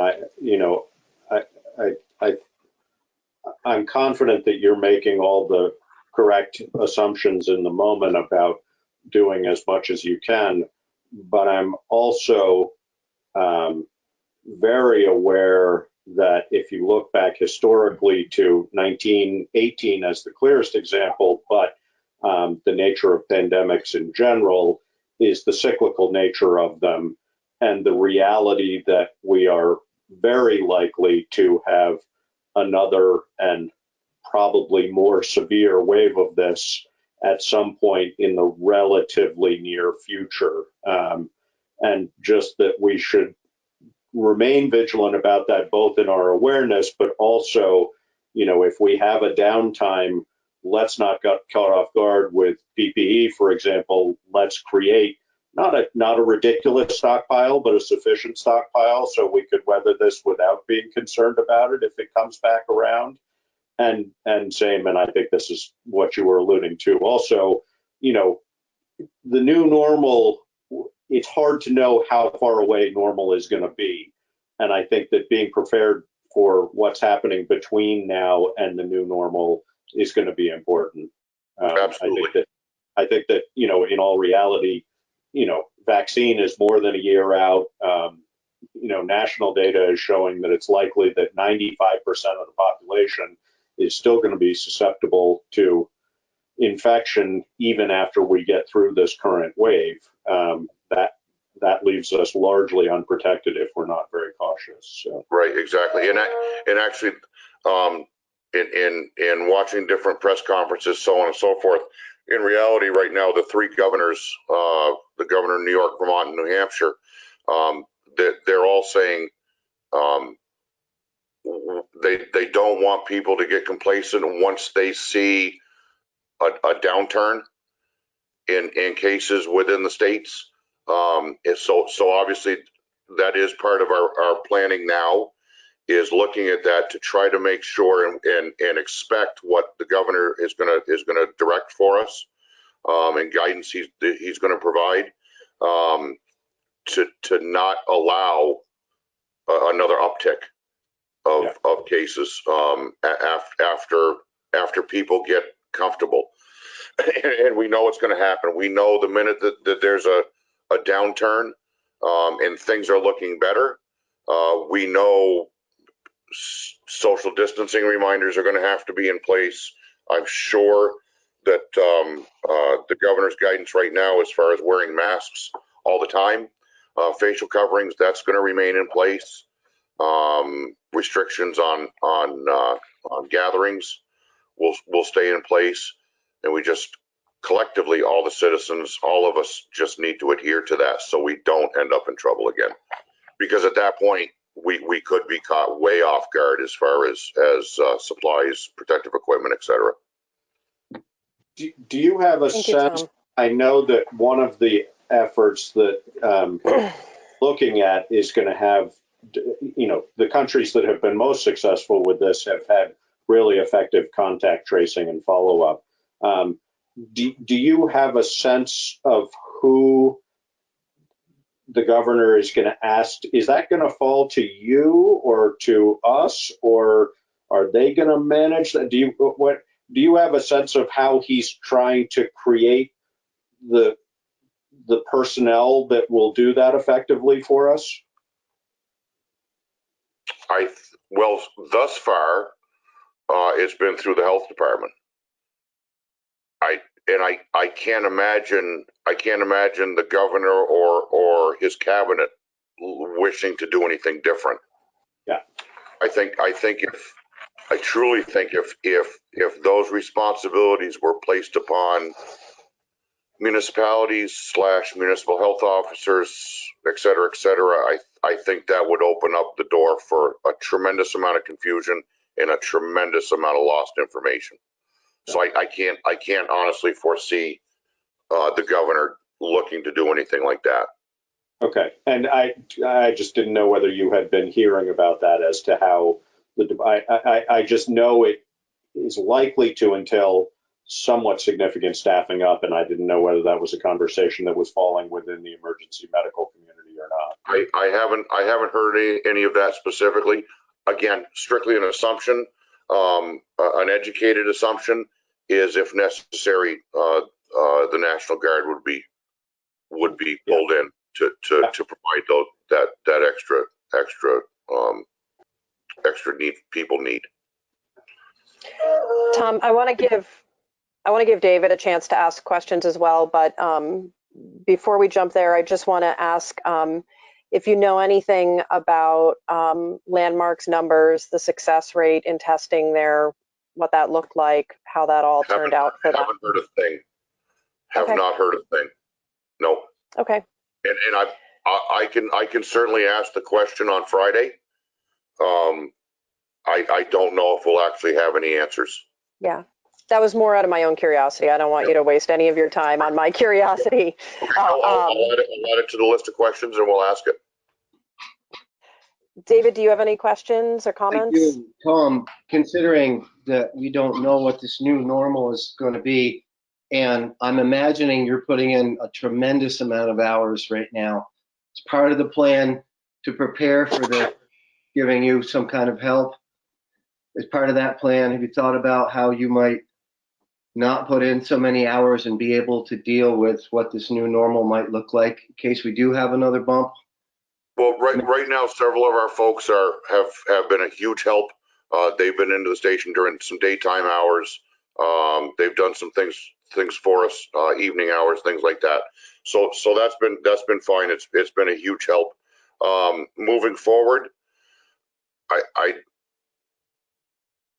we don't have anything firm in place yet. In reality, it's going to be difficult to put something firm in place surrounding that. We're just going to have to react as things develop, as things come up. So within that, however, our reaction, we're going to be able to react quickly and get things taken care of quickly with regard to your concerns. So I have no doubt about that. I guess my concern is we wouldn't be able to do this without you. And if you're putting in the number of hours you're putting in now for an extended period of time, I can't imagine you'll be able to sustain that forever. So I'm just concerned about you. That's all. Yeah, I appreciate it, and certainly it's not me. There's a tremendous amount of it's all us. So yeah, I'm putting in a number of hours. It is what it is. Again, I've got plenty of support. So anytime what I don't want to do right now is use that all up. Because the more I try to slough off, so to speak, if that's appropriate terminology, the more worn out they're going to get, and the more time they're going to be away from their families before potentially they absolutely have to be. So that's all. I mean, it's a big balancing act, and right now everything's good. If I get to the point where I'm realizing I can't do anymore, then yeah, well, I'll pass a lot of stuff off and I'll take a breather. But at this point, I'm good, and I appreciate what you're saying. Well, I guess my last little bit is that if the new normal is going to require more people, what do we do to get you more people, not just the people that you have, so that the weight is off of everybody a little bit? Just a thought, maybe something to think about. I really don't know your job. I don't know what you go through. Honestly, short term, it's going to be through mutual aid.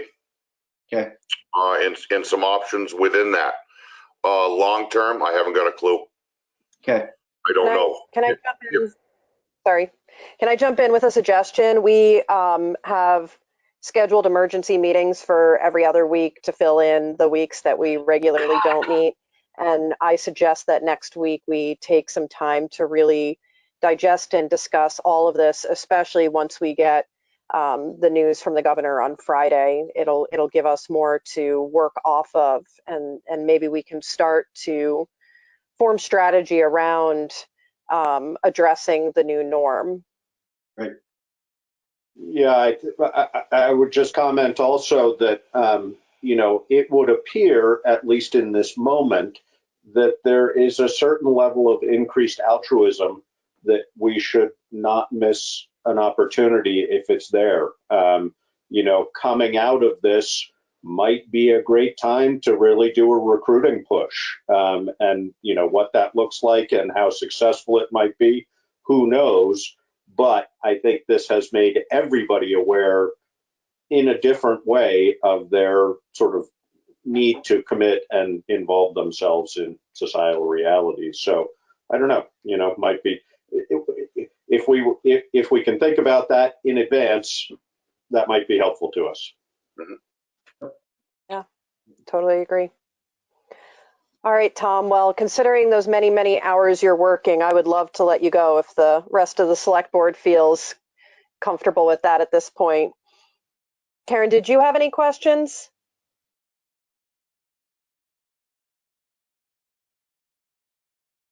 Okay. No, Thank you. I'm all set. All right. Okay. Thank you. Thank you, Tom. Thank you. Okay. So our next order of business is the VTrans annual financial plan review and approval.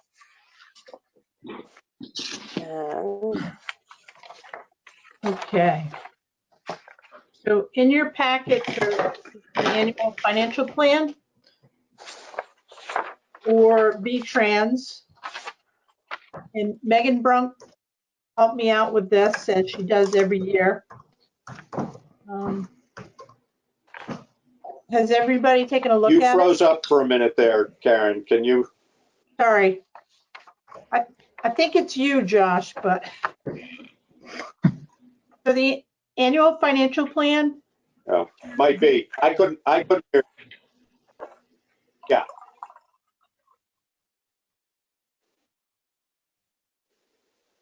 has everyone reviewed it? yes. So what I'm Yes. looking for is an approval from the select board. So moved.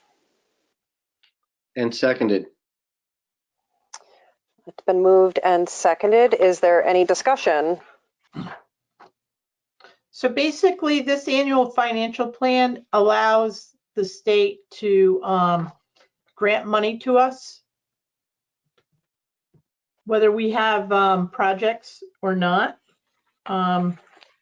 It does fluctuate year after year. And they say if the number is higher, the better grant percentage we will get. So I've seen some years that the number was lower, but I've also seen as last year it was a lot higher. So, but last year we had two major projects. One was a structures project and we had a paving project as well. And for 2021, we don't have any projects scheduled. So the number we're looking at is 849,942.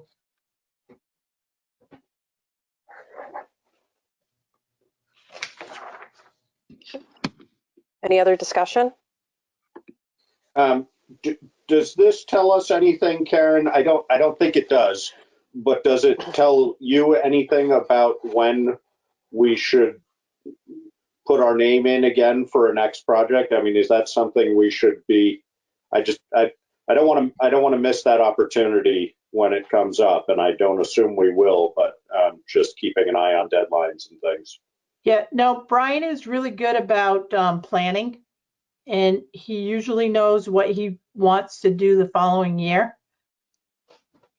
So if you look back in the past year, Josh, we had two culverts that we replaced. So he had Holland Hill and then he had Houghton Road, and and then he had the big paving project as well on Westminster Road. So now he wants to do some smaller projects, get caught up. He does have Holland Hill on his schedule for this year to do ditching in any culvert replacement there for the stormwater management. And so he's regrouping right now. But I anticipate by fall, he will know what he's going to want to do in 2022. Okay. And that ditching is part of the grant supported project also, isn't it? That is the grants and aid grant funding through Wyndham Regional, which is about $20,000. Okay.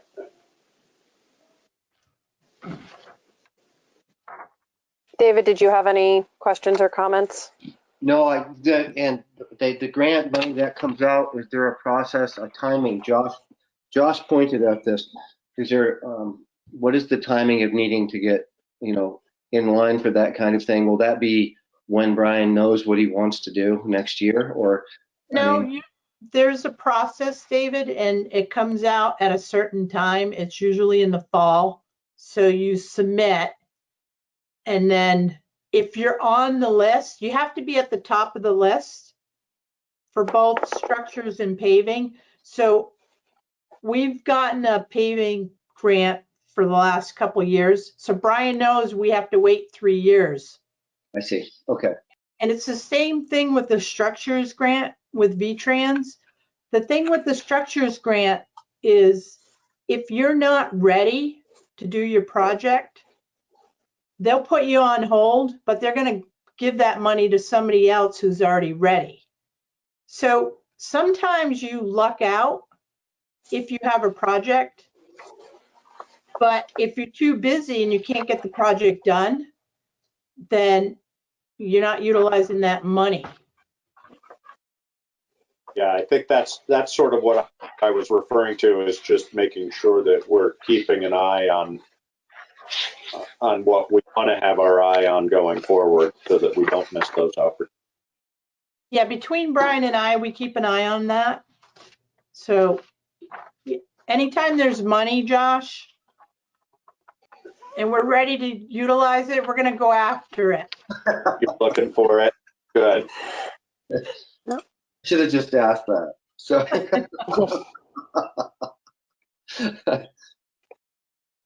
And I can't remember, Karen, do we have any money in our regular highway budget for paving this year or not? We have $100,000. That's what I thought. Yeah, okay, good. Yeah, and then we have 15,000 for bridges. And do you already know what we're thinking of paving and when we need to go out to bid? I do not. Okay. And I would think it'd be, if we're doing any paving, we'd have to go out to bid soon. That's what I'm thinking. Right.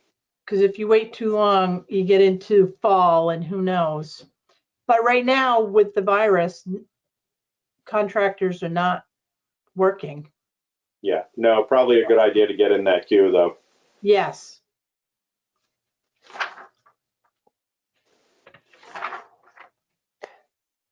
Any more discussion? Okay, it's been moved and seconded. All in favor? Aye. Aye. Aye. Okay, motion's been passed. Karen, we have to sign paperwork for this. You do. How would you, and I know you and I had discussed the potential of e-signatures, which I think we'll discuss in other business. Do you just want to hold off until other business to discuss that, or? Sure. Okay. All right. So the People's Bank Omnibus Resolution Review and Approval. Laura, can I jump back one? Yeah. So there is a certification of compliance for town road and bridge standards. Yep. I'll make a motion to approve that certification of compliance. And second that. Okay, moved and seconded. Any discussion? I will add, this is something that we do. It's part of this annual financial plan. The select board did readopt the town road and bridge standards on August 28th, 2019, per the state's recommendations. And our town road and bridge standards are a little bit better, a little bit stronger than the state's. So I'm comfortable with what we have in place. And that's all I have to say on that. And all our numbers match your data as far as distance and so on. Yes. Good. Yeah, there has not been any new roads added to Putney. So that hasn't changed since I've been here. As you know, we've talked about a couple roads, or a couple trails that people would like to see them as roads. I mean, Yeah. it would benefit the town, but the cost is out of reach for some people. Yep. So it's been moved and seconded, and hearing no further discussion, all in favor? Aye. Aye. Aye. So Thank it's you. passed. No problem. And now moving on to the People's Bank Omnibus Resolution Review and Approval.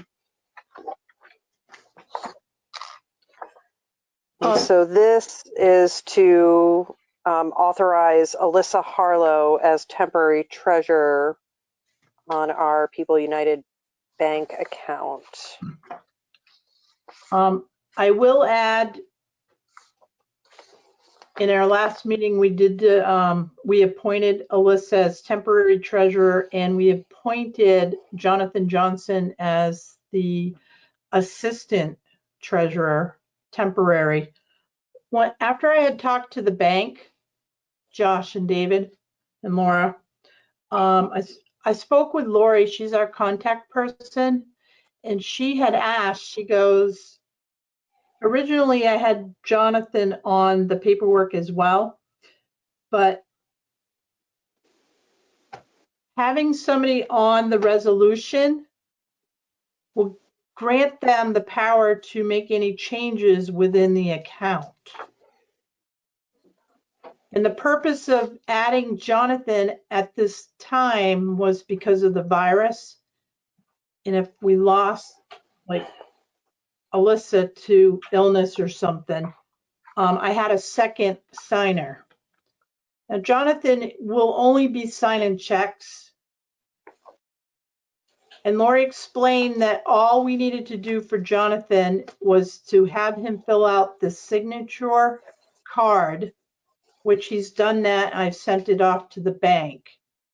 So once we get this resolution processed, they will get all the paperwork in place and he can go to the bank and he will become a signer, but he has no authorization to make any changes within that account. And I'm confident that Alyssa would not make any changes without speaking to me.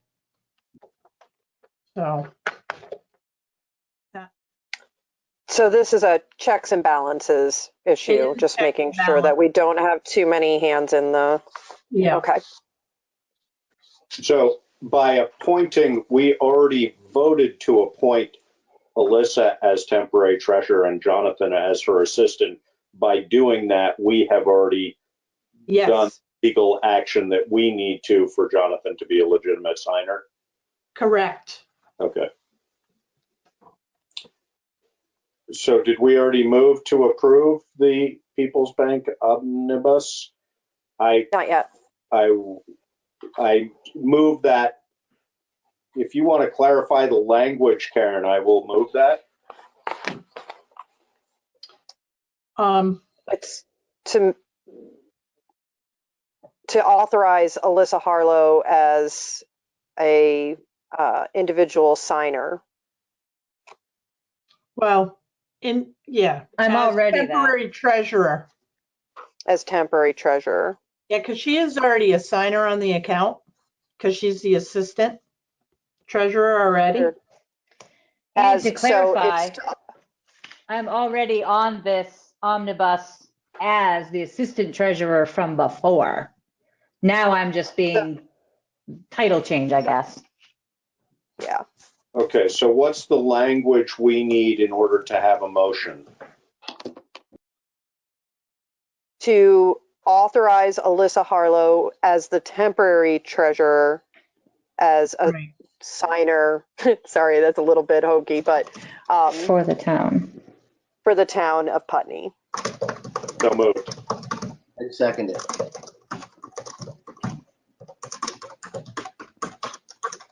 I think we need to mute Alyssa again. Thank you. It's been moved and seconded. Any further discussion? All in favor? Aye. Aye. Aye. Okay, so it's been passed. So we did have Sandglass USDA Rural Business Development Grant on here. After speaking to Karen earlier, she has recommended that we table this. On February 27th, we did approve a letter of intent to move forward for a grant. On March 11th, we did not receive the app requested for it. We again requested it, didn't receive it on the 27th. So we do have a narrative now, but we still don't have the application. And until we receive the application, it should be tabled. So tabling that. Are they at risk of missing a deadline? They are. Their deadline is April 15th, Josh, but in an email to me, they asked for certain information such as our EIN number, our DUNS number, our SAMS number with the cage number, which I have all that information, but without seeing the application, I mean, I need to be able to review the application, and I would recommend that the select board see it too before we send it off. Yeah, but we're not meeting again until the 15th. So what does that mean for them or for us? It means they're probably going to miss their deadline. They had let me know that I was going to have that application by today, and it still wasn't at the door at 4 p.m. Do we want to take any action that would allow them to meet that deadline contingent upon individual approval or something? I mean, we can also do that probably via email, but I think all of those numbers they requested are not something certainly that you want to send out as a complete unit in a non-secure, potentially non-secure email. No, I wouldn't like do a lot of information. Right.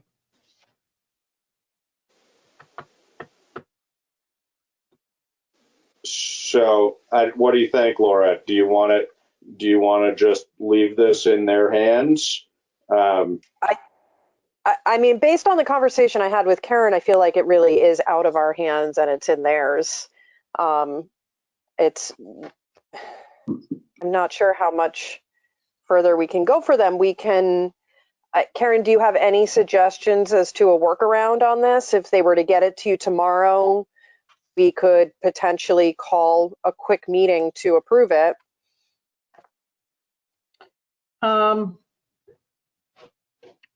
Yeah, I mean, I don't have my calendar in front of me, but let me just. It's going to be. Yeah, I don't want to. I don't want to burden you any further, Karen. But if they think that they can, I guess we want to be clear with them that if they want to meet this deadline, they have to get it together probably in the next day. In order to allow for us to try and do something for them. Otherwise, they're going to miss the deadline. Right. You know, if that's the way it is, that's the way it is. But if we can accommodate them, I'm sure that would be good for them. But they need to jump right on it if that's the case. Yeah, I mean, I've been in conversation with a couple people and, you know, without an application, without a complete package, it might be hard to meet their deadline.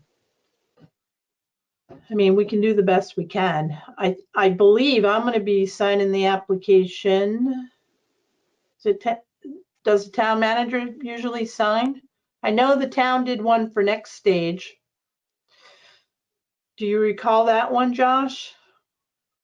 I think we can authorize, well, I think we can authorize you to be the agent, but I don't think it's inaccurate also the statement you made that we probably ought to at least have a look at that application as well. I prefer, yes, I prefer the select board to at least see it. I guess my feeling would be.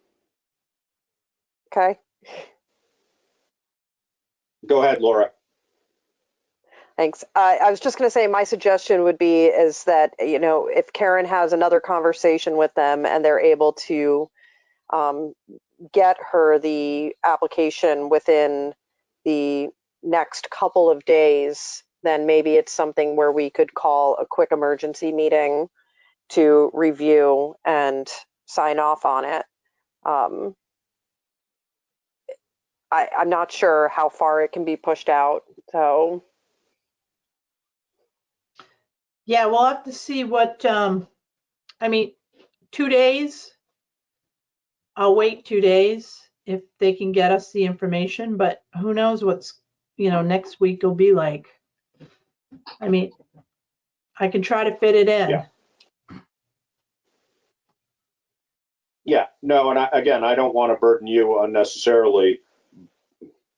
And they've already created that situation, but if we can help bail them out of that situation, I wouldn't object to doing that. Okay. So I think we'll just leave the ball in your court, Karen. All right, I will reach out to them and see what I can do. And if we see the application and it's complete, then I will call a meeting. Great.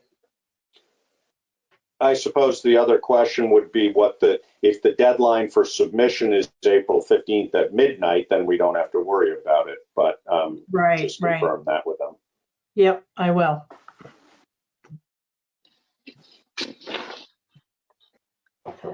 Okay, so we're moving on to select board appointments for board committee. And everybody should have received in their packet the entire slate.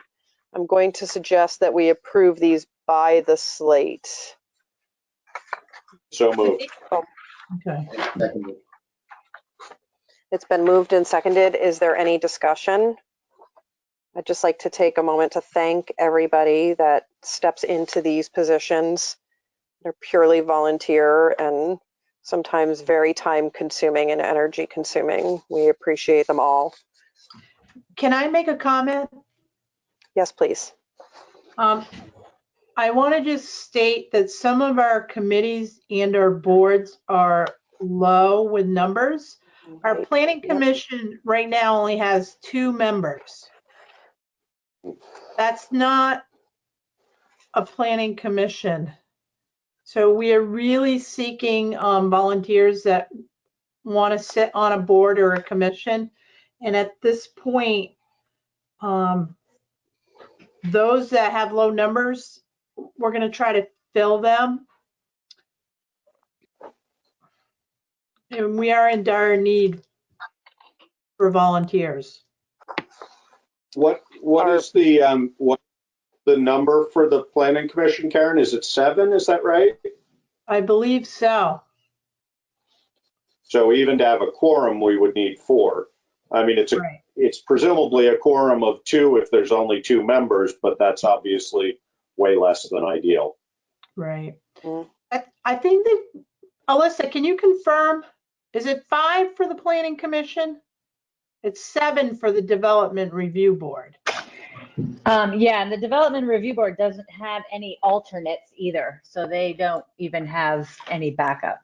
But I think it is 5 for the planning board. Yeah, that's what I was thinking too. And our energy committee is completely Dissolved. defunct at this I'm point. gonna have to I'm gonna recreate that from the ground up. In your spare time. I'm opening up the appointee list just to be sure, because I think the development review board is also low on regular members too. I think the DRB, it can be as many as 9, can it? I thought it was always 7, but I could be mistaken. So, oh no, so the development review board has 1, 2, 3, 4, 5, 6 with 1 vacant seat, and then we have 3 vacant alternates. We did have an alternate, but who was it? It was Peter Loomis. Yeah, he never responds to my asking him if he wants to continue. And last year, when he finally did get back to me, he was kind of sounding like he would rather not. So this year, he didn't respond. So I'm just don't know what to do about that. But planning commission is 5. Is 5, but we only have 2. So I don't even think they can legally meet with 2 members. It's not a quorum. Does it have to be a quorum of the original number though, or does it have to be a quorum of the existing members? No, it's the original number. Oh. I think that varies depending on the obligation of the committee, but I mean, with only 2 members, you can't legitimately have a quorum. You know. Right. Yeah, it's. No, I hear you. Yeah. You have to have at least 1 more member.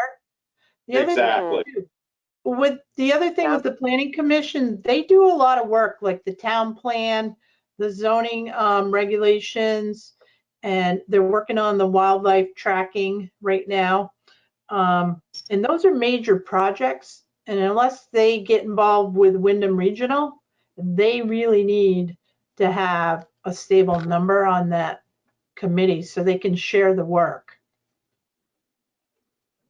I would agree, and our select board is 3, and at times there's only 2 of us in a meeting, and I'm not.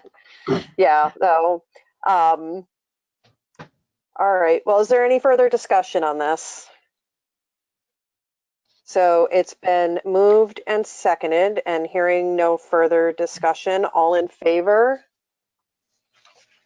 Aye. Aye. Aye. Okay, so it's been passed. And now we're moving on to the Wyndham Regional Commission appointments. And we can approve this as a mini slate of Karen M. Astley and Stephen Dotson. So moved. Would anyone?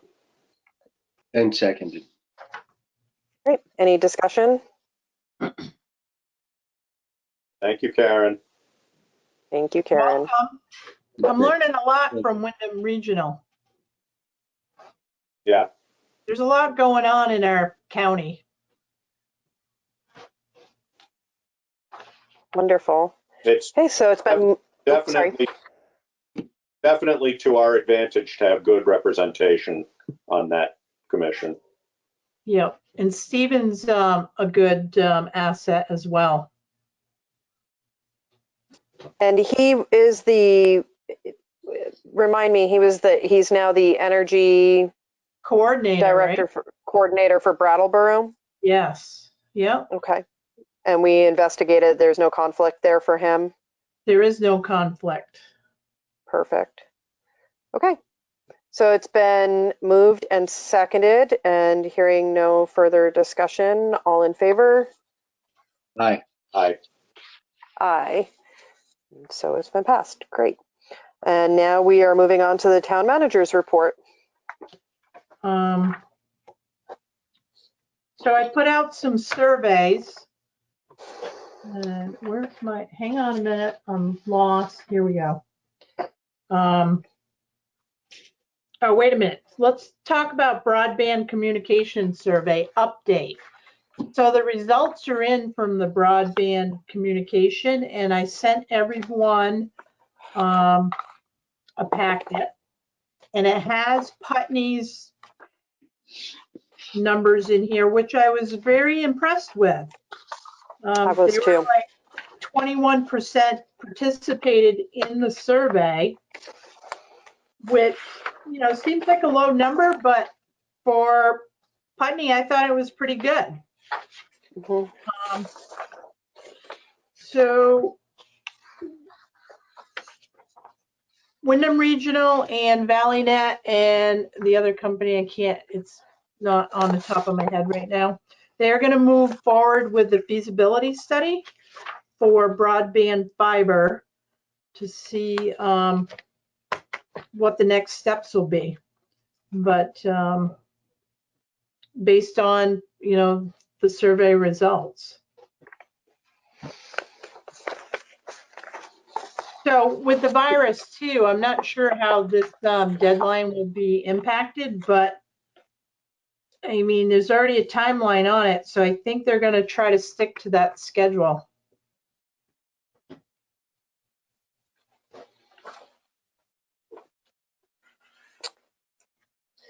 Well, the data coming out of that was pretty interesting. Thank you for sharing it.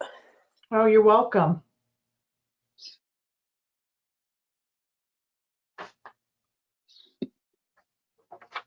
Does anybody have any questions about it? Do we have any immediate obligations going forward, or? We do not. So they're gonna do the feasibility study.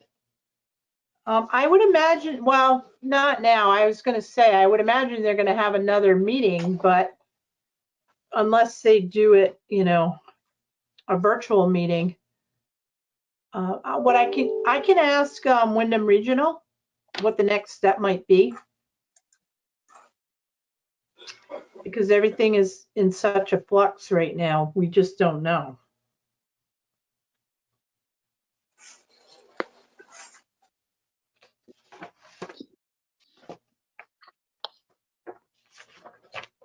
Thank you, Karen. Yeah, you're welcome. Locally grown resources survey for Putney. I did finally get that out. We had a few glitches on that. I have to thank Laura for helping me out on that. Anytime. But we got that one out and the business survey, and we're trying to generate some more data, try to help people figure out what we have locally in Putney for like produce, whether it be vegetables or meat or eggs or whatever that can help people, because with this virus and you know, the stay at home and only go out for groceries, and as you know, supermarkets, you know, are still have empty shelves, and if we can help people locally and they can provide resources, I think it's better for our community. But yeah, I find this so exciting. I think that this builds resiliency and stability and sustainability for our future beyond this virus. And I think it's exactly in the vein of the conversation that Tom had speculated the governor would like us to be having. And so I really commend Karen for having taken the time and initiative to get this going and get it out there to the public, and encourage anybody that's watching that grows or has a business or has any other kind of resources that they would like to offer to their local community, please participate, because it's a great way that we can all connect and support one another. yes, and we did the same thing with the business survey. So basically it's asking our businesses that basically had to go to takeout what do they offer? Do they have gift cards? Are they doing takeout? Are they doing curbside? So we have to try to support our local businesses like the Putney Diner and the general store and, like the bookstore. And, it's how do we help them get through this? And how can we guide them to the appropriate resources so, they might be able to get financial monies to help them get back on their feet. This has been a big shock to everyone, and it's unfortunate. And I drive down Main Street and you can see the impact. It's not a good situation right now. No, but I also have to commend them for their quick adaptation to all of this. I have seen each of our local businesses doing some really remarkable marketing and changing their systems so quickly to support the public need and to also continue doing the best that they can to, if not thrive, survive this. Right. Yeah, well, we're certainly also, this is sort of a different vein, but, I think it was David who brought up a while ago the reality of longer term financial fallout from this for tax payments, et cetera. And I think we're going to have to we're not going to see that until, given that tax bills may be delayed, we're certainly not going to see it until at least August, but over the next year, we're going to have to really look at how we're going to manage. And I'm very hopeful that there will be legislative support for how we are supposed to manage that, because I suspect that's going to be very real for us. Mm-hmm. Yeah. Yep. I know for myself, the first thing that I did is I looked at every project moving forward and figured out what I could not spend money on and still keep moving forward and keep everything as close to zero as possible. I also heard from a friend today about the Small Business Association's 2 different loans that are available for small businesses. One, a quick $10,000 loan that the portions of it that are used to pay employees don't have to be paid back or something like that. And a larger loan that you can apply for, I think, up to like $10 million. And any portion of that is being paid towards salaries or help would not be eligible, would not be required to be paid back either. And so I think there's resources out there for people. I don't know if they're availing themselves to them or not. I know I haven't done anything for myself, but I think as a town, we have to be really careful we have to be really frugal. Of course, I always think that way, but moving forward, I think we need to be really, really, really cautious. There's going to be a lot of people that have a really hard time with that. Yeah. People who normally wouldn't have a hard time or we'd have any problem with who will now. And how do we address that? So I have to agree with you, David. There is quite a bit of information out there for small businesses, for people that are unemployed. And I would recommend they either go to the State of Vermont websites or go to our websites, because the links are on our website, and tap into those resources. Yeah, and I know we've made this point before, but I'll repeat it, just the importance of doing that sooner rather than later, because that will be a first come, first serve venue. And, stimulus being what it is, it'll probably come in rounds, but if you haven't applied, you're not going to get it. And that'll, at a minimum, delay you significantly, if not prevent you from receiving those funds. Right. So my next item was town business hours. So the town hall currently is staffed 4 days a week. There's no one in the office on Friday, but 8 to 4 are the hours. We can be reached by telephone. We can be reached by email. We are still trying to conduct business the best we can. We have absolutely no in-person contact with other people at this time. So recommendation is to call the office and talk to us for what you're looking to do. So right now, dog licenses are due. Hunting and fishing licenses can be done online, but it can't be done online if you don't have a printer or you don't have a computer. So you can call John Johnson, town clerk, and he can walk you through.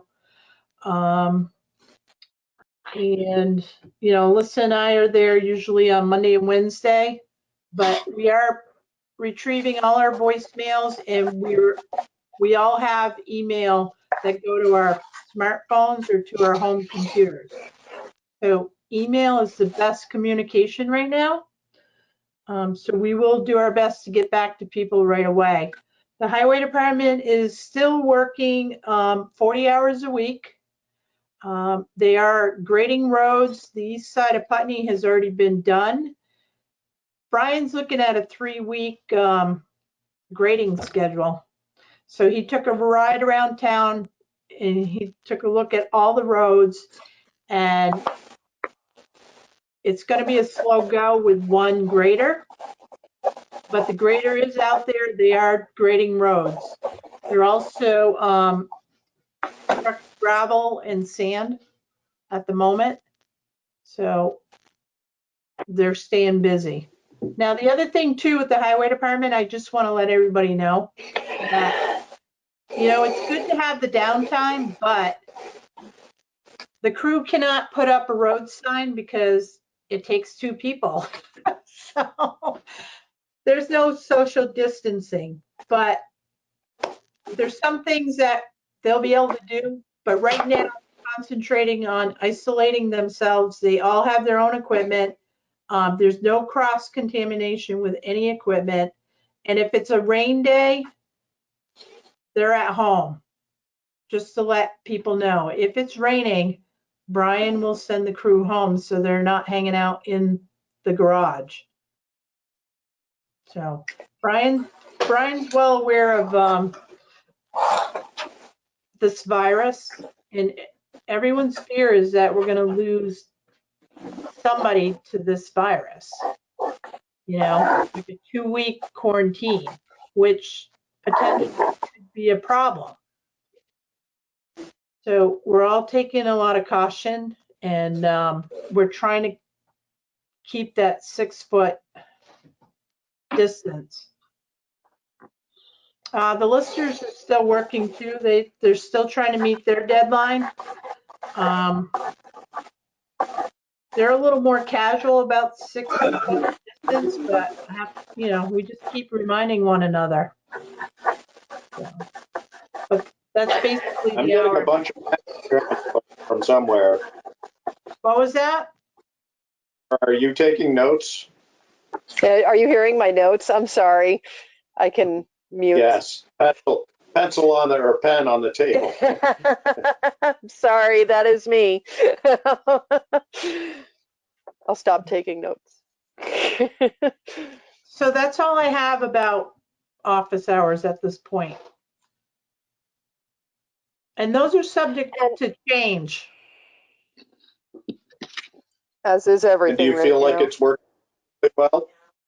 Yeah, it's working well. I like it better now that we're staggered. So, you know, of course, Alyssa and I are in there together, but, you know, we're separated. And, you know, Jonathan's in there, you know, usually by himself. Sometimes I'm in there on a Tuesday, but, you know, we're at separate ends of the building.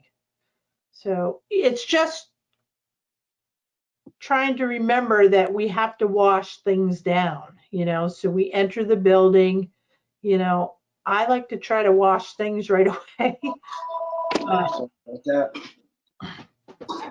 You know, so I think we've been proactive about trying to wash our hands, disinfect, and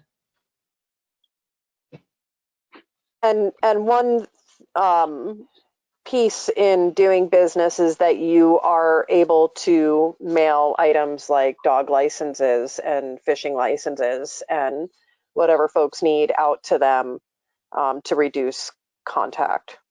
yes, yep. You know, we have the mail slot in the front of the building. So if anybody needs to drop anything off, they can just put it in the mail slot and then we can process it and then put it back out in the mail. Really helpful, thank you.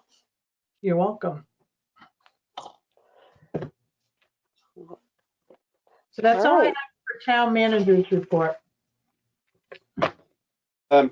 Karen, I don't think this was in our packet, but I know I saw from you some information on the response from VLCT about the fire truck article. Can you, it wasn't clear to, it was clear to me that the bond issue is problematic as far as how we would work through it. I didn't feel there was a clear answer about going to private lending institutions. Do you have the information you need? I have enough information right now. So the one thing that I'm concerned about is because we voted on a 10-year bond, you know, $550,000 at 2%. So the interest rate concerns me. Yeah. Especially if we won't know what the interest rate is until it comes back from the bidders. I mean, that concerns me a lot. And I haven't started researching what the banks are doing right now, but I will look at it. And again, I haven't really talked to Larry. I know Larry. I didn't feel like there was, I don't know whether there was an answer or even whether the question was sort of voiced that they could answer whether we can legally go to a bank if we chose to, if we met the criteria lined up in the vote. Right. I'll have to go back and reread it because I read it as no, that we have to stick strictly within the language of what was voted on. But and that's how I interpreted that first paragraph for sure.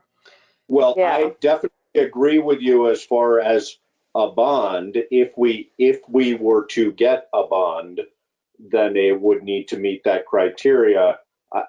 For me, it wasn't clear to me whether that left us with the opportunity of going to a bank if it would come in at less than 2% or not.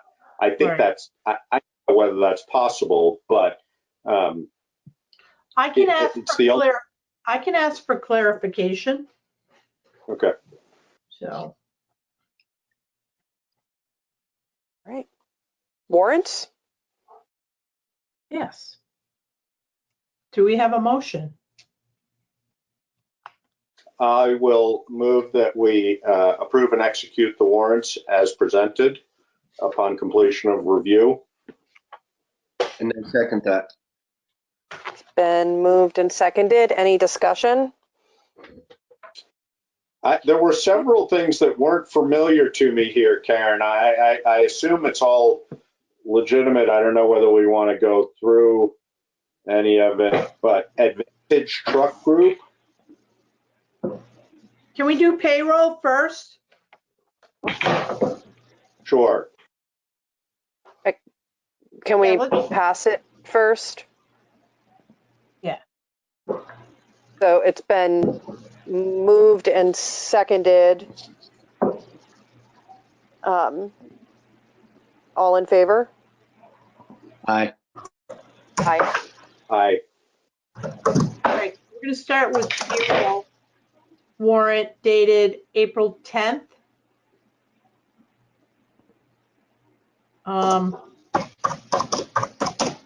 In the amount of $15,846.67.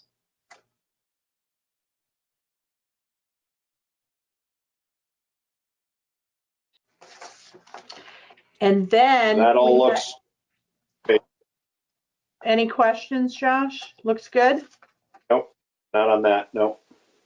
Okay. David, are you all set? Yeah, I'm all set. Yep. Okay. Any questions, Laura? You'd hear from me. No. All right. So accounts payable dated March 28th through April 10th, 2020, in the amount of $86,264.20. Can I ask a question? Sure. What is Southwestern New Hampshire District that we're paying $31,000 to? What is Okay, that? so that's our mutual aid Okay. system. So with this bill, David, so half of it is billed in this fiscal year, and then the other half is a prepaid for the next fiscal year, because they only bill it once.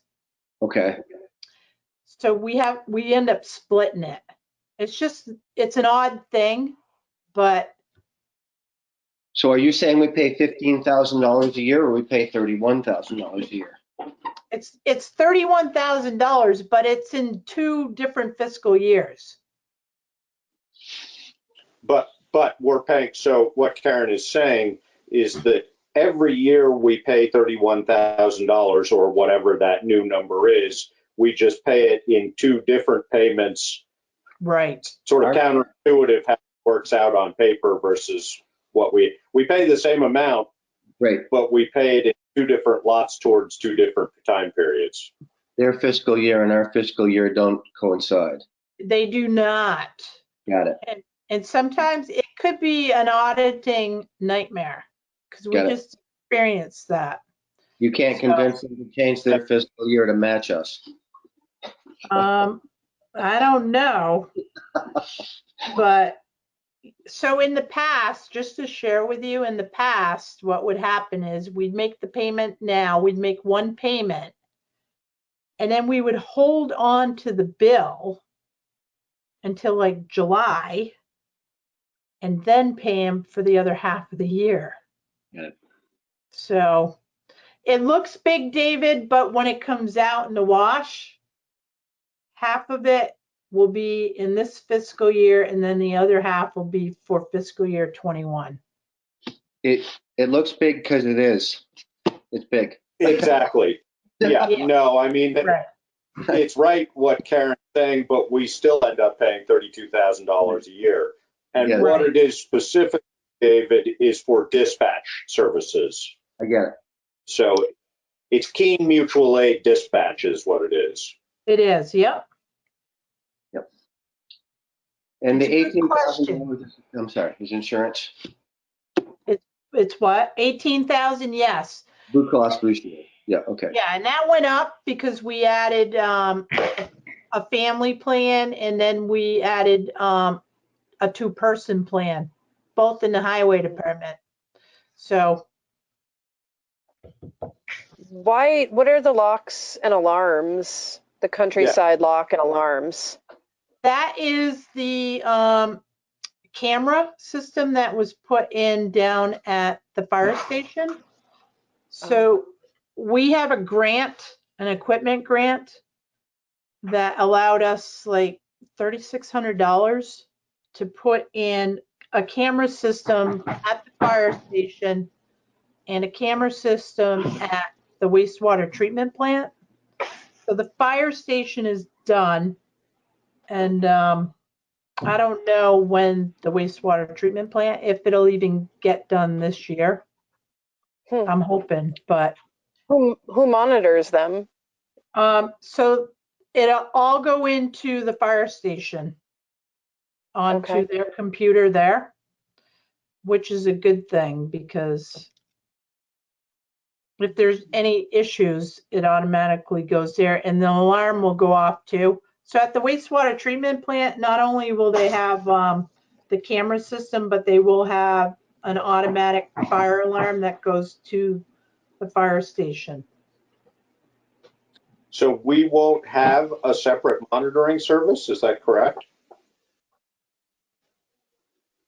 No, it'll go right directly to the fire station through mutual aid. Oh, okay.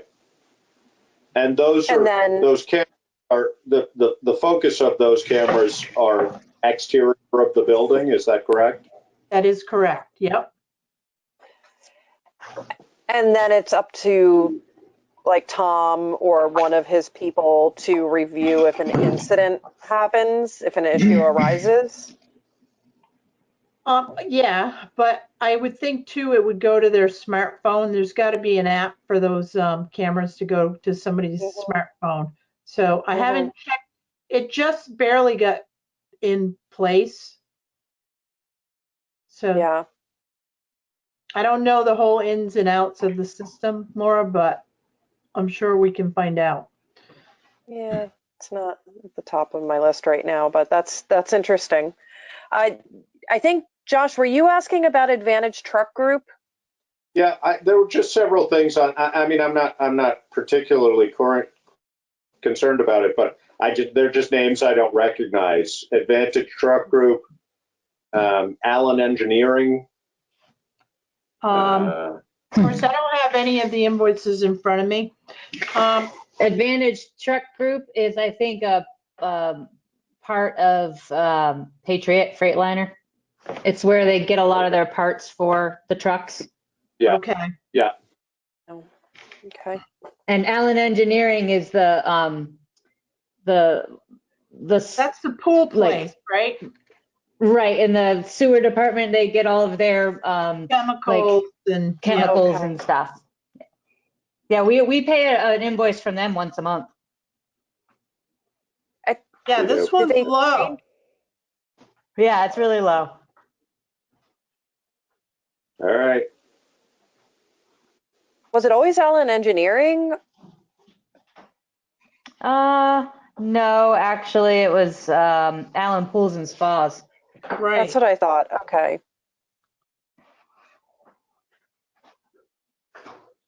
All right. So how do you want to manage those, Karen? Do you want us to, we may have already done this. Do you want us to just come in and sign them as we're able? We were going to talk about that in other business, but if you guys want to go ahead and make a motion to, oh, you already made the emotion, right? Yeah. Yeah, we can just move into other business now and have that conversation. I think that's an important one. Right. So Karen had suggested the possibility of electronic signing, but without us actually having researched that. I'm not sure if that's feasible at this time. Maybe it's something we could discuss next week. In the meanwhile, as Josh was saying, do you just want us to all come in when we have time and sign those, like committing to getting it done in the next day or two? So everyone has a key to the building. So and I have all the paperwork with me right now. So that would mean me going to the office tomorrow to bring all this stuff in for you to sign. Karen, both of the warrants are in Laura's mailbox if they wanted to sign those, and all of the minutes are in David's box, which, by the way, David, your box is overflowing. So if you want to at least sign those are there at your convenience. So the copy of the bank paperwork, could I just bring that and sign it and leave it in my box? Is the copy good enough, or does it have to be an original? It should be an original. Okay. Yeah, we're But gonna there- have to figure, oh, we'll have to yeah. figure this out because we definitely need signatures. And I suppose Well, I like your idea, Alyssa, if we just make the copies and leave the copies in Laura's mailbox. yeah. Well, if Laura has in her packet everything that needs to be signed, she could sign it so it's an original with her signature. Right. Put it in her mailbox, and the other two can sign it.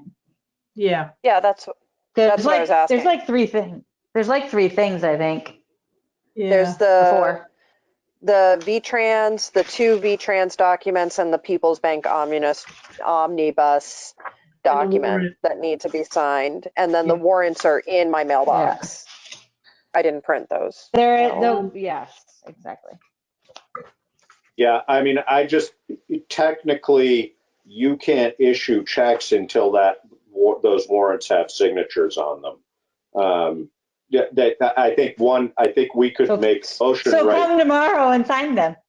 But right, no, that's what I'm saying. I mean, I think that Laura should do that. So I will make a motion that for the duration of the COVID-19 pandemic, we allow Laura to be the primary signature, and then David and I will follow up as we are able on all warrants from here until the pandemic is completed. And I second that. I'm fine with that. So can I make a comment? Yeah. So please sign in blue ink. Yeah. That way I know it's the original. And number two is, I wanted to say something and it's gone. Sorry. Might come back to you. So it's been moved and seconded. It's been moved and seconded. Any further discussion? Where are we going to put those once they're signed? I can either leave them in my mailbox. I'll leave them in my mailbox. I won't be the last person to sign. So whoever's the last person to sign, we'll have to put it wherever you want it. Can just leave it there and I'll pick it up on Monday. Yeah. Okay. Would you like me to bring a can of Lysol with me and spray everything? No, but my recommendation is if you guys go like Friday, Saturday, or Sunday, knowing that there's not going to be anyone in the building, that would probably be better. Yeah. And if you unlock the front door handle, please make sure it's locked. Yeah. Okay. And you gotta test it. No, I think legally, Laura, you need to sign tomorrow because those checks will be, at least payroll will be distributed Friday. And without your signature on those warrants, those checks are not technically legitimate. Yeah, I was just going to say I'll go in first thing in the morning and sign them, and I'll plan that as my routine for Thursday mornings after a select board meeting with warrants to go in very first thing Thursday morning and do the signatures. And I'm really good at social distancing, so if anybody's in there, I'll keep away. Yes. You can come in the side door because John will have it open, but have to print those warrants because they are in your box already. Fantastic. All right. Sounds like a plan has been made. So it's been moved and seconded, and hearing no further discussion, all in favor? Aye. Aye. So, Laura, don't take this as a criticism at all, but just so you know, I think when you go back to get a vote on these, per Robert's rules, you can't just say it's been moved and seconded. You need to say it's been moved and seconded to approve, and it can be abbreviated, but you have to clarify what we're voting on. I'm pretty sure, I might be wrong, but just okay. a one sentence addition to that, I think, is Robert's rules. Okay, I will make sure to do that going forward. Oh, okay. Do we have any other business?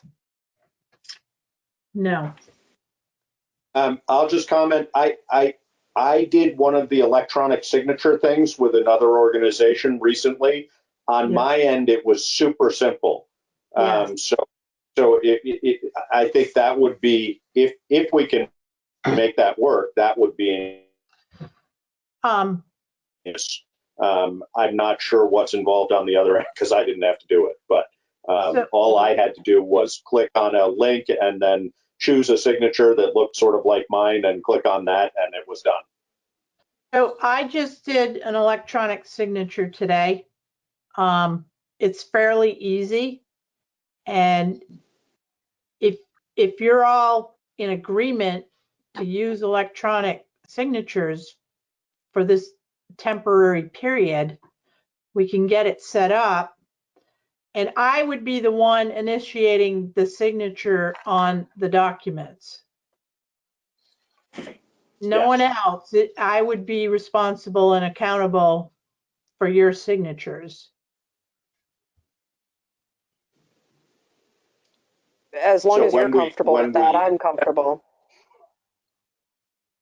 Yeah, I am too. And I think what we would probably have to do, we might want to check with the state on this, is just we would probably have to approve you as the initiator of that or something. I'm not sure. We should just find out what the obligation is for how to make that legitimate. I will inquire with BLCT tomorrow and see if I can get an answer. Sounds good. I think there's two different kinds of electronic signature things too, and I think you're both talking about two different kinds. Like I think Karen, maybe not, but I think you're thinking that they give you their electronic signature and you place it on a document. Is that what you're meaning? Not me, no. I've created my own electronic signature. Yeah. So, and I know what Josh is talking about because they send it to you. Right. You just plop it on there. It's a little sticky and then you click on there and your signature comes in there. But we can create those right at the office because I've done it. Oh, cool. I just have to remember how I did it, Alyssa. Okay. Well, yeah, because you can do it where it automatically sends to the next person on the list after the first person signs it. Oh, nice. Because I did that with the house and all this. Like I would sign it, Lance would sign it, and then his brother had to sign. Yeah. Because he owns the other house that we own. So he had to sign too. And so it was like all three of us got it in a row. All right. So. Well, if the select board is okay with electric signatures and we are able to do that, which I'll find out, then, maybe that's the route to go for now. I'm supportive. Maybe in 2 weeks, we're going to be all at home. We already are. You mean back in the office?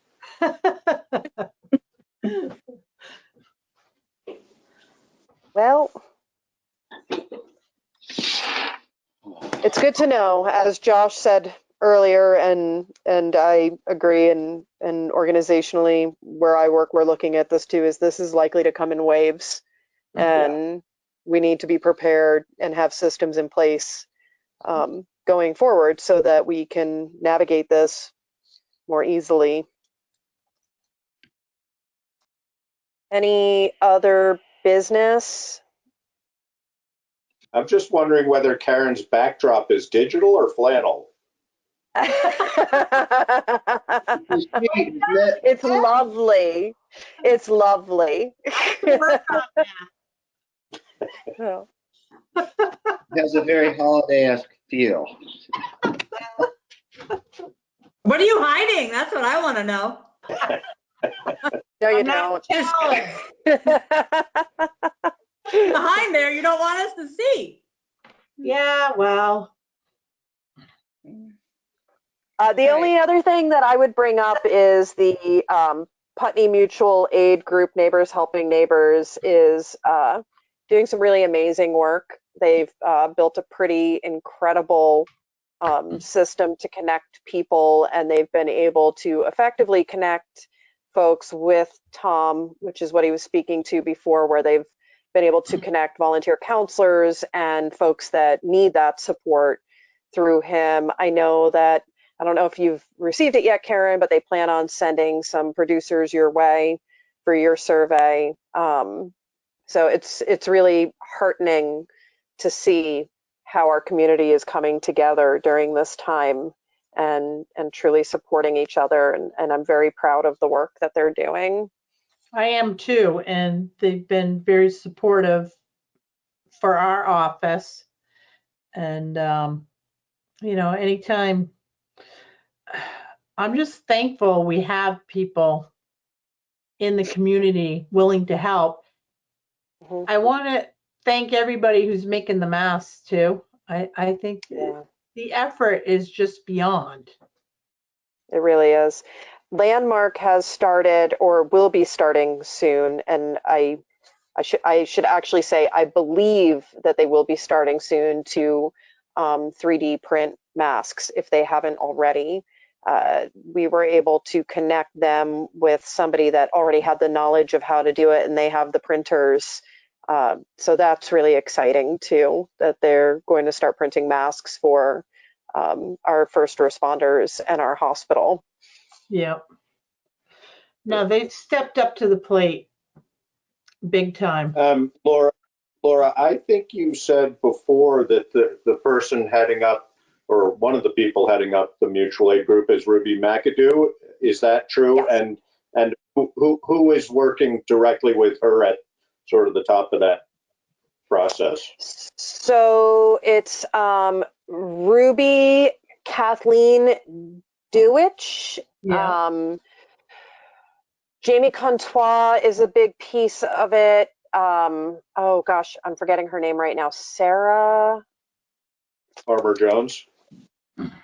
Hold on one second here. Bear with me, and I will find you the. I want to shout out Sarah Armour Jones. Thank you. Hannah Pick too. So, Hannah Pick, the folks from Putney Community Cares. It's really, there's a core leadership group that has been doing a lot of the guiding work. And then there's every week, there's a large slate of us that meets, which includes our local representatives, Notter and Mike, and local representatives from the different organizations in our town, myself, and a few other community members that have been really driven to make this happen. And then there's a communications team, which I'm on, but I have to be like very clear that most of the heavy lifting has been done by other people. I'm just sitting in and listening and occasionally throwing in some input, but trying to make sure that I'm playing the role that I'm supposed to be playing of liaison. They're just doing incredible work. It's been tied in with our local businesses as well. So they're trying to work with the local businesses to help with grocery delivery. Truly remarkable. And something I think that will serve us well going forward for many years. They're building it strong. And I also want to comment to certain residents that have ideas and they'll shoot me an email and I'm able to like throw it over to the mutual aid group and they hook everybody up. And it's been incredible. And it's big for me to do that with everything else going on. It's really difficult. And I feel like this group handles it efficiently and people's, you know, their needs are met. Good. Yeah, I have to agree. It's the exact kind of collaboration we were hoping for. Yeah. It's working. I like it. I'm really impressed too with the community right now. He has a lot to be proud of. All right, so we probably have another meeting date on that agenda. I don't have it in front of me. And then We do, except it says April 8th. Who made that mistake? All right, let me look. Sorry, guys. So I believe it's April 15th that we're supposed to be meeting, and that's our 5 o'clock, not a 5:30. Right, April 15th is the emergency preparedness meeting. So April 22nd is the next select board meeting. but we also have a meeting the 15th at 5. Yep. Yes. Okay. Yeah. And I would love to see for us start to, and if you to have any ideas, or I would love to see us start building an agenda aside from just COVID response for those meetings, because I feel like some of what Tom talked about earlier and what both you, Josh, and you, David, were saying are really important pieces that we need to start addressing as soon as possible and fleshing out. We may not be able to come up with the answers, but at least to have the discussions, I think, is really important. Yeah, because I don't think we're in the thick of it yet. And then when we come down that downside, and like Tom mentioned, it's going to be recovery. Mm-hmm. And we need to plan for that, because it's not like everybody's just going to be able to come back out onto the streets. And No, not at all. All right, I will make a motion to adjourn. No, I'll second that. It's been moved and seconded. Any discussion? Nope. The motion to adjourn is moved. Or did I say that right, Josh? You're going to have to correct me as I go. It's been moved and seconded to adjourn. All those in favor? Aye. Aye, thank you. Long day. Aye. have a good night, everyone. Take care. Thank you. Thank you.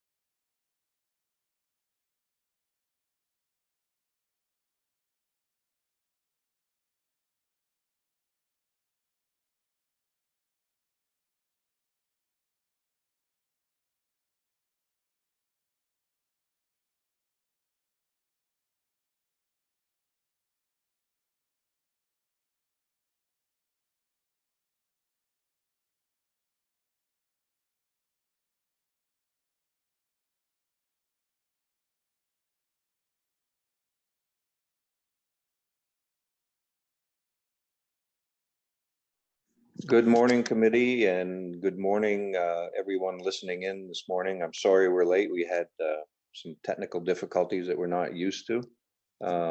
Also, we have to change the order of the agenda because Commissioner Harrington needs to leave us early. And so I think we'll start with Commissioner Harrington, let us know what's happening there, and then in his department, and then probably, I don't know how much time we'll have for questions, but you can let us know. Michael? Great. Thank you, Mr. Chair. For the record, Michael Harrington, Interim Commissioner, Vermont Department of Labor. I only have a few minutes before I have to head over to the pavilion for the 11 o'clock press conference. I need to get there ahead of time. So I'll keep it brief so we can ask questions. But what I've been sharing with others is that there are a couple different things that are going on right now that I think are posing a lot of questions for people. But to just put it in perspective, in the past two and a half weeks, we've received more initial claims filings than we do in a given year. It's likely we're going to be up over 40,000 initial claims being entered in within that 2-week period. And we'll be able to release some more numbers starting tomorrow. Obviously, that has overwhelmed our capacity and our system, both on the technology side as well as the people side. So we have done a couple different things. We've tried to automate or make electronic options for people to open those claims. So there is an online form people can fill out. That creates a number of other issues down the road, but it helps people get their initial claims filed sooner rather than later without having to wait on hold. We have upped the capacity of our call center twice, if not threefold. And again, though, personally, I think we could probably add an additional 100 people to those lines, and we would still be overwhelmed with the number of calls coming in because the volume is just so high. And for instance, there are other states that have literally turned their lines off because they can't handle the load and process the claims at the same time. We're lucky we haven't had to do that, and wherever we can, we're expanding either capacity or times during the day. As the committee knows, we are pretty handicapped with regards to our technology that we use. We use a 30-year-old mainframe system that is monitored around the clock to keep it up and running. It does go down occasionally, and luckily to date, we've been able to bring it back online each of those times. But I think we're preparing also for the scenario should something happen where we can't bring it back online. This is also not unique to Vermont. We were on a call yesterday where other states are dealing with the issues that come with maintaining a decades-old system. But we were able to get through the bulk, and I would say most of the initial claims that have been filed have been put into our system. There are still a number of claims that have issues attached to them that need to be resolved, but we were able to start issuing payments earlier this week, and another bulk payment load will go out tomorrow. Certainly, there's a lot of frustration and concern, and rightfully so, from the public that can't get through. We're making every effort to get people into our queues and process those as quickly as possible. So to make room for more people calling in, but wherever we can, we're trying to do that electronically. We are looking at other options. We are partnering with GMP, Vermont Gas, and Efficiency Vermont to help defray some of those initial calls coming in to help people file claims. So the people at those organizations are literally taking calls and helping people complete the online form, especially for people who don't have connectivity where they live. And we are looking at other third-party options for call center options should we need to increase capacity even more. I think, we're all talking about how long COVID will last, but as a department, we're also looking beyond that to see what the long-term economic impact is going to be from COVID, and expecting a long run in terms of high unemployment and pressure on our system. So from that perspective, that kind of gives you our current state. We have a number of federal benefits that are coming our way. So I just want to update the committee on those. The high points or the most impactful are going to be the $600 that people are eligible for. People will begin to see that benefit in the next week or two. Remember, those benefits are eligible for this week, starting this week, but people won't file claims for this week until next week. So it will be 2 weeks or so before people begin to see those funds in their check. There's also a component in there for self-employed and independent contractors. We are telling people that is going to take a few weeks to stand up because that is like a totally separate unemployment insurance system. Separate and apart from the one we have, because our system does not contemplate self-employed individuals and independent contractors because they don't contribute to the fund. So we are working and we'll probably end up partnering with the tax department to roll out that program. In the federal package, there's also the extension of benefits. So you'll see that as well for people who exhaust their benefits. There is an additional 13 weeks of extended benefits should they need it. And then the other component that I think is impactful for people is relief of charges for nonprofits and municipalities who file on a quarterly basis. So we have the authority now to reduce those charges by half and are working on a way to implement that into our system.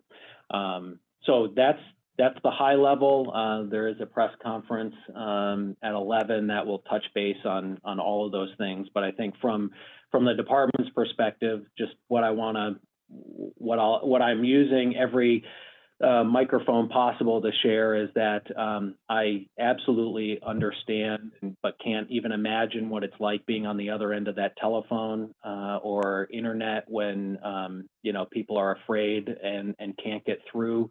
And I'm just asking people to be as patient as possible. We have all hands on deck. And we are working through these claims as quickly as possible. I did hear on a call today that another state had a 5-week backlog. We're lucky in that we've been able to push through most of our claims, and only those that have issues on them are needing to be resolved. But it is a concern. And it is something we're very mindful of. So we even as early as today are talking about how to up our communication plan to get that word out to people so the public is aware. I'm also letting people know that just because there is a lag in our processing does not mean that's going to impact somebody's eligibility or impact the amount of benefits they get. It will only impact the timing in which they receive those benefits. And we're still keeping that relatively short. It's still 6 to 10 days roughly. But I don't want people to think because they couldn't get through last week that they're going to miss out on benefits. To whatever extent we have the authority to do so, we will make benefits retroactive for people. That's a quick overview. Happy to answer any questions for about the next 15 minutes. Okay, great. Just one quick question, Michael. We've heard, I think many of us have received some emails from constituent businesses that are worried, especially essential businesses that are worried that this extra $600 is more appealing to people and that essential workers won't be available. Is the 600 a flat rate to everyone, or is it on a sliding scale? It is a flat rate. So, I mean, we are aware of that as well. In some cases, there may be someone who's eligible for the full state benefit of $513 and receiving $600 on top of that, making their total benefit over $1,000 a week. But we are looking at guidance, and there is federal guidance out there in terms of should a company go back to work and offer employment back to their employees. If someone refuses to go back to work, they will have to be able to articulate and prove that there is a reasonable risk or that they've been instructed by a healthcare provider or an authority to stay home. And if they can't provide that level of documentation or certification, then they will be ineligible for payments going forward. Or if they were paid payments, after the fact, then they would be required to repay those. So, again, we're still focused on getting payments out the door to make sure these people have the benefits they need. But yes, we are also looking on the back end of that to make sure that only in those very specific cases where there is a health-related concern or a directive from an authority, that those are the people that are able to stay home and continue to receive benefits. Okay. Jean?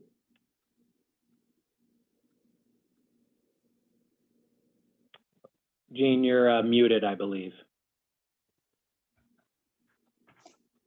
Sorry, I missed where you were posting any notices to independent contractors and such as to when and what's going on.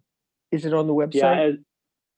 So as early as probably later today, what we're going to do is take kind of those 3 or 4 components that are significant to the public out of the CARES Act, and we will have information specific on our website.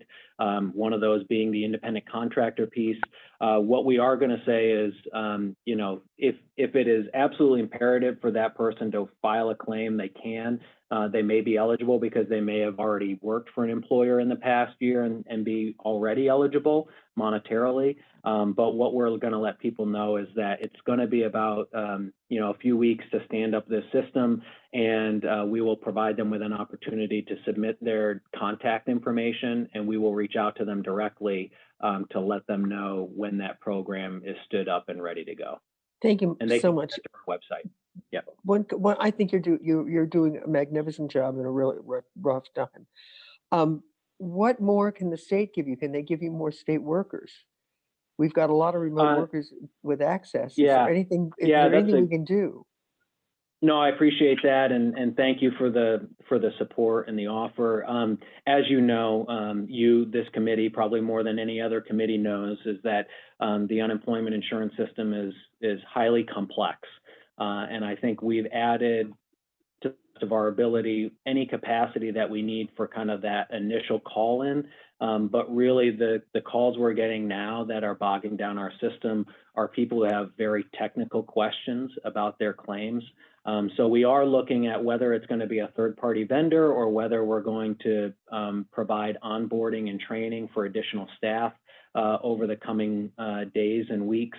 But these are what's called in the UI system unemployment insurance merit staff. So they are certified and trained and certified by the federal government to handle claims. So I appreciate that. We've had many offers for bodies, but really at this point, our focus has to be on highly trained people who have the logic behind, if I receive this question, how do I resolve this issue? And so we're working on a training program. As you can imagine, training becomes exponentially more difficult now that most of our staff are teleworking, and any new staff would be working from home as well. So we are trying to manage that component as well. Thanks.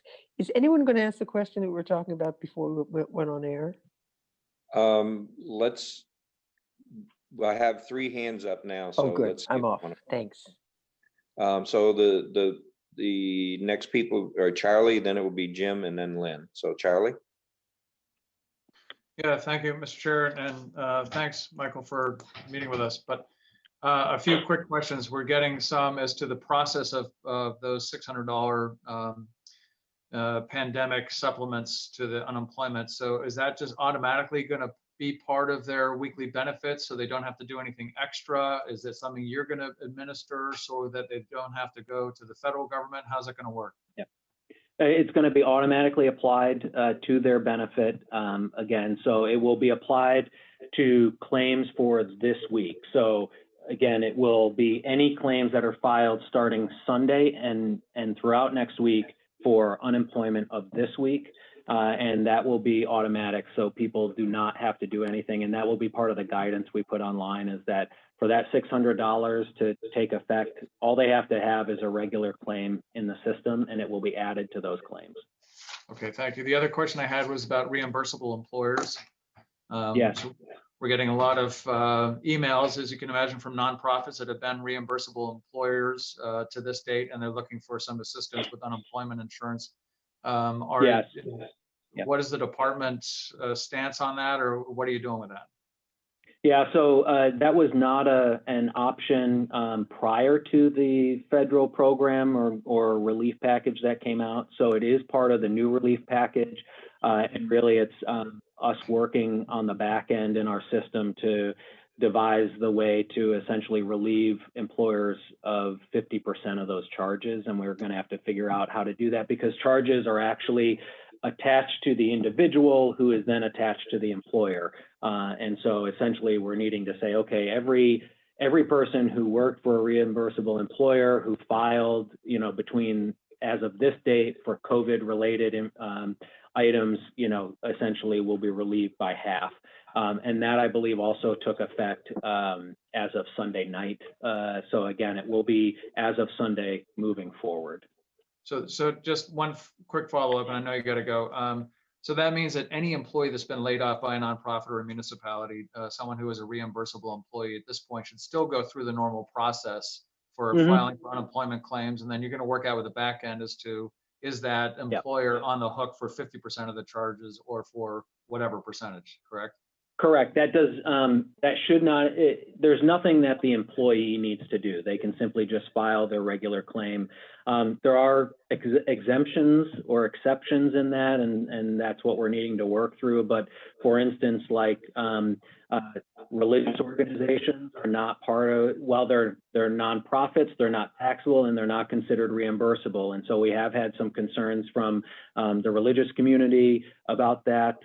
And I'll have to go back to the federal package, but as of right now, I don't believe those are included in that reimbursable 50% relief, because they are not considered, they are waived from the entire UI system. And so we'll have to go back and clarify that. Yep. Thank you. Okay, Jim.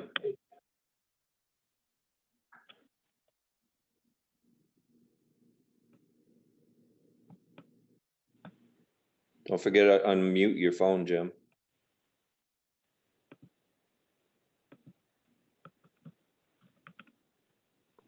There. Commissioner. Yes, sir. I've got a question from Nathan Johnson, the owner of Little Britain, about one of his employees, and I'm going to run it down for you. It's kind of complicated. He says he's got a question about an employee. She works 20 hours a week, single mother with a child in 6th grade who has an autoimmune condition. My employee is concerned for the health and well-being of her child and feels she needs to stay home with her. I'm trying to sift through the options for her, but there is a lot.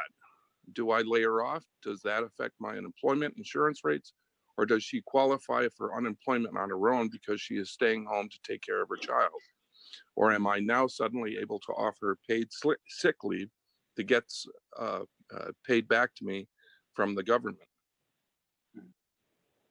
So there's a lot there, and there's a lot of, I could answer that with the standard, it depends, but I'll do my best to just give some general information. So depending on the situation, there may be some opportunity for paid sick or family leave there. The other thing that we're letting people know, part of the issue there, sir, is that so she's a part-time employee. So it's likely that she will not be monetarily eligible based on those numbers. Again, I don't know that without knowing how much she has earned in the prior 5 quarters. So again, she may not be eligible for standard unemployment insurance because of the limited numbers of hours that she has worked. What this employer should look at is, and this would be through the Agency of Commerce and Community Development, is that my understanding is that through the relief package and the Small Business Administration, employers are eligible for forgivable loans to maintain if they keep them employed, yes. Right. So in this case, it may be in the best interest of this employee for that employer to apply for a loan to maintain, to keep her on his payroll, even if he's not operating for the public, and then maintain her as an employee throughout this period and possibly be forgiven for that period of time. So that may be what's in the best interest of the employee. Other than the sick time, which is a little bit more complicated, and I can't necessarily answer that straight off, but there's a concern that she may not be eligible for UI given the limited numbers of hours that she has worked. Mm-hmm. But in order for, what she's claiming is that because of her child's autoimmune deficiency, she has to be home with her. So therefore, how could she then qualify as an employed employee? So my understanding is that we are still treating people. So if I'm an employer and I send my people home, as long as I continue to pay them wages, they're an employee. So I don't believe that the federal package requires them to continue to operate as a business, right? So let's say I'm a business that has 25 employees, and I say, okay, we're going to suspend work, but you're still going to get paid your wages. As long as you're paying wages, you are eligible for that loan. And that is because you're following the directive of the governor's executive order, as well as the CDC and other health advice, and she is as well. So if he's saying, listen, I'm going to continue to pay you as an employee, but under federal guidance and under state guidance, you're to stay home with your loved one, given the situation. That again, those are questions I would ask to the Agency of Commerce and to the who's initiating the loan. But my understanding is that it's not based on whether you're continuing to operate as a business publicly. He could simply be operating privately as a business, not open to the public, and continue to pay wages. Mm-hmm. Okay, thank you. Okay. Yes, sir. Last question, Lynn.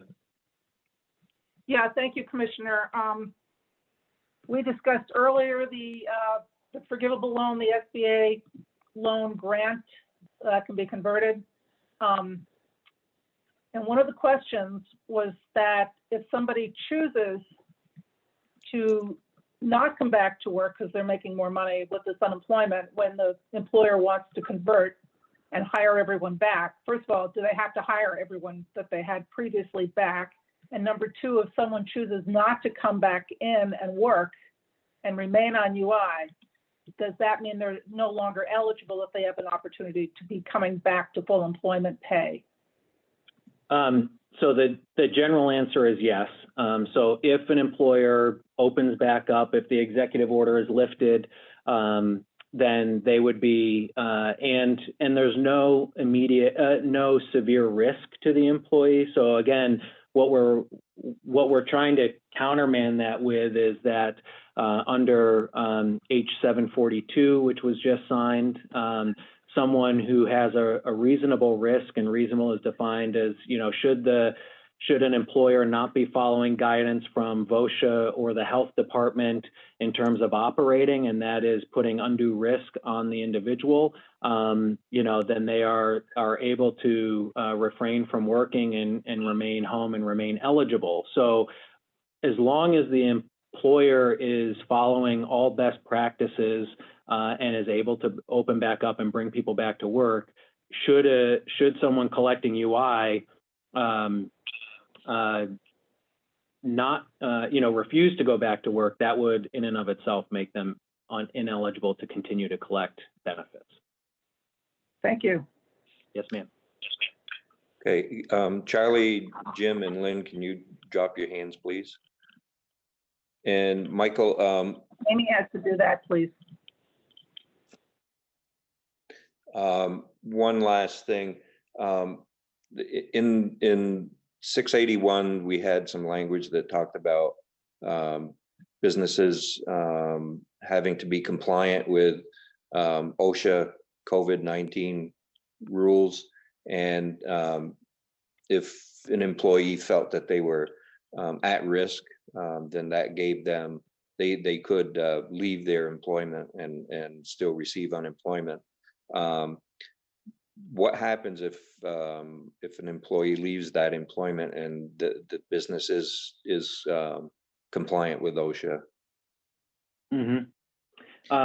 So again, it may be that the individual, it will come back to the reason the person left, right? So under 742, if they left to care for a family member, if they left because they have a compromised immune system and were instructed by a healthcare professional to stay home, if they left and could demonstrate and that the employer is willfully, violating a best practice or a directive, then those would all make them eligible. If they simply said, nope, this is too scary for me, and I'm just going to stay home, again, that was part of our conversation. And what we tried to do in that bill is they have to ground that concern in some type of fact-based evidence, and so it would be incumbent upon the claimant to provide that evidence to support their need to stay home. Okay. And now, to make them eligible. Yeah. Right. Now, if they were found to be ineligible through state UI, would they still be eligible for the $600 a week? If they were found eligible, yes, for the state UI, it's anybody who is found eligible for state UI is then eligible for the $600. Okay. I'm cognizant of the time.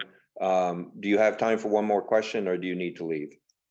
No, I can do one more question, and I would just ask Amanda if she'll just let the governor's office know that I'll be a few minutes late. Okay. Stephanie, last question then. Thank you. There we go. Commissioner, thank you so much. I have a quick question, just want a little bit of advice on seasonal businesses that are going to be opening up this summer. Specifically we have a lot of summer camps, children's overnight summer camps in our area. So where best would I send these people to discuss? They have some full-time year-round employees, but the vast majority of their employees are seasonal. And is it something that Department of Labor can help with, or should I send them to ACCD?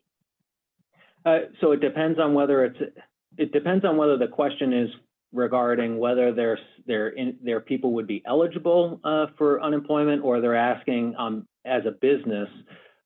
We're happy to assist either way, and we can also direct them to the right place. But what I would say is, if they are contemplating laying people off, or again, maybe it's a summer camp and they're not planning to open this year, right. It really depends on a person-by-person basis, because you have to be monetarily eligible for benefits. So you have to earn a certain amount of money in the past 5 quarters. So if this person, only works part-time for the summer because they're a high school student or a college student, they're likely not going to be eligible for these benefits. So again, they have to have regular work, at least earning minimum wage, if not more, for a period of time leading up to the separation from employment. Yeah, and in this case, in this case, it's the owners of the camps. There's 2 camps locally. It's the owners. So perhaps they're just. So they are likely eligible as long as they were receiving a regular paycheck. I mean, part of what we're also going to run into, just so everybody is aware, is that many independent contractors and self-employed individuals typically record losses at the end of the year and on their taxes, and that is going to impact their eligibility for benefits. And it may not determine that they're ineligible for benefits, but it's going to put them on the lower end of the benefit scale rather than the higher end. Interesting. But they will still be getting the $600 on top of that. So again, that I think is designed to help defray some of that worry there. Yeah, and I know there's a lot of resorts that are sort of seasonally open, and I think this is going to be a problem with. So thank you. Yeah. Yes. Sure. And so to answer your question, though, if they have specific questions about benefits, they should call our technical assistance line. The other thing they can do is, because I can only imagine the volume that technical assistance line has, is that if there's any doubt, they can certainly open a claim. We will process the claim and determine their eligibility after the fact, but I don't want them to feel like they can't get through and therefore that held the process up, they can always open a claim and then we can talk eligibility after the fact. Okay. All right. Thank you so much. Absolutely. Michael, thank you very much. Please put forth our appreciation to all of your staff. You, excuse me, you all at the department, I think, are doing a fantastic job.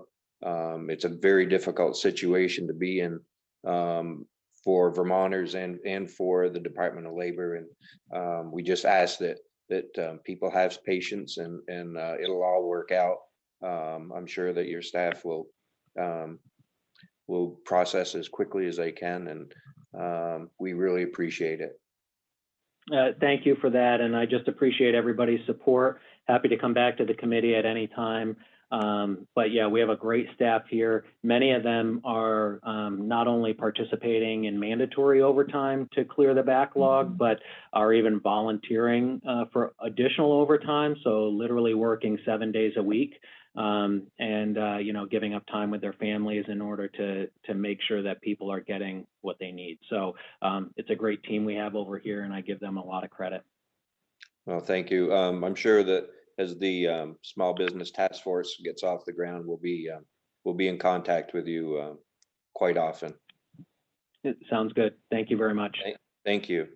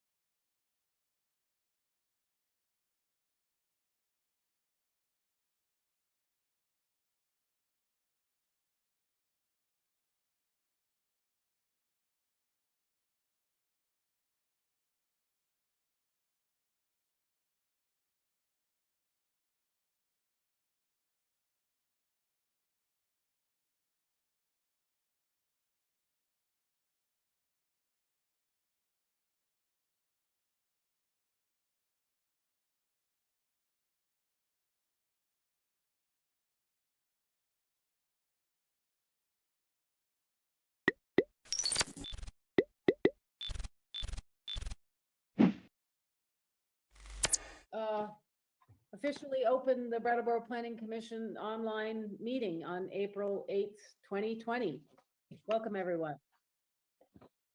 I'm gonna have to move over to my agenda. Now I can't see it. Okay, meeting called to order. Announcements. Who? Anybody?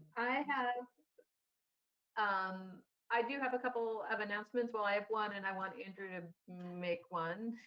He might not know I'm giving it to him, but the first thing I wanted to mention is that the U.S. Census is out and active, and we really want to encourage everybody to complete the census. Right now, there's an easy option to go online. If you don't make that, you're probably going to be contacted by a census worker, and failing that, which we're hoping to avoid, is enumerators will come to your house. So we just really want to encourage people to please respond to the census.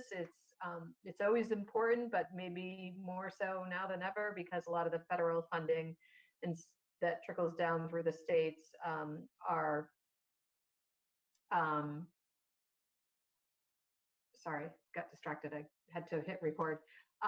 This conference will now be recorded. Sorry. The federal funds flow through the census, so having an accurate count is really important. So please take the census. Please encourage all your friends and family to do so as well.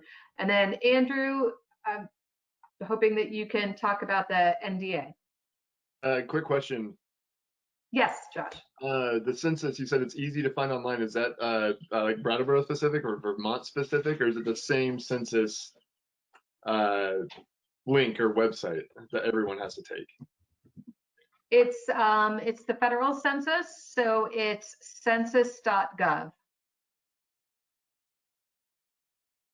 Thank you.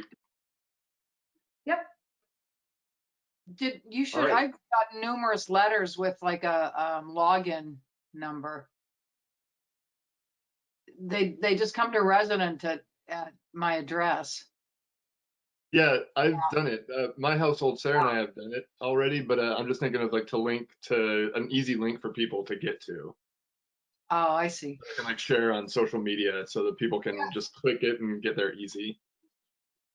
I will share something on I can Facebook. put something Josh. together. Yeah. If it's simple, I can find it. No worries. I can still post something though. It's a good idea. I planned on doing a little, iBrattleboro front porch forum, another push to get that information out there. So we'll put it on the Facebook page and get it out in those places too.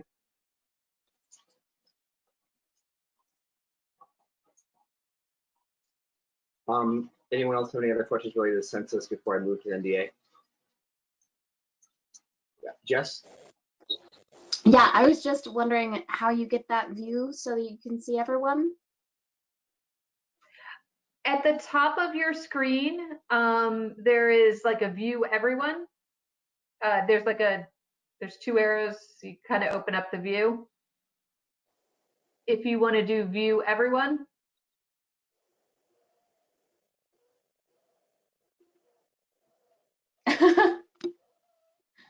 Are you seeing it?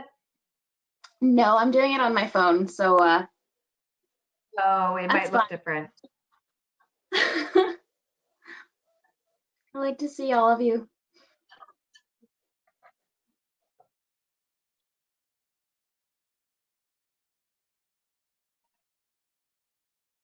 All right, Andrew, why don't you talk about the NDA?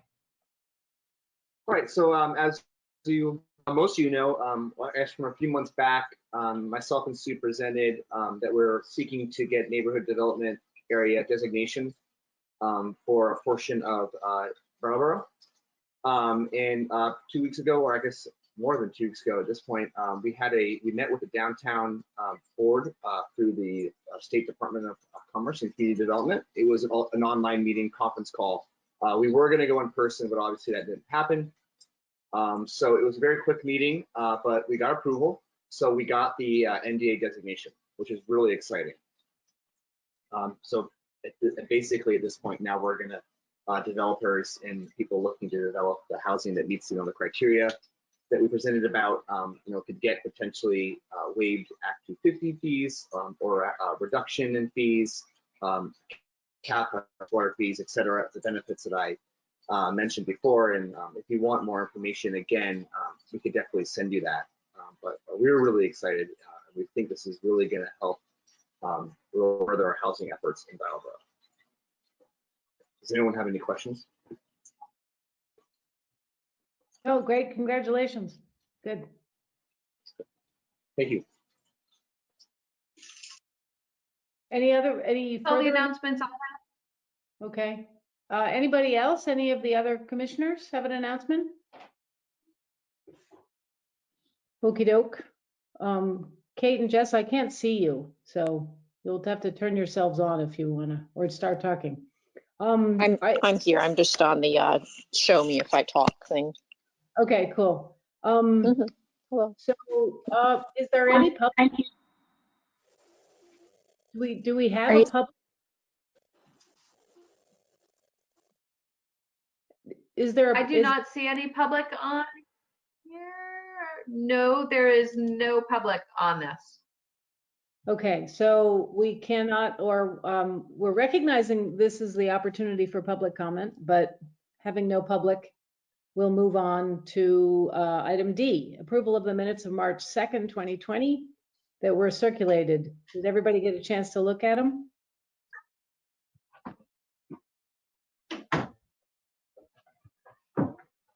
Or you want to look at them right now? I need a motion to approve them. I motion to approve the minutes from, what is the date again? March 2nd, 2020. March 2nd, 2020. Is there a second? Yes, Tom is seconding. And Tom, are you making a comment? You're seconding. You're muted. I can't hear you.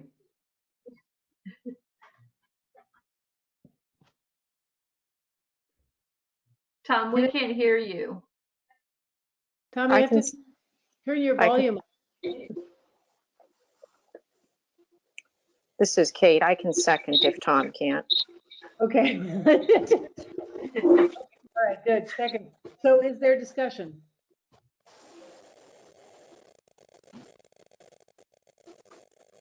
Great. No discussion. They look fine to me.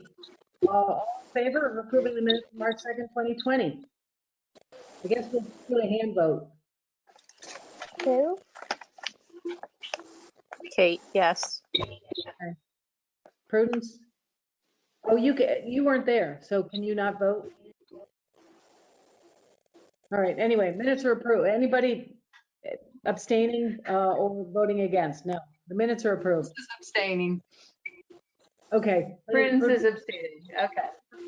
Prudence, minutes still pass. All right, section E, or E, section 248 petitions, A and B. Do you want to take that away? Sure. So we have two section 248 petitions that have come in. The Planning Commission gets notification of them, and as well as the Select Board. There's a lot of static. Are you guys hearing a lot of static? Jess, can you put your mic off? That might help. Better. Thank you. Okay, so section 248 petitions are to the Public Utilities Commission, and the town has the opportunity to file a notice to intervene in these if we wanted to.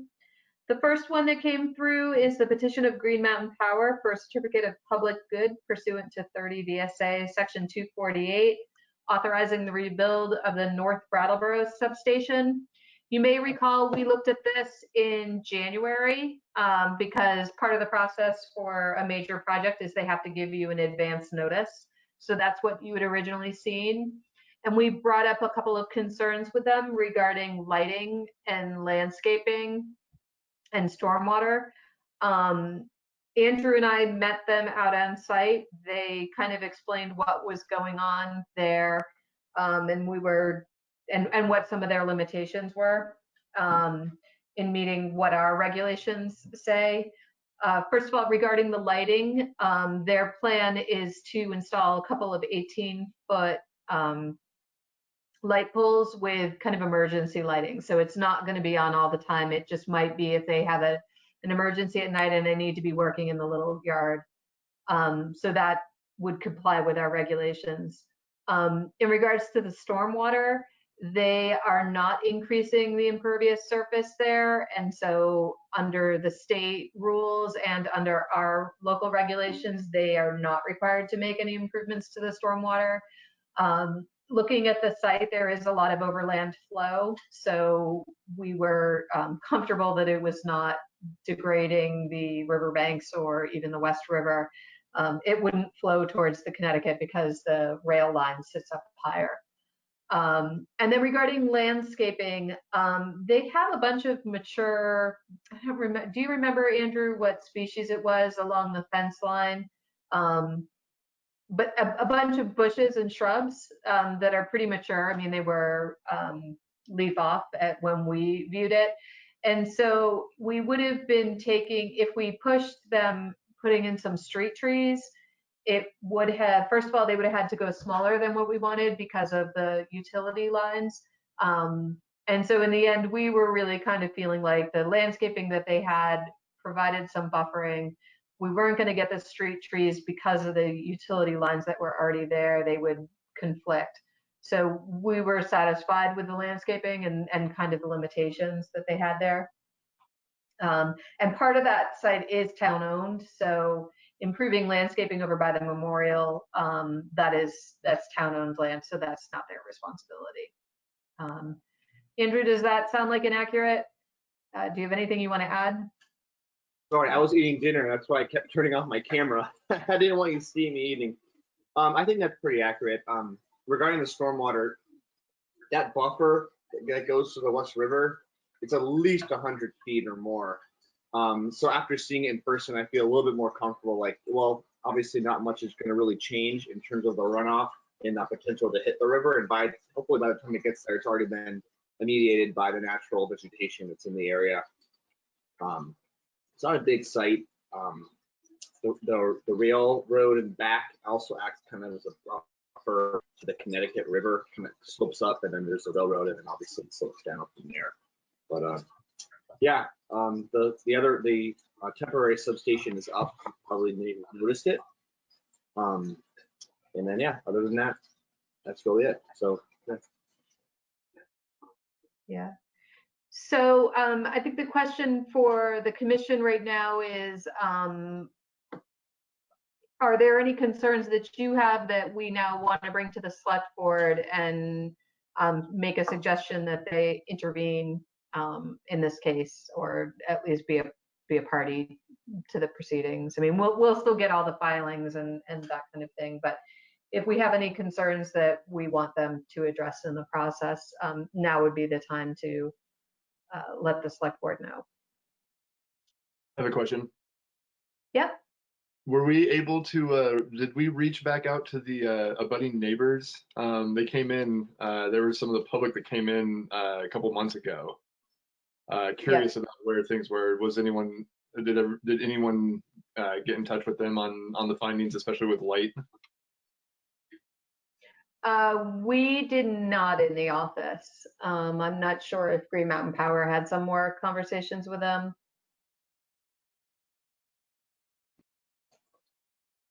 Do you have something to add, Andrew?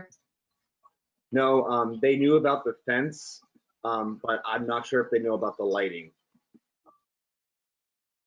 I think that was one of their questions. They were really curious about the lighting. I'm comfortable moving forward knowing that the lighting is only being used for emergencies or for fixing things at night. You know, that the lighting isn't on continually, I feel is a good thing for them. Hey, you guys, Tom put something in the chat. His connection isn't strong enough to talk. So can we make a provision that Tom can participate via chat? Because I think Except for that means that somebody needs to read it out loud, so it's recorded for BCTV. Is that correct? Yeah, that would be good. At 6:14 p.m. It's looking like my connection isn't strong enough to handle this. I'm delayed when I speak, maybe video too. And the mouse moves very slowly, but I can hear you all as well. And then at 6:17, he says, has GMP replied to our request for the project? So do you want to respond to that, Sue? Yeah, I mean, I would say that they have. They met us out. I mean, we had hoped that they would look at some more ways to handle the stormwater, but our regulations don't require it, and neither does the state stormwater regulations. So could they have done more? Maybe. Is there any jurisdiction to require them to do more? No. So, you know, I guess that would be up for you to determine. Tom says, okay, understood. It is what it is. Regarding Josh's point, we can definitely reach back out. These abutters, actually, they should also get notification, so we can make sure that they've got notification of this filing and go over the lighting with them, so that they know it's emergency lighting. And GMP had talked. Excellent too.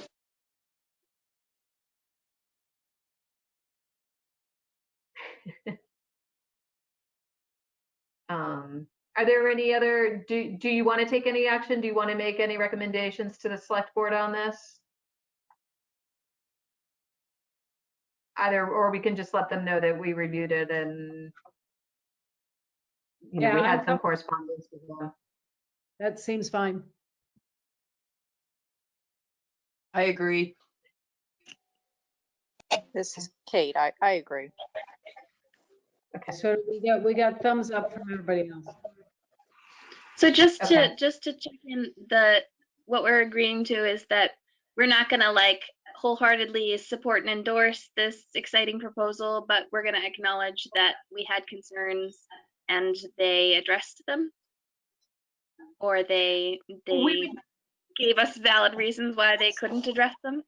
And so yeah, I think that what I'll do is I'll prepare a memo that goes to the town manager and the select board that just lets them know that the planning commission reviewed this, that we had seen the early notification, we spoke to Green Mountain Power, we had these concerns, and, you know, we talked about it with them. This is what they told us, you know, just kind of walk through that and just say at this time we don't have any further concerns, or if that sounds okay to you. I have one little question, which is, do we not have any concerns because there's no point in us having a concern, or do we really feel like it's all okay? I'm satisfied with it right now. I feel confident in being satisfied with it also. The biggest concerns the abutters had were, is a footprint going to be larger? Are there going to be different fences being put up? And what's the deal with the new lighting? And I think we've had all of those questions answered. So I feel that they're going to be pretty content with what's happening over there. You know, I can definitely not speak for them, but you know, what they were addressing, or what they were concerned about has definitely been addressed. Unless I'm wrong, which I've, you know. No, you're correct. I think it's addressed.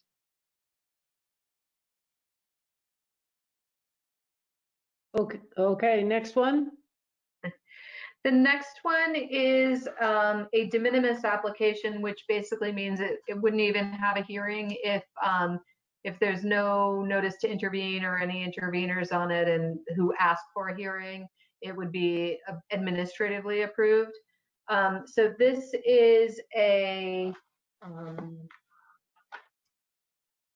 it's AT&T has a site on 884 South Street. It's a private property. They have some antennas on a telecommunication tower there. There's actually 4 equipment cabinets, 4 different companies that have cabinets at the base of the tower. And AT&T is looking to upgrade their antennas, and then some of the equipment in the pad or in their equipment box there at the bottom. They're looking to go to LTE, which is long-term evolution technology. It's a 4G technology. Let's see. Most of the equipment upgrades are going to be on the inside, but then there's going to be antennas and some equipment on the tower as well. This property is not in the special flood hazard area or in a historic district. There's going to be no increase to the height or the width of the tower. There will be, the surface area is going to increase a little bit because the antennas and then the equipment on the tower are going to be a bit bigger. So but it's not going to increase more than 75 square feet. And there'll be minor impervious surface increases, which will be less than 300 square feet. So again, they wouldn't trigger any of our regulations. This is just equipment upgrades. It's an existing approved tower. This kind of thing happens all the time, and I would recommend no further action on this one either. Doesn't sound very, no, it doesn't sound very impactful. And this has, just for clarification, this has nothing to do with 5G technology, correct? That's correct. LTE and 5G are different technologies, the best I can tell.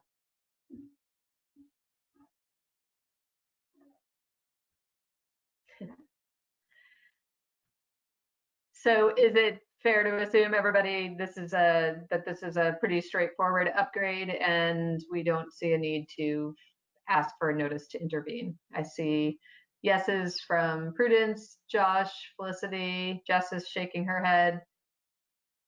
Tom is got a thumbs up, I think. Yep, Tom thumbs up. And Kate's thumbs up. So what is that? Great. All right. So we're good on E. F. Discussion of the role of planning and design in the pandemic. This is really a broad brush. We put it in here because we were assuming that the Planning Commission would want to talk about this since it's what's happening. But there's no agenda in it other than if people want to have, comments, ideas, thoughts. I can put up a copy of our charge, which is mostly, is all about planning, and there's nothing about disaster planning in our charge. So if people want to be reminded of our charge in the context of this discussion, or if people just want to talk, this is the opportunity. How long is the charge? Is it like a paragraph? It's a series of bullet points. It's like 10 or 15 bullet points. I don't think I need a reminder. Okay. It pretty much comes out of state statute what planning commissions can do. So what conversations are happening right now on what the Planning Commission can do? None. We haven't. The only thing that I was thinking about personally is that in this particular pandemic, public space is really, really important, because it's the only, you need to have enough of it for people to be able to get out of their homes and exercise safely, keeping 6 to 10 feet between themselves and everybody else. And so that strikes me as a planning issue, to be thinking that I certainly haven't thought about that before. One of the features of new city planning is the so-called pocket park. This particular pandemic makes the pocket park totally unsustainable. It's not. You can only one person can be in a pocket park. So that's an example of what I'm thinking about. That's a great point, Felicity. I was listening to a webinar today about when cities will be kind of, I guess, reopened, and how moving forward, this pandemic is going to really change cities and towns, just like every other pandemic has, in history. Team the Spanish flu, we really got the birth of sanitation systems, and coming out, and that was a big urban planning kind of endeavor. So I think that the big ones that they talk, yes. Can you repeat what you said? You kind of went. Really, yeah, you're really breaking Am up. I, I wonder if you're breaking up a lot. I don't know if you are for other people. I wonder if you turn off your camera, if we'll hear you better. Can you hear me better? Right now we can. Okay, well, I'm going to try to say it again. I'll be make sure I'm slow. I watched a webinar today on the reopening of cities after this pandemic. And one of the big things that really came out of it is that cities and towns are really going to be transformed from this. Just like in 1918 with the Spanish flu, we saw the birth of sanitation systems. This one is really going to be the rebirth. It's going to be the transformation of digital infrastructure. And another big one is public spaces. And how are we going to reimagine public spaces, both big and small? And they didn't really dive too deep into what they would look like. I think that's really up to the locality. But it's something that we're going to consider going forward, because the recovery stage is not going to be quick. It's going to be a long-term effort. So I think that's something that as a town we can really focus on. And I was really even thinking about the downtown plan, if that will need any changes, but it's just something to think about. Yeah. I hope you could hear that. Yeah, thank you, Andrew. That was Okay, better. yeah. Good. I had tech issues on this webinar, but I thought it was really interesting, and they have taped it so we can send it out to everybody. But this was Richard Florida. I don't know if any of you are familiar with Richard Florida. He came up with the creative class, which is, yeah. Which is about the big criticism is about gentrification. But anyway, I went into it pretty skeptical, being Richard Florida, but this was put on by the International Council of Municipal Associations. And what he talked about was kind of how the cities and suburbs and rural areas are going to be reshaped. And he pulled out a couple of factors that I think are relevant to this conversation. Some of the pulls to the suburbs and more rural areas will be the opportunity for remote work, people who are afraid to use mass transit, the desire to have private amenities like backyards and play areas. And so, all this could lead to some gentrification. The push factors, like what, again, my connection to this conference was not very good, but he had push factors for cities and urban cores, where people might still be going into the cities because there's cluster of different industries and high tech, finance, media, entertainment. If we come out of this and there's air travel restrictions, people might want to live near hubs. He pointed out that walkable and bikeable areas will become more desirable, and that they also expect that there's going to be a return to a lot more car commuting and single traffic trips. So anyway, I just thought those were some interesting things to be looking for and to think about when we're planning coming out of or planning into the future. Wow. So anybody else? Comments, thoughts? I'd be interested to see that. It sounded like you said you might be able to share the link to it and we could watch it.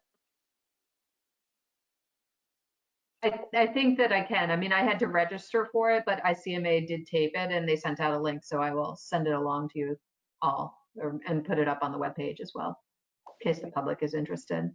Looks like Tom Felicity, has Tom has a comment. Yeah, Tom has a comment. Tom's comment. This may be entirely the purview of building/life safety codes, but what about changes that reduce chances of transmission, like all public doors needing to be openable by foot, motion detecting, or at least handles that can be grabbed with arm rather than hand? That's such an interesting question. Anybody want to address Yeah, that? I think I think it's interesting, and kind of as we reopen, what Richard Florida was saying, as we are reopening cities and people being in them, and not just cities, towns, whatever, as we reopen after this pandemic. He talked about a couple of key dimensions that we would need to think about moving forward, which is health screenings and temperature checks, and personal protective equipment. And so that kind of falls under the personalized protection equipment. Like, how do we, sorry. When we're in these public facilities or public spaces, how are we protecting ourselves? Is it gloves in parks? Is it, those neat door foot openers and stuff like that? So it might not be something that we exactly deal with in planning, because I do think it's more of a building code, but I think it's an interesting observation. So vis-a-vis that, Sue, what's the time frame now for the downtown plan? And is there going to be any kind of opportunity for us to modify it given, or to ask Brandy to modify it given this? So we need to finish up by the end of May. And so I think budget-wise, we're not really in a position where we can ask her to modify it, just because most of the budget is spent in finalizing the plan. But if we want, I think we can ask for an extension to the grant, but it doesn't change the budget aspects of it. So I guess the first step would be to get it into our hands so we can kind of be evaluating it. Jess had a comment. Jess, do you want me to read your comment? Okay. Who is it that develops and manages emergency preparedness plans? Is that an internal town staff? Yeah, that's primarily the fire chief heads that up. The WRC has a disaster planner, right? They have an emergency planner who assists towns with that, but it's usually the local,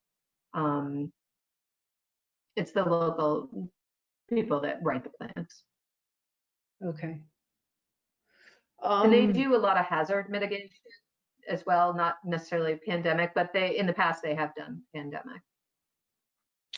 So back, if it's okay, can I go back to the downtown master plan conversation?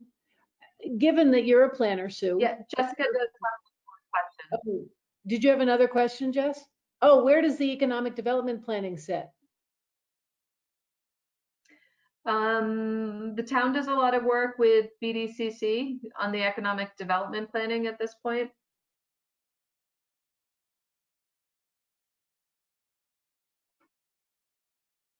Is that good, Jess? You want more? Okay. So can we, even if we don't have Brandy writing the plan anymore, is it going to be, can we change it?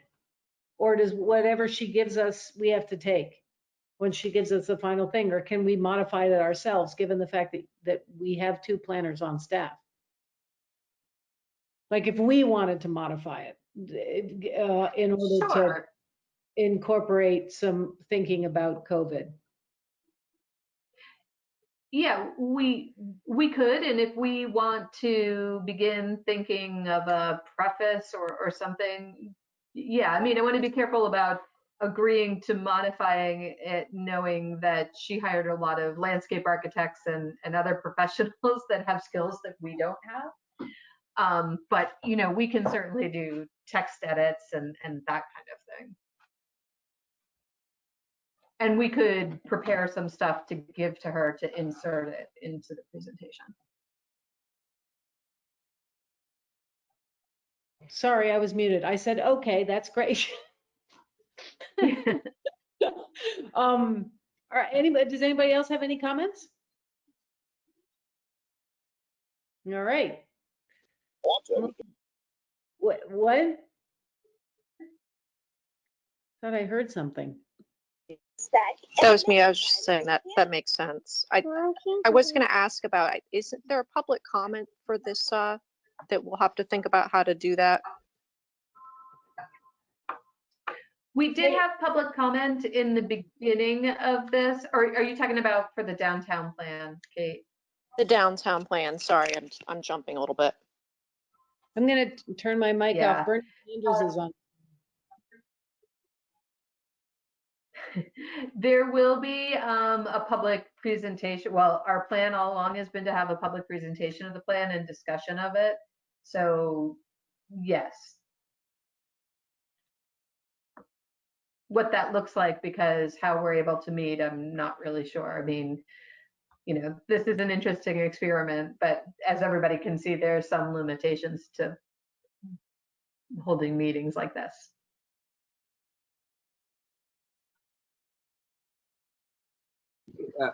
Sue, and a thought, if we were going to do a presentation, and it was during this time where we can't have a physical meeting or place to meet, we could do something maybe similar to like a webinar where we would just present, so it's a little bit more streamlined in terms of the process. So, you know, there isn't all these video screens, but then there's the chat option, and potentially maybe we can send something out beforehand so people can send in comments as well that we can address. That's just a thought.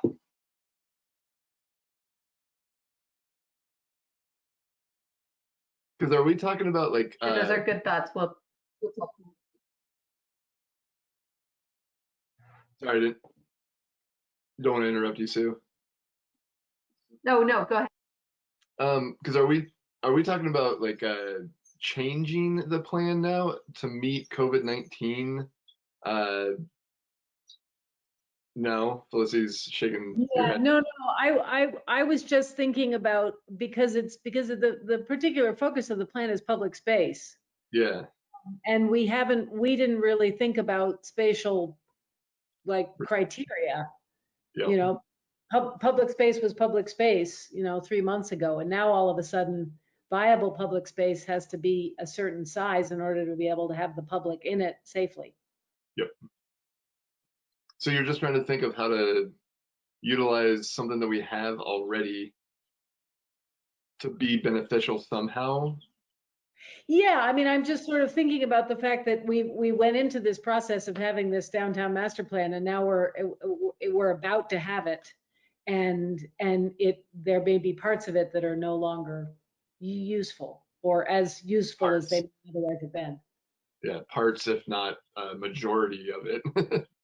Well, I mean, at least we had we had the bicycle stuff, but even that I mean, if there are going to be more and more people riding, I mean, who knows? Because there's all that stuff about truck traffic and cars and parking, all those things that are now going to be different. If there are more cars, fewer people. I mean, I don't know how we're going to incorporate more cars here, because I think everybody who can afford a car has a car in Vermont. But anyway, all right, Kate has a big thing. Kate, you want me to read your thing? I guess so. That would limit people. So, Kate, I like Andrew's suggestion on the public webinar with the presenter and people can enter questions. That sounds like a good way to get public eyes on the presentation without being in person. Jessica says, me too. Maybe a recording could be shared on the town website. Kate responds, that would limit people without computers. So maybe we can find a way to solicit responses ahead from them and read them.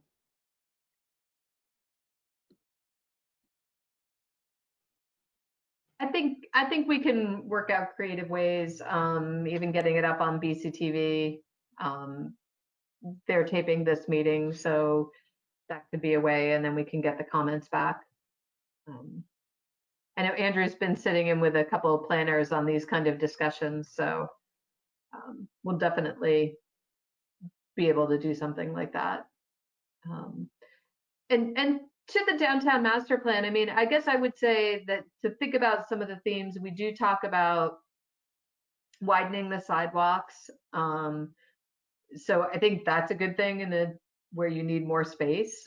We know our sidewalks are tight. I think, you know, people are still, if you look around, I mean, it may not necessarily be safe because they're crowded, but the public trails are still actively used because people need to get outside.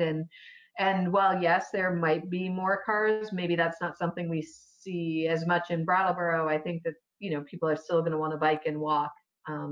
It's just we might see people moving to this area because they're tired of the super dense areas and they want to come here and still have kind of this downtown core that we have, but be able to do it by biking or walking. So I don't think that we'd be totally abandoning anything in the plan. No, but that, I mean, my thoughts on it. Yeah, I mean, it stresses the notion, we want people to move here, but we don't want a whole bunch of people to be building in the rural areas. We want them to be staying in our towns. Mm-hmm. And density is another kind of really big question to think about. I was reading an article and they talked about the whole idea of what kind of density are we talking about. There's the rich kind of density, as they're calling it, or more affluent people, where maybe some more affluent people live, where they can work remotely, they don't have to leave their apartment, they can get things delivered. But then you think about like the more poorer density, like in the global south, where it's a bigger issue. There isn't sanitation like there is in other complexes, and it's like, well, how do we address outbreaks in those settings? I thought that was really interesting. Especially too, because our poorest communities are the ones getting hit the hardest right now also. Mm-hmm.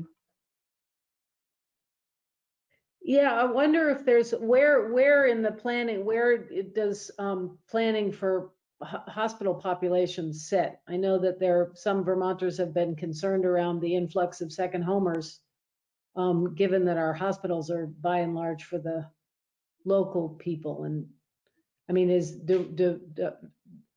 how does that fit into planning? That's not anything. I've known local or regional planners. I mean, I think it's pretty much been the hospitals and the Green Mountain Care Board. I know back in the 2008, even a little bit earlier, there was a lot of long-term care planning that came out of the state. But again, not necessarily done at the local level. And hospitals, you know, got very small grants for emergency preparedness from the health department. I'm sure that will change now with this experience, but. Call from Bernie Sanders. Sorry. That call I got. He's inviting you to a town meeting. I thought Bernie was going to jump on ours. I thought Bernie was just calling me, darn it. No, he called me first.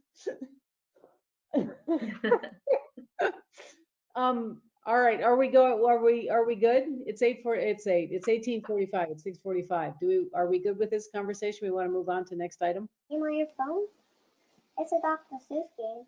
Have you ever tried that Dr. Seuss game? I'm good to move on. Just one quick thing for me again regarding housing.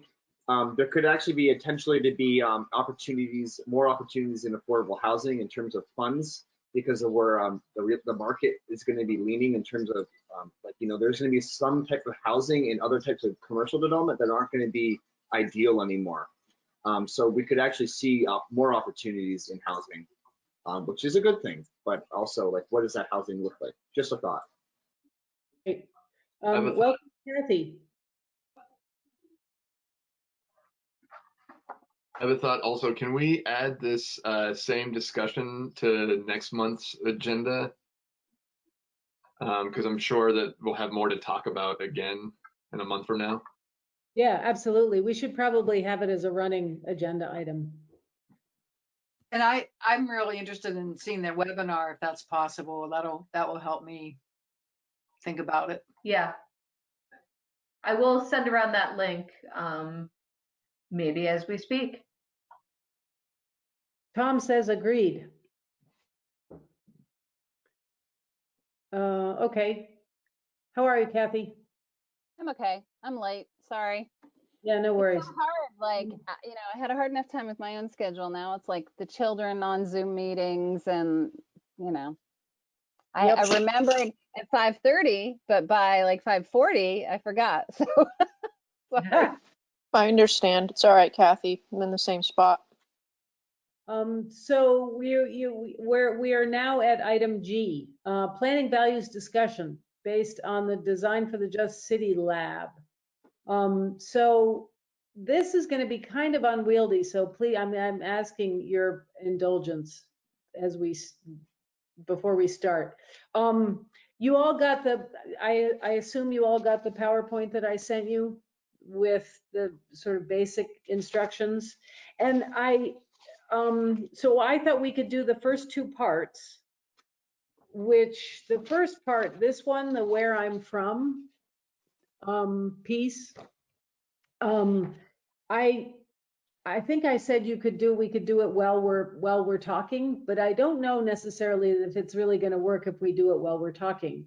But the idea is that this point, I mean, my understanding of this is to get you to understand the relationship between the values and an actual planning process, the planning decisions that you make, because sometimes the values are sort of abstract.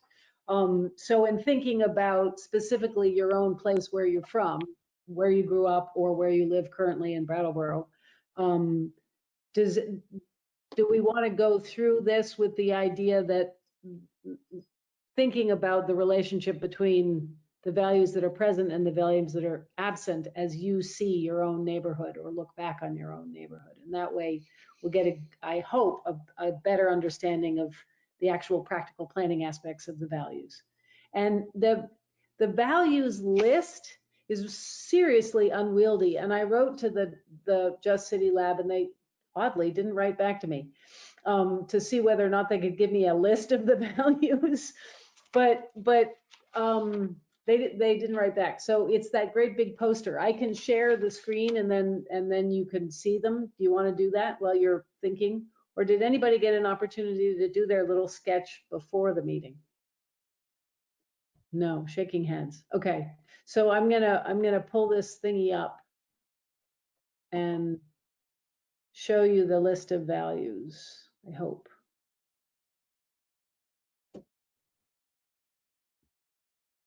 So the way to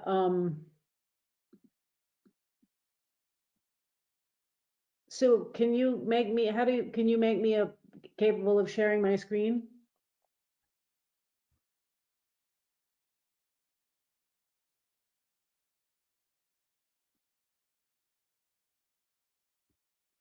Why do I have that? Oh, yes, share.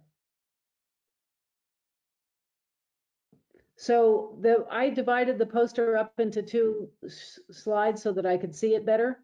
So these are the big ones: acceptance, aspiration, choice, democracy, engagement, fairness, identity, mobility, power, resilience, rights, wealth, welfare. And then these are the definitions for each one. So acceptance is belonging, empathy, inclusion, reconciliation, respect, tolerance, trust. Aspiration is creative innovation, delight, happiness, hope, inspiration. Democracy, or choice, is diversity and spontaneity. Democracy is conflict, debate, protest, voice.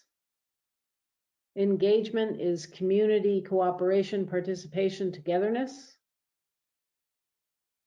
Fairness is equality, equity, merit, transparency. Identity is authenticity, beauty, character, pride, spirituality, vitality. Mobility is access and connectivity. Power. accountability, agency, empowerment, and representation. Resilience is adaptability, durability, sustainability. Rights is freedom, knowledge, and ownership. And welfare is healthiness, prosperity, protection, safety, security. So as you're thinking about your own spot, I guess the only way we're going to do this is everybody just sort of takes a minute and thinks about their own spot, and I will leave the small slides up there with their definitions. Can everybody now see the whole thing? Great. Is it possible to expand it a little bit more, Felicity? Yeah. It'd be great to see the bottom, the main words again. I can only see the last few letters of each word. Let's see, there it is. I'm gonna put them at the top and see if I can put these at the bottom. So I'm sorry, I don't have a big enough screen. And are we doing this from the perspective of Brattleboro, or? I don't think it actually matters, because I think in step 2, we're going to do it from the perspective of Brattleboro. But the point here is for you to get a sense of how the values operate in terms of what you know to be the case of aspects of planning. And so that when we move to our discussion about housing and density, we have a sense of what a value like transparency would mean vis-a-vis planning. So like we're supposed to like choose one word. Is that the situation right now? Yeah, one word that equals a value that is roughly defined as they've defined it here. So for instance, like the one that stands out to me is resiliency. Adaptability, durability, and sustainability, especially these days in this COVID-19 world, like especially with adaptability, and then sustainability, that's like what really pops out to me, at least.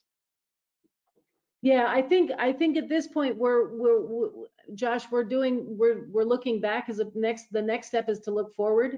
So if you can think of a place, I mean, if in your own accounting of your neighborhood, are those values present? Not yet.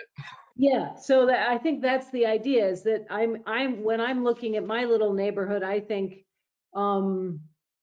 there were a lot of things there, but I would say none of the sustainability values were there, except for maybe durability.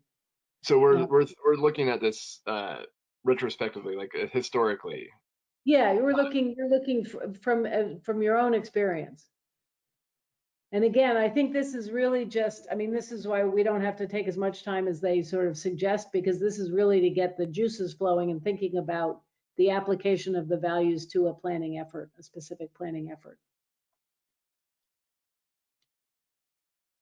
Tom had a question. Are we choosing from the bottom big values or the many in the columns? We're choosing from the ones in the columns that are really they're subsets of the big ones. So I mean, if you choose the big ones, then you basically get all the little ones. And yeah.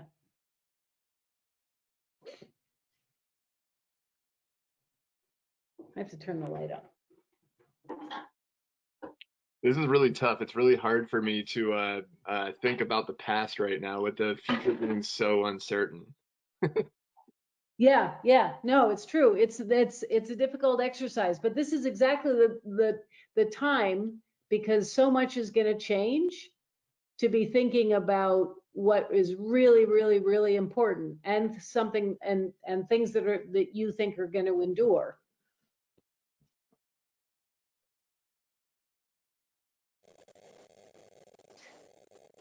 How is my mic doing this time? Not bad. I can hear you very clearly. Hey, great. No static? No static. Great. I was curious what the green big word in the middle is, because I can't see it. Identity. This one? Yeah. Yeah, identity. So I wonder if I can type. No, I can't type on this. Maybe I can. Hold on. Maybe not. Can I start Yeah, talking, please. answering the Yes, go right ahead. So starting with looking backwards. Oh, Yep. look, you can write on it. So cool. I think that for me, the town that I grew up in, the place I grew up in, was very much oriented around that big central green one identity.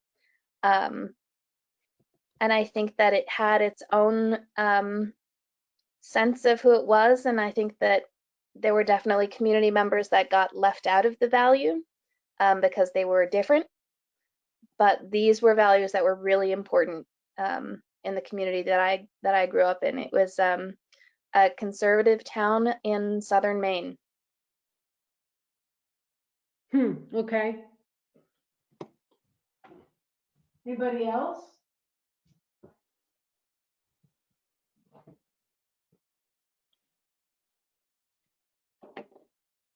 I almost agree fully with Jess on that pertaining to Brattleboro, though. You know, like out of all the columns, out of all of our choices that they've given us, I feel like those are probably, you know, the most closely related, I would say.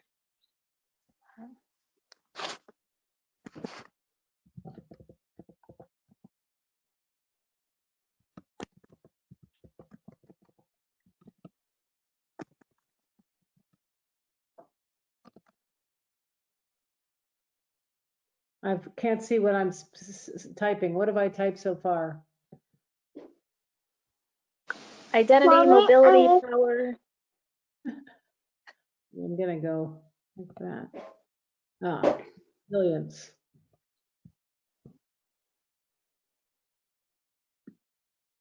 So basically these are, so from left to right, this is acceptance, acceptance, aspiration, choice, democracy, engagement, fairness, identity, mobility, power, resilience.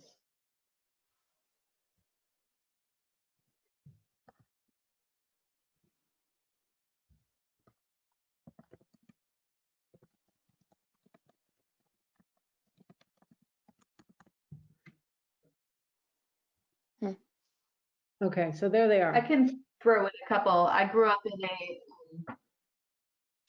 in a suburban town outside of Hartford, Connecticut. Maybe around 60,000. Maybe a bit smaller than that. I'm not actually sure of the population. I think in my little world there was some of the values that I saw reflected were knowledge, access, and then I think about voice because I had a very big high school and there were lots of different people in the high school and a lot of different opportunities. So it just seemed like students had a lot of voice. But I think some of the missing, you guys had both pointed out identity. I felt like there was no authentic place in my big suburban town with strip malls and malls and all the other stuff. And there wasn't really respect amongst the various groups of people. And I think representation was missing.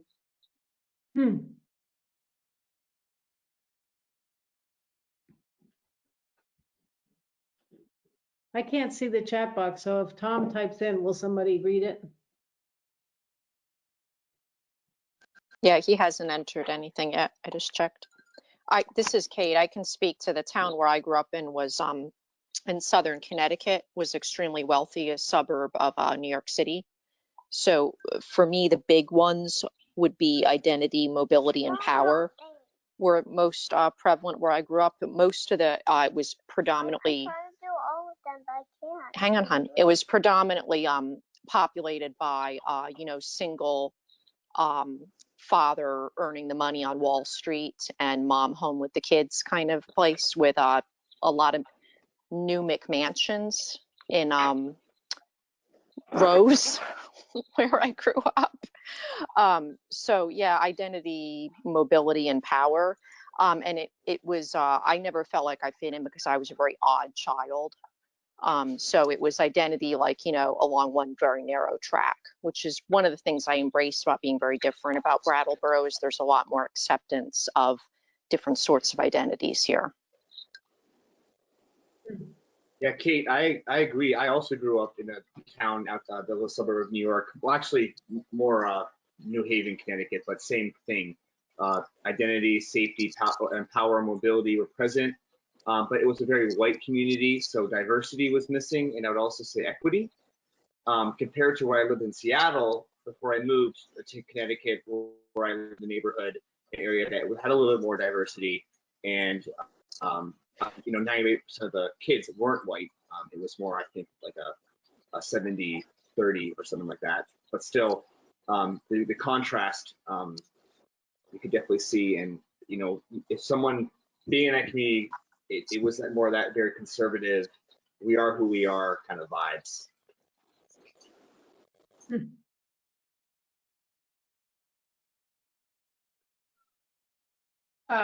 I can talk about the town I grew up in, which was an industrial town, about 18,000 in Western Pennsylvania, outside of Pittsburgh. And like what others have said, I think identity was a big focus, safety, security. It was prosperous. Most people, most people's fathers worked at two, you know, steel mill and Pullman Standard, and so people had stability, you know, and I think my perception of poverty was pretty much when there wasn't a man in the house and it was the mother by herself raising children. Those seemed like the folks that were poorest. But anyway, that's just a kid's perspective. There was no diversity whatsoever. There was really, I think, an active attempt to try to keep African Americans from moving from Pittsburgh into our county. And I think that well, I don't know if there was a real entrenched power structure. There could have been. I was really happy to get out of there when I was 18 and didn't move back, but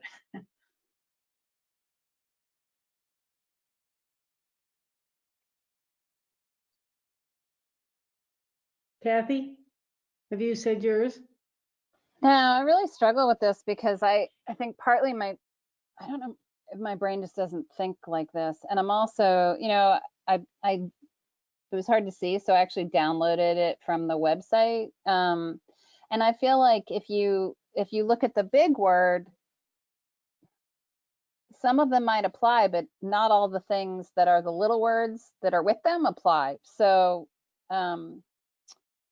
slicing and dicing a little bit. I mean, I would say, so I grew up in Point Pleasant, New Jersey, a beach town in New Jersey, and there was definitely an identity aspect. But I honestly feel like, you know, I left when I was 17 and I don't actually have any awareness of what the town was like. You know, I mean, it was white, it was somewhat working class. I think it felt safe. I don't know how I would characterize it. You know, in a lot of these like descriptions, I kind of feel like I really just don't have any idea, you know.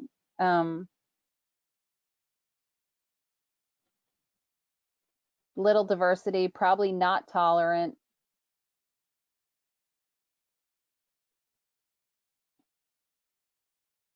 I don't know. I feel like I can parse this out in the smaller words, the smaller things, as opposed to how they've lumped them together.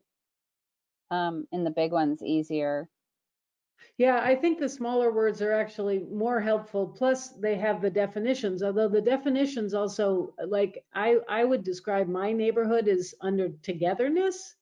But then when I look at the small print, it says a sense of solidarity within and across populations. And I think, I mean, my small town of Amherst, Massachusetts, was not diverse at all.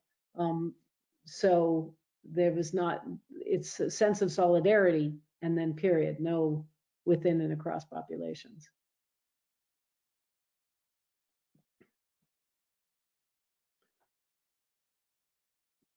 So do we want to, I mean, we've got a good sense of these things now. Do we want to move to the, oh wait, Tom, yes, Tom. I can't see the chat, so. Andrew, Why are can you upside down? This is Kate. I can read it. Okay, great. So from Tom, for the suburban middle class town where I grew up, it seems that there was a valuing of aspiration, mobility, and identity. But like Prudence said, that's my kid's perspective. My memory is of strong valuing of career and conformity and materialism. Sounds similar to what Prudence and Andrew and myself said, interestingly. Very, very interesting. I'm sorry that that we can't, I mean, I'm writing some of them down, but I guess we're going to record this. So, what about the ones that we're missing, Tom? Did you say?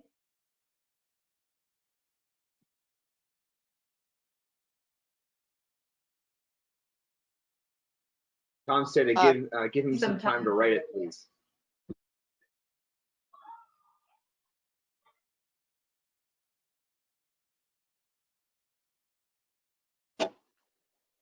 I find it so interesting that so many of us are reflecting that we came from a community that was very, what was the word that he used? Conforming or white or suburban or middle, like feeling middle class, feeling like, and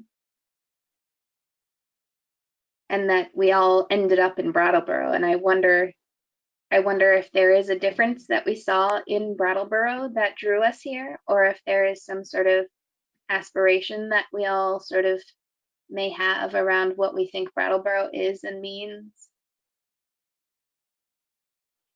Yeah, that's an interesting question. Well, I think we'll get to that next.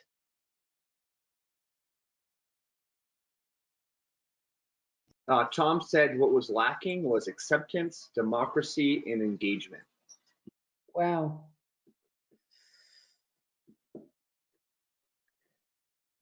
Okay, so turning to the next one.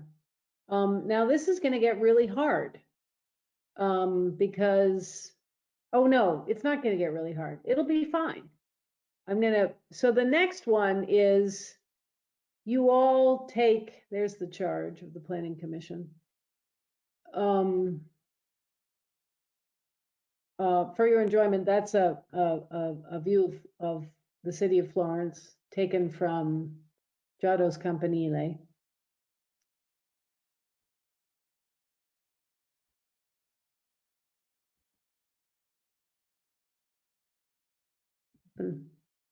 Oh, it's down there, sorry. Okay, so the next step is to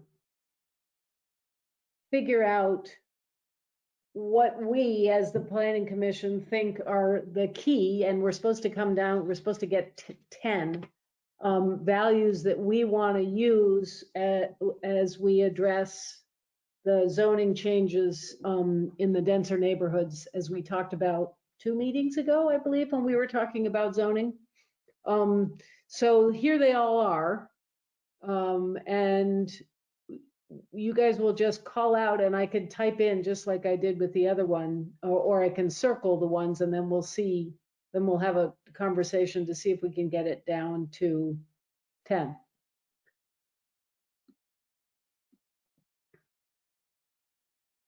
And this is what we're aspiring to have? Yeah, these are the values that we think we want to be utilizing as we do our work on zoning.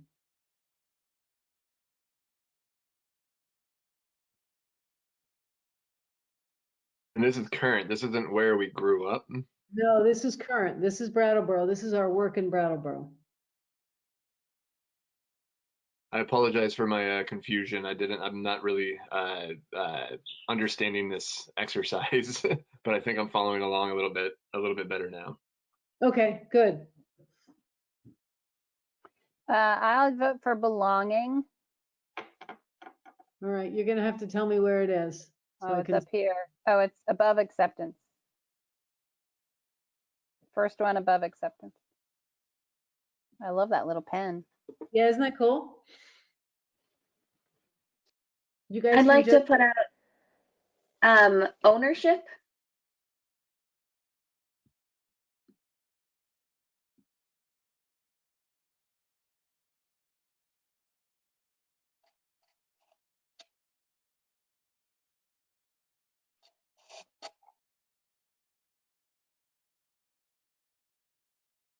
Tom said he likes vitality.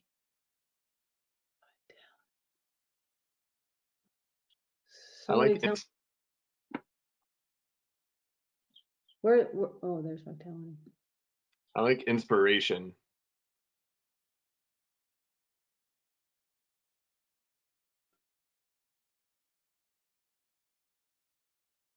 Yeah, top right. Yeah, got it.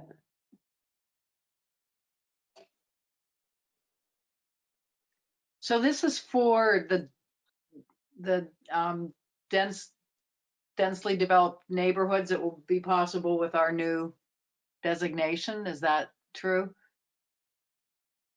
Yep. I would say connectivity then. Connectivity. Under mobility. Whoops.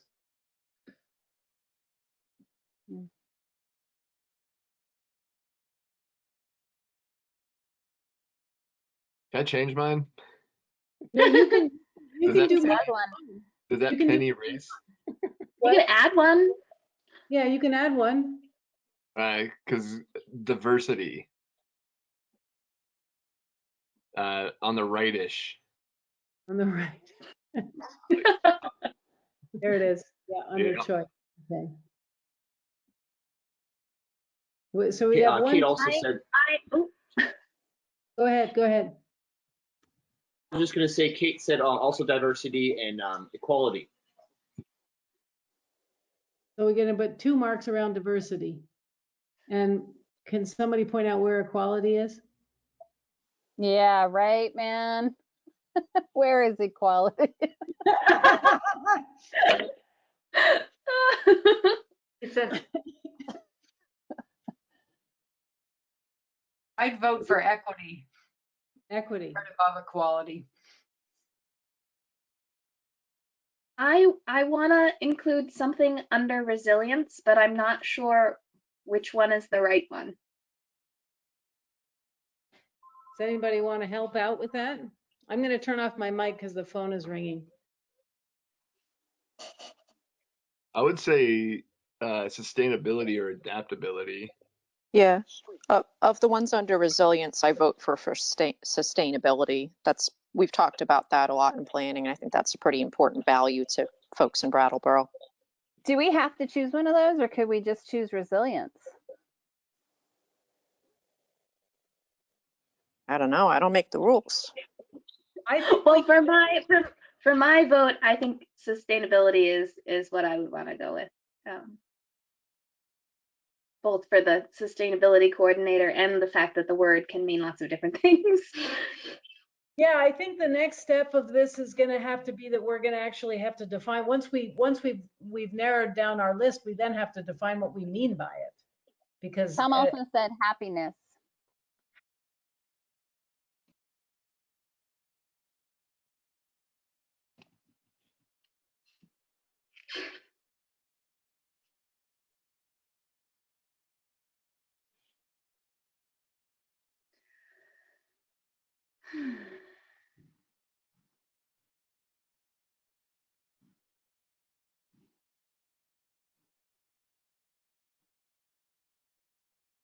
I think it's fascinating that we have not chosen anything under democracy or engagement, and and they seem to be really important in our process with the downtown plan. Oh, I need to find I agree. I was struggling with which one under engagement to pick. How about cooperation?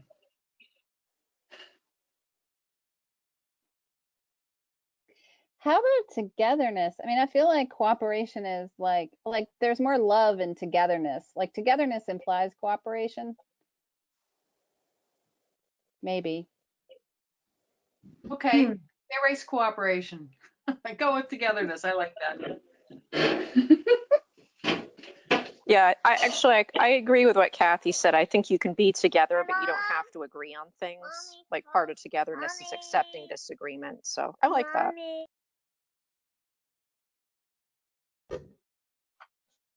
Okay, that gives us 11.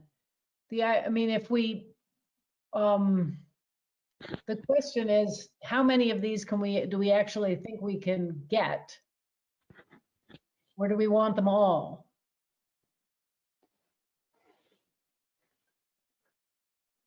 Can the person who picked ownership explain?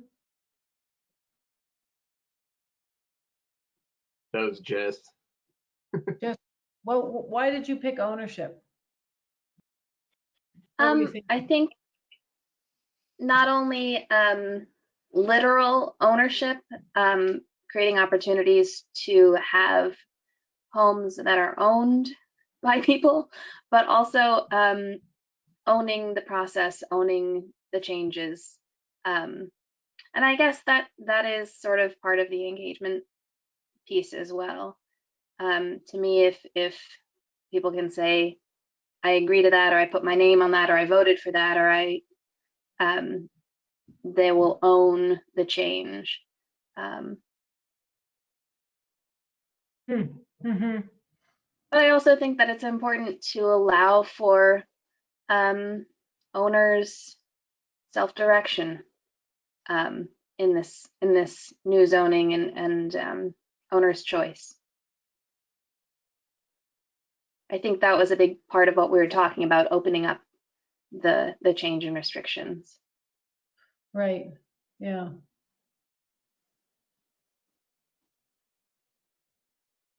So maybe it's helpful for people to actually explain what they meant, and then we'll have it recorded so that because ideally what we'll do is we'll type these up, and so when we sit down, we'll have these in front of us when we sit down to look at the zoning changes. But it will be helpful to have the descriptors next to them, so that we don't have to remind ourselves what we meant when we put it down. Is that okay, Sue, if we do it that way? And then this is all being recorded, so we can type it up. So does somebody want to define belonging?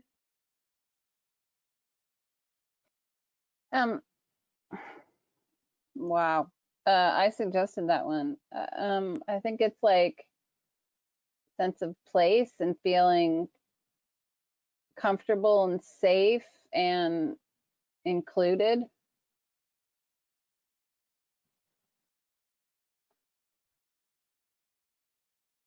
Okay, cool. Inspiration? Just one more thought on belonging. I wonder if there's something in there about allowing for people to make it, I guess that's ownership as well, but make it their own, or make it designed or shaped or laid out so that they feel like they are allowed to express themselves and be themselves and are accepted for that within this, whatever structure it is. Belonging. Huh. Okay. I chose inspiration, and I sort of really want to erase that one now. Because I also went ahead and chose diversity too. I'm not sure if I'm the first person to choose diversity or not. But for me, what that means is a healthy community is a diverse community, and not just, race. That it's also class. It's also like a diverse business community. Diversity for me is like such a big, all-encompassing word, and it's really, really important for a really healthy community, for a healthy town. So that's why I'm way more excited about the word diversity than inspiration. So I don't know if we're trying to dwindle the list down, but if we are, inspiration can definitely go. Yeah, I mean, I don't know if we, I mean, the Just City, they suggest 10, because I guess 10 is sort of workable in planning purposes, but I mean, if you want to jettison it, it was your choice, we can get rid of it.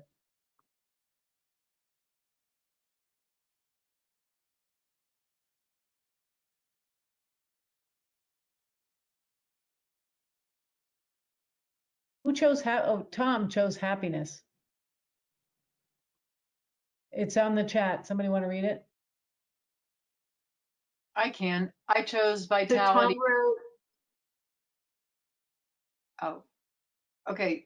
Tom wrote, I chose vitality because it brings to my mind an image of the neighborhood development promoting community vitality, vibrancy, liveliness. For happiness, simply that the built environment should aim to promote, nurture people's enjoyment of life.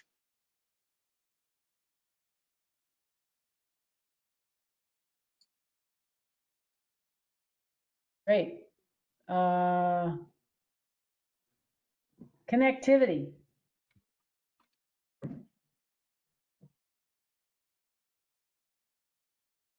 I was thinking kind of literally just that, you know, we want to make sure that that new development is has good connection, you know, sidewalks, streets, whatever, good sidewalks for sure. But anyway, good connection to the rest of the town. I took it really literally. Yeah, I mean, can I add to your definition, Prudence, and just say that it might also be that we want people to be connected virtually as well.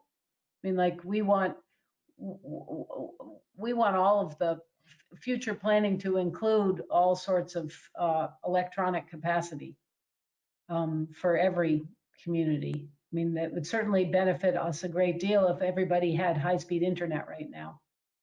Yeah, that's a good point. I wonder if I could just add that we know in Brattleboro that there's a lot of single households, and so connectivity can be more than just the physical or infrastructure, but it can also be the human connection. Do you need to put an accessory dwelling unit or another unit on? Are you going to have this little co-created community because you're looking for those connections as you age? Or you're at different life cycles? Maybe that's going too far, but just throw that out there for your consideration. Yeah, that's good. Equity and equality.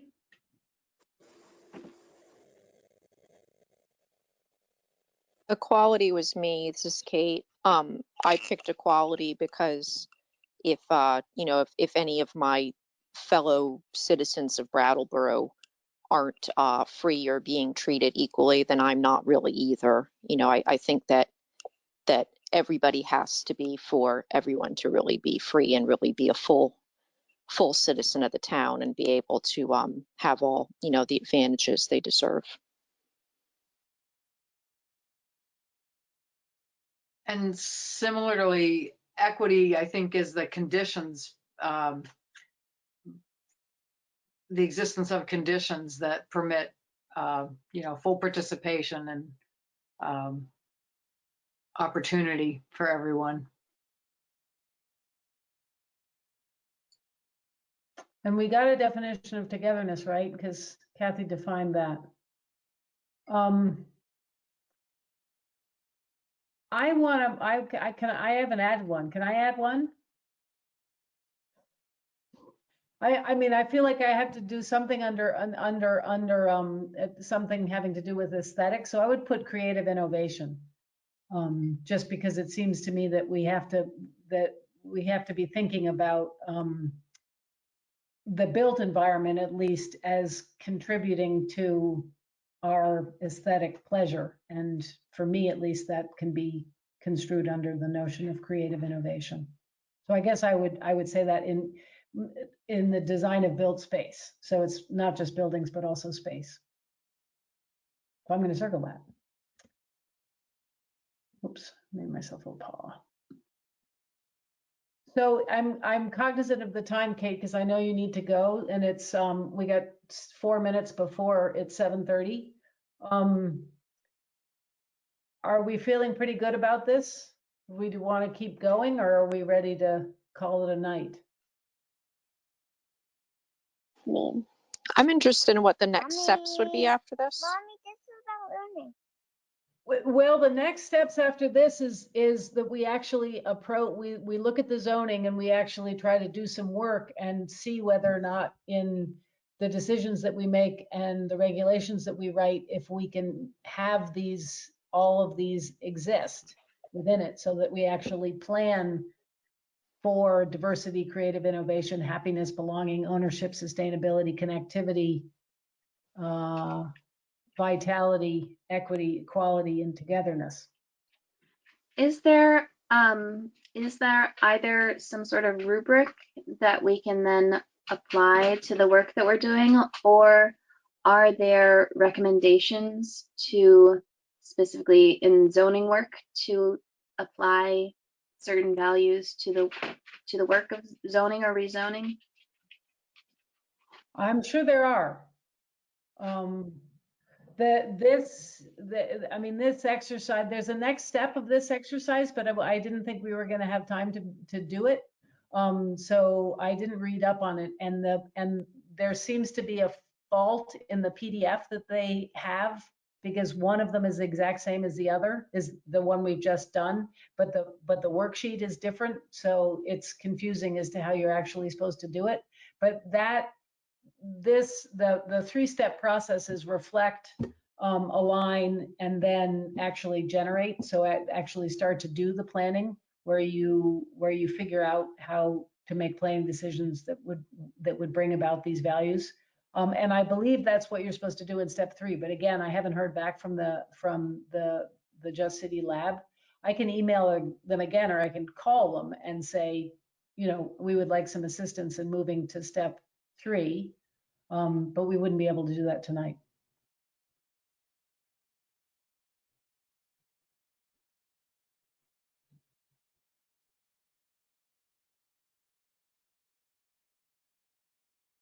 You're all quiet. It's the silence of consent, I think.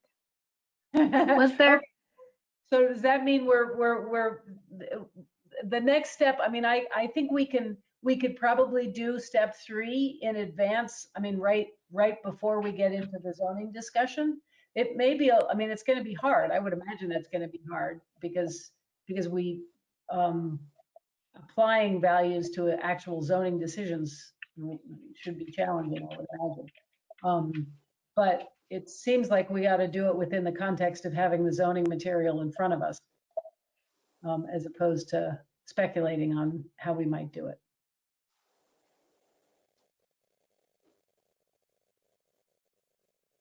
Okay. People can see your screen. I want to unscreen. How do I unshare my screen? I think that sounds. I think it's fine. I guess one of the things I'm thinking is that there's all these things that we didn't circle, and it makes me feel a little nervous to actually try to have the conversation. Like, to a certain extent, this is an experiment, and I would want to.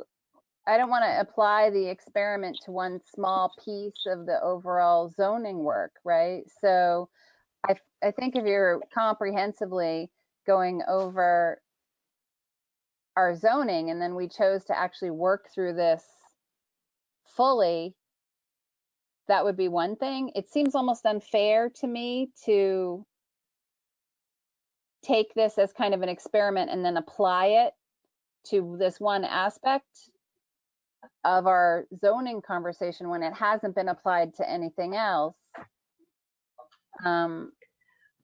And it's also like there's other words in here that, you know, I'm sort of thinking, well, are we leaving that out, or are we, you know what I mean? Like, I don't know, access or, so I'm just voicing my slight bit of maybe confusion and or discomfort with like putting the lens over this one piece of our work without it having been applied all along, or